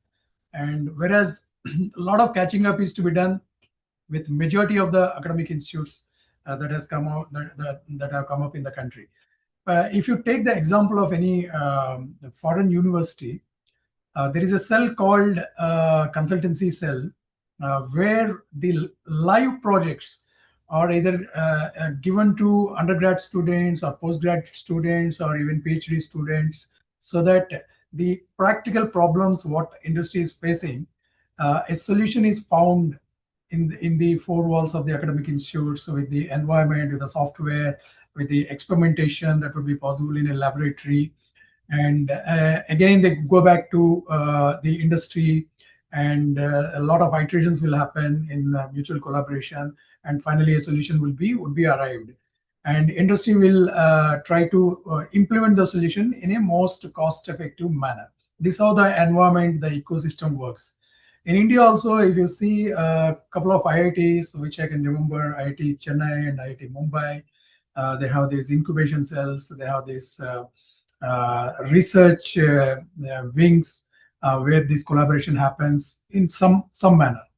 Whereas most of our academic institutes lack this kind of collaborative approach. Industry, we don't have issue of industry. No dearth of industry in India. We have, you name it, we have all the industries, maybe at some level compared to the global peers.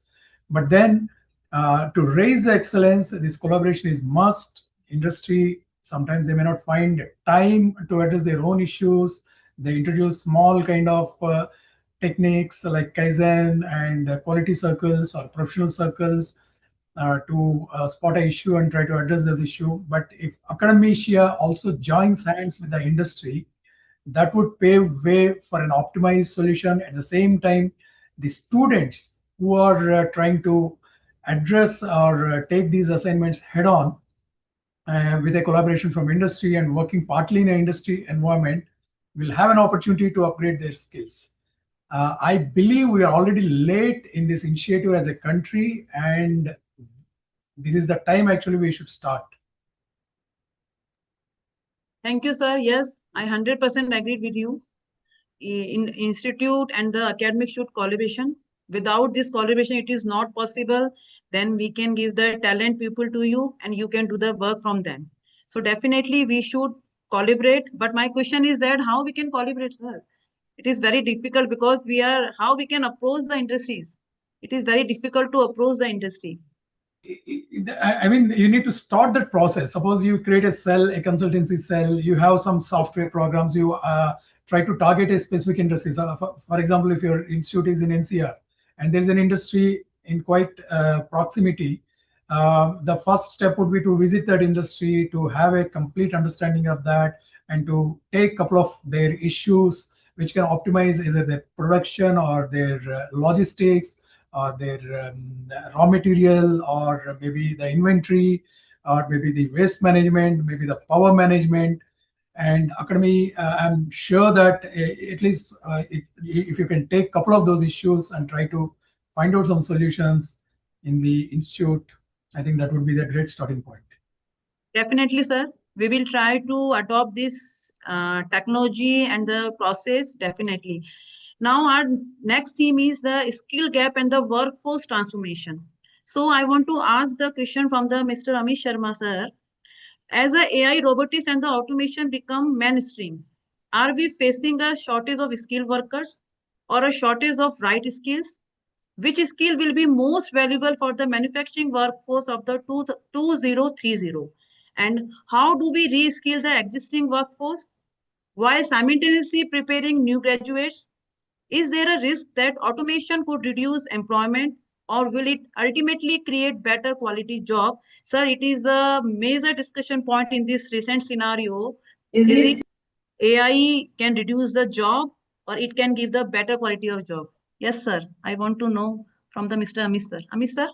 Yeah, and Dr. Neelam, in fact, I would club my response in line to your earlier question to Shivaji.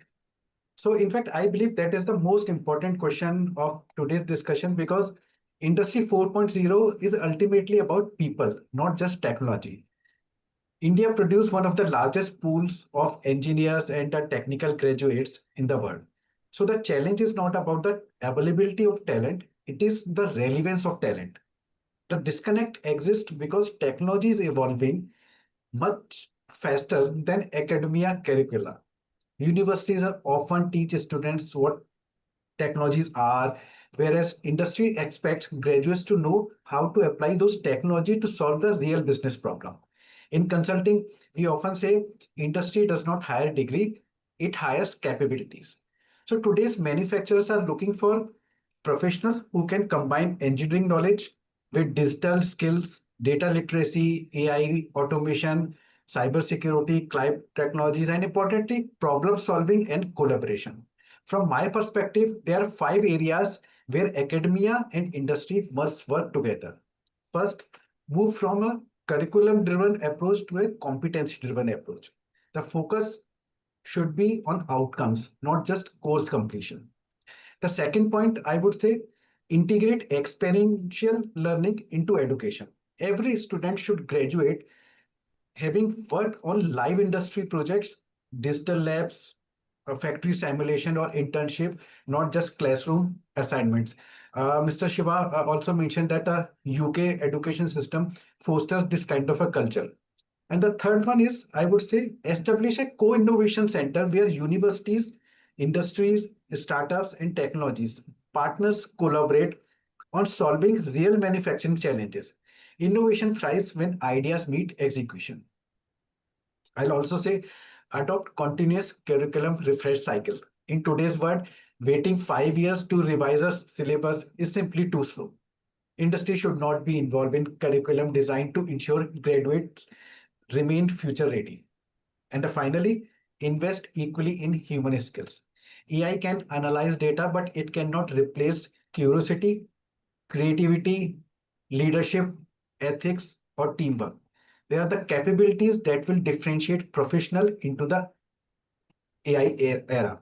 From a Big Four perspective, we see the future as a three-way partnership between government, industry, and academia. Government creates the enabling policy environment, while industry defines emerging skill requirements and provides practical exposure, and academia develops future-ready talent and foster innovation.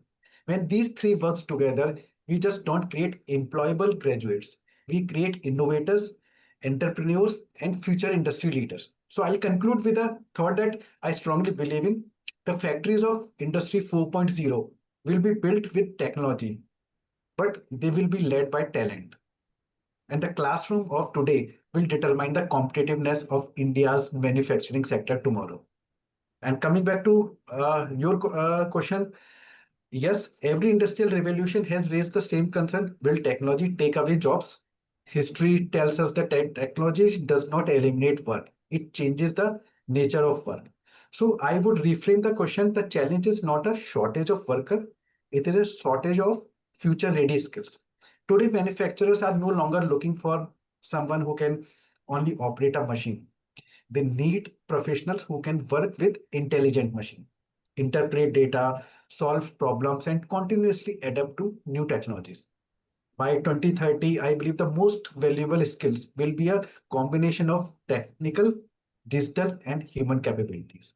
On the technical side, demand will grow for skills in AI, industrial IoT, robotics, cloud technologies, digital twins, cybersecurity, additive manufacturing, or advanced analytics. But equally important will be human skill, critical thinking, creativity, collaboration, design thinking, communication, leadership, and adaptability. In fact, as AI becomes more capable, these human capabilities become even more valuable. One insight we consistently see in consulting is this: technology evolves every 2 to 3 years, but the ability to learn continuously is the skill that lasts a lifetime. So now, how do we prepare both the existing workforce and the new graduates? I believe it requires a dual track strategy. First, for the existing workforce, organization must create a culture of continuous learning. Learning cannot be an annual training program, or it must become part of everyday work through digital learning platforms, certification, on the job coaching, and industry academic partnership. We as a Deloitte, we firmly believe our foster this kind of a culture, not inside our organization, but we also transpire the same thing with our clients. Second, for the new graduates, universities must move beyond theory and provide hands-on exposure to smart factories, AI-enabled manufacturing, simulation lab, internship, and multidisciplinary projects. Industry must become an active co-creator of talent, not just a recruiter. Now, regarding automation in employment, my view is very clear. Automation will certainly eliminate some repetitive, hazardous, or low-value tasks, but it will also create entirely new roles. AI specialist, digital manufacturing engineer, robotics technicians, data analyst, cybersecurity expert, sustainability manager, and digital operation leader.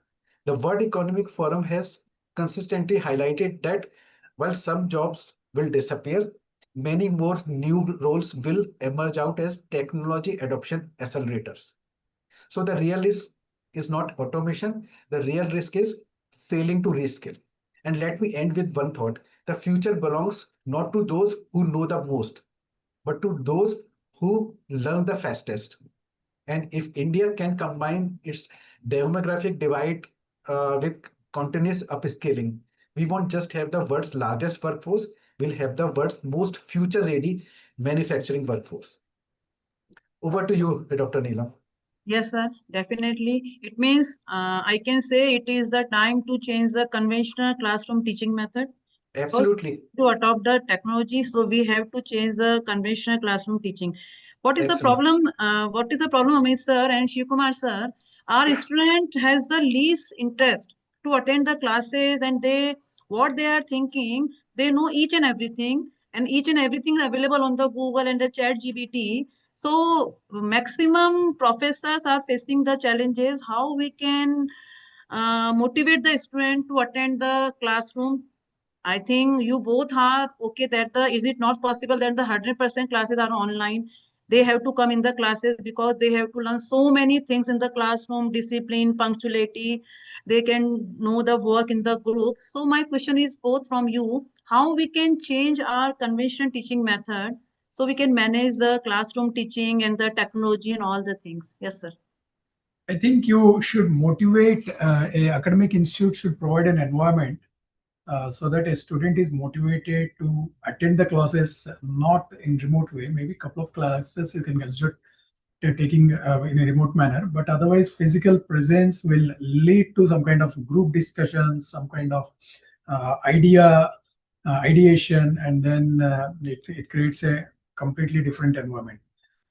Then second part, what I suggested is the learning can be through providing small assignments where they have to independently think and try to find out some solution to those small problems given in the assignment. Maybe they can do on individual basis or they can do on a group basis. It should be a genuine assignment which you cannot crack it through Google or ChatGPT.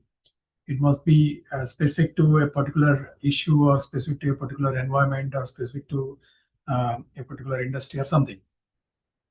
Thirdly, the hands-on skills are absent nowadays because as you rightly said, now we are moving from manufacturing 1.0 long ago with the advent of industrial revolution, then industry 2.0 when small scale automation or those PLC based operations started, and then 3.0 where the computers came into picture, and now 4.0 where everything is getting interconnected in a world of interconnection. Now point is the smart skills are there because most of the schools, at least I know in NCR, most of the colleges are teaching the soft skills like maybe computer science or IT or IoT or robotics or even artificial intelligence. But then the skills of manufacturing are completely lost. We are now at a cusp of a situation, domain expertise is completely lost. If you do not have any domain expertise, how much ever smart you want to become, maybe we may aspire to go from 4.0 to 6.0. If we lack the domain understanding, how we will be able to cope up with that. That is the major issue today our country is facing. In contrast with, say, the Western world or even, for example, China. Why all innovations in manufacturing are happening in China? Why China is coming every day with a new battery technology? Why China is coming every day with a new solar technology or maybe scaling of wind technologies? Because their institutes are focusing on what you call domain expertise, creating domain experts. Once you can make an engineers with this strong, maybe if he's a mechanical engineer, he must be a domain expert in mechanical. He must be strong in that area. Maybe electrical, he must be strong in that area. Robotics, he must be strong in that area. Then it is all the more easy to get connected to elevate yourself from 4.0 to 6.0 and even in future maybe 10.0. But then we are at a very, very what we can say pathetic situation as far as domain expertise is concerned, because most of the institutes are not focusing on this area. Even the intake is also reducing day by day from most of our colleges in core areas. I think this is the immediate correction what is required from academic institutes. Mr. In fact, my message would be simple. Mr. Shiva has already covered it comprehensively. So my message to every student is quite very simple. Don't prepare for the jobs of today. Prepare for the problems of tomorrow. Be curious, be constructive, be original, think out of box. Cognitive ability cannot be replaced by in any industry, by any technology. So be curious, be constructive. That is the simple motto. Think for innovation, be innovative. Think for the how you can solve the real problem. Don't be a part of solution only. Understand the real problem. Prepare for the problems of tomorrow. With the emergence of technologies, the new technologies coming up, don't linger on with one specific technology. Prepare yourself to handle the problems. How you can be curious, how you can be constructive, how you can be adaptive in finding the solution of the various problems. So for me, I'll say besides the technology one, the human skills, cognitive skills, that is very important, where as a academia, university also foster a culture where the human skills take a importance. Yes, sir, definitely, sir. It means they have to change their attitude and their thinking about the career and the job aspect. Absolutely. Definitely, I agreed. Now, my next question is about the policy, PLI scheme and the investment. What policy reforms are still needed to make the India's preferred global manufacturing destination? Which policy are needed from the government to prefer the India as the globally manufacturing destination? Yes, sir. In fact, India has already started this.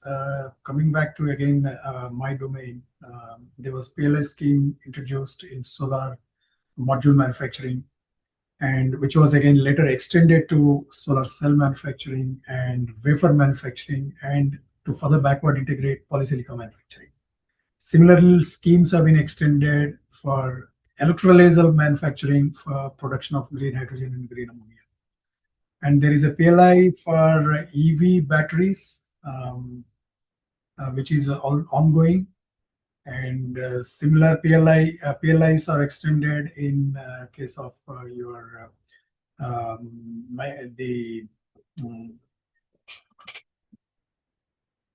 electronic chip manufacturing, and even to some kind of subsidies are also being given for if a user buys a EV. So government is trying to encourage in all its strength to give some kind of incentives, either through PLI or to provide them some tax holidays, or giving land at nominal rates like 1 rupee per acre, and so on and so forth. I think today we have a complete ecosystem to encourage manufacturing, to encourage Make in India. And also there is a discouragement on the other side by levying kind of the customs duty if you try to import from other countries. So if there is some capacity existing in the country, you are forced to source it from within the country. And the government is using both stick and carrot approach to encourage domestic manufacturing. In fact, Shivaji, I'll just add to the points you mentioned. The real measure of success for any industrial policy is not the amount of investment it attracts, but the long-term competitiveness it creates. From a Big Four perspective, I would say that the PLI scheme has been a significant catalyst. They have sent a strong signal to global investors that India is serious about becoming a manufacturing powerhouse. We are already seeing tangible outcomes, higher investment in sectors such as electronics, power, I'll say pharmaceuticals, automotive, telecom, renewables, semiconductors, greater participation in global values chains, and increased confidence among multinational companies looking to diversify their manufacturing footprints. However, PLI should be viewed as a launchpad, not the destination. Incentives can encourage companies to enter a market, but they don't guarantee long-term competitiveness. Sustainable competitiveness is built on, I'll say, productivity, innovation, skill talent, reliable infrastructure, and the policy stability.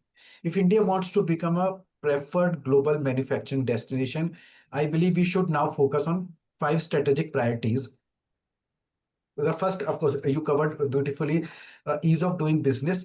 The next phase is not just about simplifying regulation, but about digitizing approval, enabling single window clearance, reducing compliance burden, and providing predictable policy implementation. The second, I would say, world-class infrastructure and logistic. Manufacturing competitiveness depends on efficient logistic, industrial corridors, multimodal connectivity, reliable power, and high-speed digital infrastructure. Every day saved in logistic improve global competitiveness. And the third, of course, talent and skills. No manufacturing strategy can succeed without a future-ready workforce. We need stronger industry, academia, collaboration, modern curricula, apprenticeship program, and continuous reskilling to support Industry 4.0. Fourth, I would also suggest innovation and R&D. India must move beyond assembling products to design, engineering, and developing intellectual property. Greater investment in research, design, startups, and advanced manufacturing technologies will create higher value manufacturing. And finally, sustainability and the trusted supply chain. Global customers increasingly evaluate manufacturers on ESG performance, carbon footprints, cyber security, and supply chain resilience. There are no longer compliance requirements, they are competitive differentiator. From my experience advising both government and enterprises, I believe the next chapter of India's manufacturing journey will not be driven by incentives alone. It will be driven by an integrated ecosystem where policy, infrastructure, digital technology, talent, innovation, and sustainability reinforce one another. And let me conclude with one thought. The world's leading manufacturing nations are not built because they are the cheapest. They succeeded because they are the most reliable, innovative, productive, and trusted. India has, in fact, we can take a cue from Japan. India has already established itself as a compelling investment destination. The next milestone is to become the world's preferred partner for high-value, technology-driven, and sustainable manufacturing. That is the opportunity before us. Yes, sir, definitely. It means it is the time for the integration of the innovation, sustainability, technology, and all the things we have to integrate. So it is really the challenging time for the India also. So now my last question is that roles of the startup, because our maximum students are saying, ma'am, we will do our work and we will do the startup, and there is a no worth of the job and so many things. So please give your insightful vision regarding this. Is it okay now they can start the startup and things, the new things? It is feasible at the stage of the BTech students when they completed their degree, and after 4 years, is it feasible? They can think about this, all the startup things, all the things. Yes, sir. I think startup is possible nowadays because there is monies are available from, say, incubation centers or seed funding agencies. And in fact, some majority of the IT companies also have a wing which invests in startups. Maybe 50 out of, say, 90 out of 100 startups fail, but those 10 which succeeds, they can make handsome returns for the investment, for the whole investment, in fact. But then again, my take is again back to poor academic infrastructure what we have, which never encourages innovation, which never encourages original thought, which never encourages experimentation. And hardly, I think 10% of the institutes have even facilities to provide this kind of environment to students.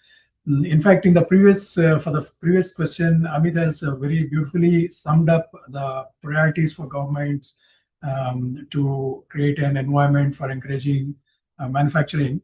But he has put the innovation at number 4. For me, always it is number 1, because we have been always conventionally, traditionally, we have been always following some country, copying some country, and trying to doing always a catching up, doing some low value manufacturing. At best we can do assemble, import all the parts.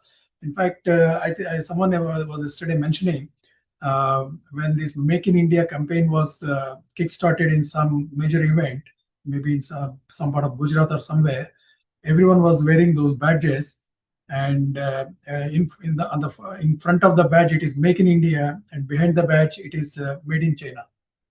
So that is the kind of manufacturing ecosystem we have.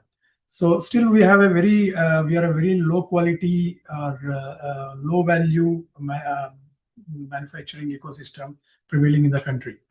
To be a trendsetter, to be a leader, we need to mandatorily strengthen the academic environment, produce world-class engineers, not just producing them, retain them within the country, encourage them to go for startups, not just startups in service sector like one Ola, Uber, aggregator startup. Now everywhere, I think there are many startups coming in aggregators. Suppose you do a shopping and there's a guy standing outside to carry your bag up to your parking lot, or maybe from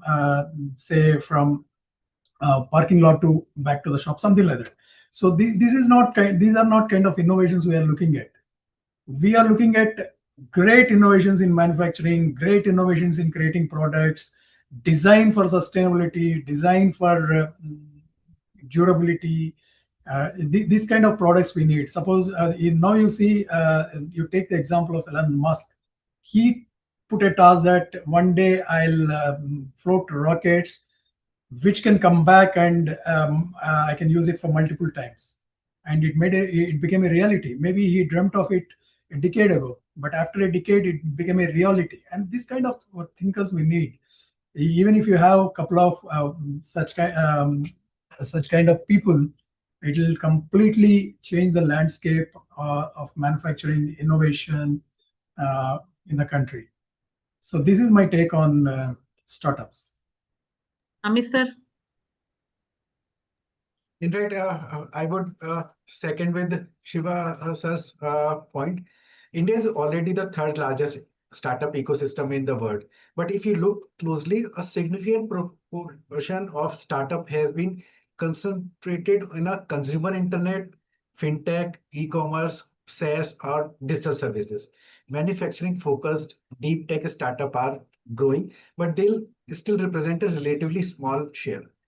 And because manufacturing innovation is fundamentally different, it is capital intensive, research intensive, and requires longer gestation period. Building an AI app can take months, but developing a robotic platform, an industrial sensor, a semiconductor solution, or a new advanced material may take years of R&D, extensive testing, certification, and industry validation before it reaches commercial scale. And that is the challenge. And that is why deep tech requires patient capital, strong academia, industry collaboration, robust IP ecosystem, and supportive government policies, all this. And from a Big Four perspective, I would say the biggest transformation will not come from any one technology. It will come from a convergence of technologies. When AI works with IoT, cloud, digital twin, robotics, and advanced analytics on a secure digital platform, we move from a connected factories to autonomous and intelligent enterprises. And let me leave you with one final thought. India should not be aspired to build the next generation of apps alone. We should aspire to build the next generation of industrial technologies that the world depends on. If we can combine our engineering talent, research capabilities, startup ecosystem, and manufacturing ambition, India has a large opportunities to become not just a consumer of a deep technology, but a global creator, innovator, and exporter of a deep tech manufacturing solution. And ideally, we should all aspire for this. Like Shiva sir mentioned this. So I perfectly echo what he has mentioned. Yes, sir, definitely. So it is a time of the industry, academic collaboration, skill gaps, and the workforce transformation, policy, PLI schemes, investment, and the role of the startup. We have to move with the technology. We have to move with the recent development, research, and all the things. We have to do the work in this. Both the institute and the industry also. So definitely when we will do the work in the collaborative manner, so we will become definitely the Atmanirbhar Bharat. Yes, sir? Yes, sir. Absolutely. Thank you very much. Thank you very much, sir. Definitely this panel will bring together leaders from the industry, academia, government, and the startup ecosystem to explore the institute in a better way for the better development of our students. And globally competitive, sustainable, and a future-ready system. The discussion will examine opportunities, challenges, policy priorities, talent development, collaborative strategies. So definitely, it will give the huge opportunity. The panel discussion, it can be position our institute as a smart system, and we can do the more collaboration with the industries. Thank you very much, sir. Now it is really a knowledgeable session. I hope all the participants aware about the different technology, collaboration, technology, need of the industries, need of the institute. Basically, we have to change more as compared to the industry, but we want the support from the industry so we can give the better path to our student for the better development. Thank you very much, sir. Now, I invite to Dr. Vipul Saxena for the valedictory and the vote of thanks. Thank you, sir.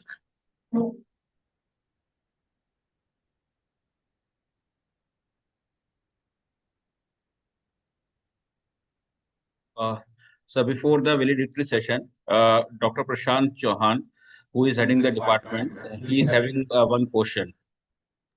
Yes, over to you, sir. Good afternoon, sir.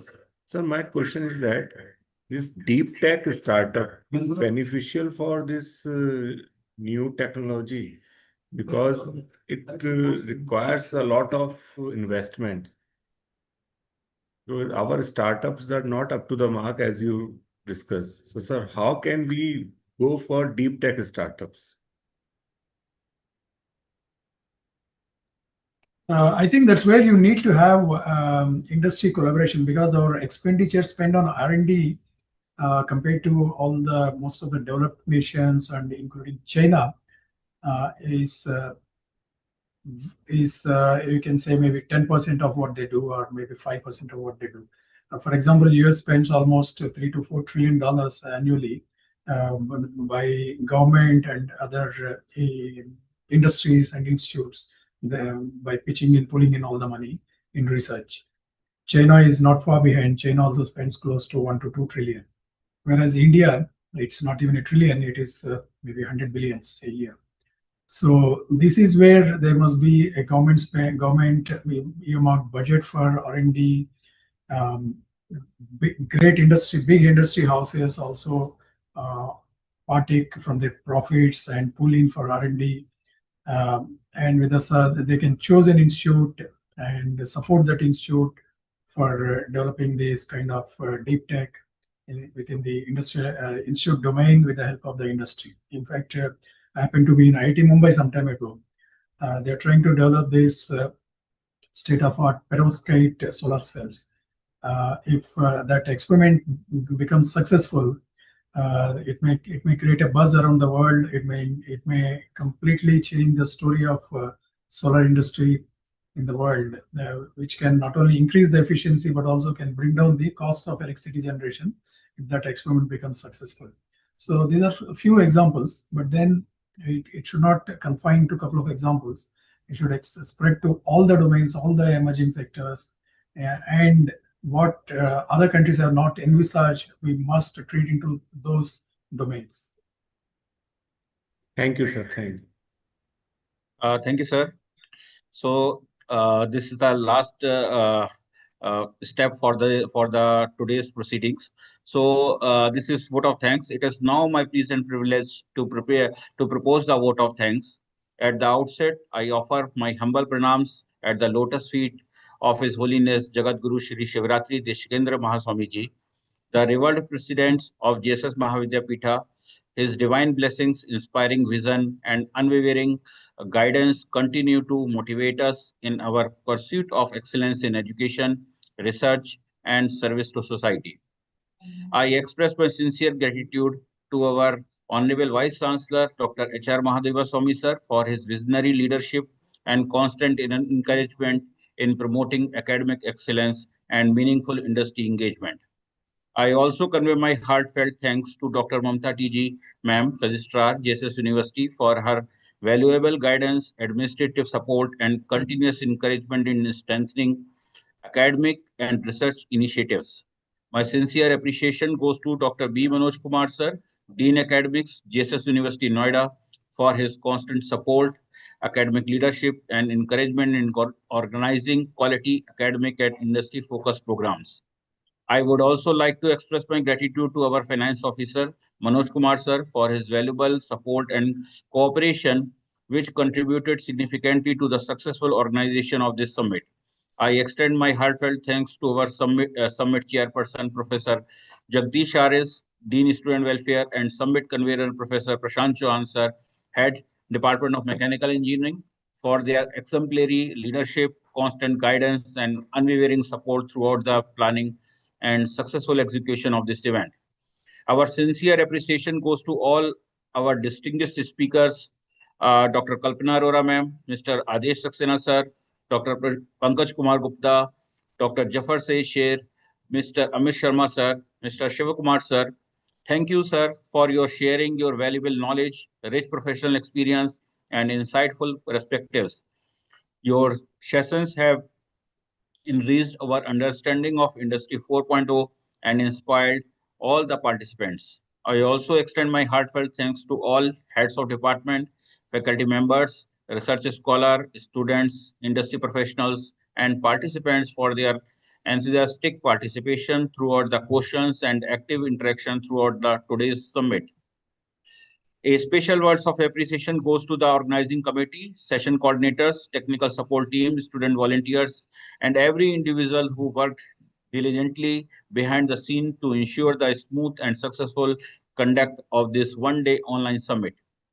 Finally, I thank each one of you for being a part of this one-day online summit on Industry 4.0, smart manufacturing and digital transformation, shaping India's Industry 4.0 future. Your presence, participation, and support have made this event truly meaningful and successful. With these words, I conclude the proceedings of today's summit. Thank you all once again for your gracious presence and valuable contributions. I wish you all good health, happiness, and continued success.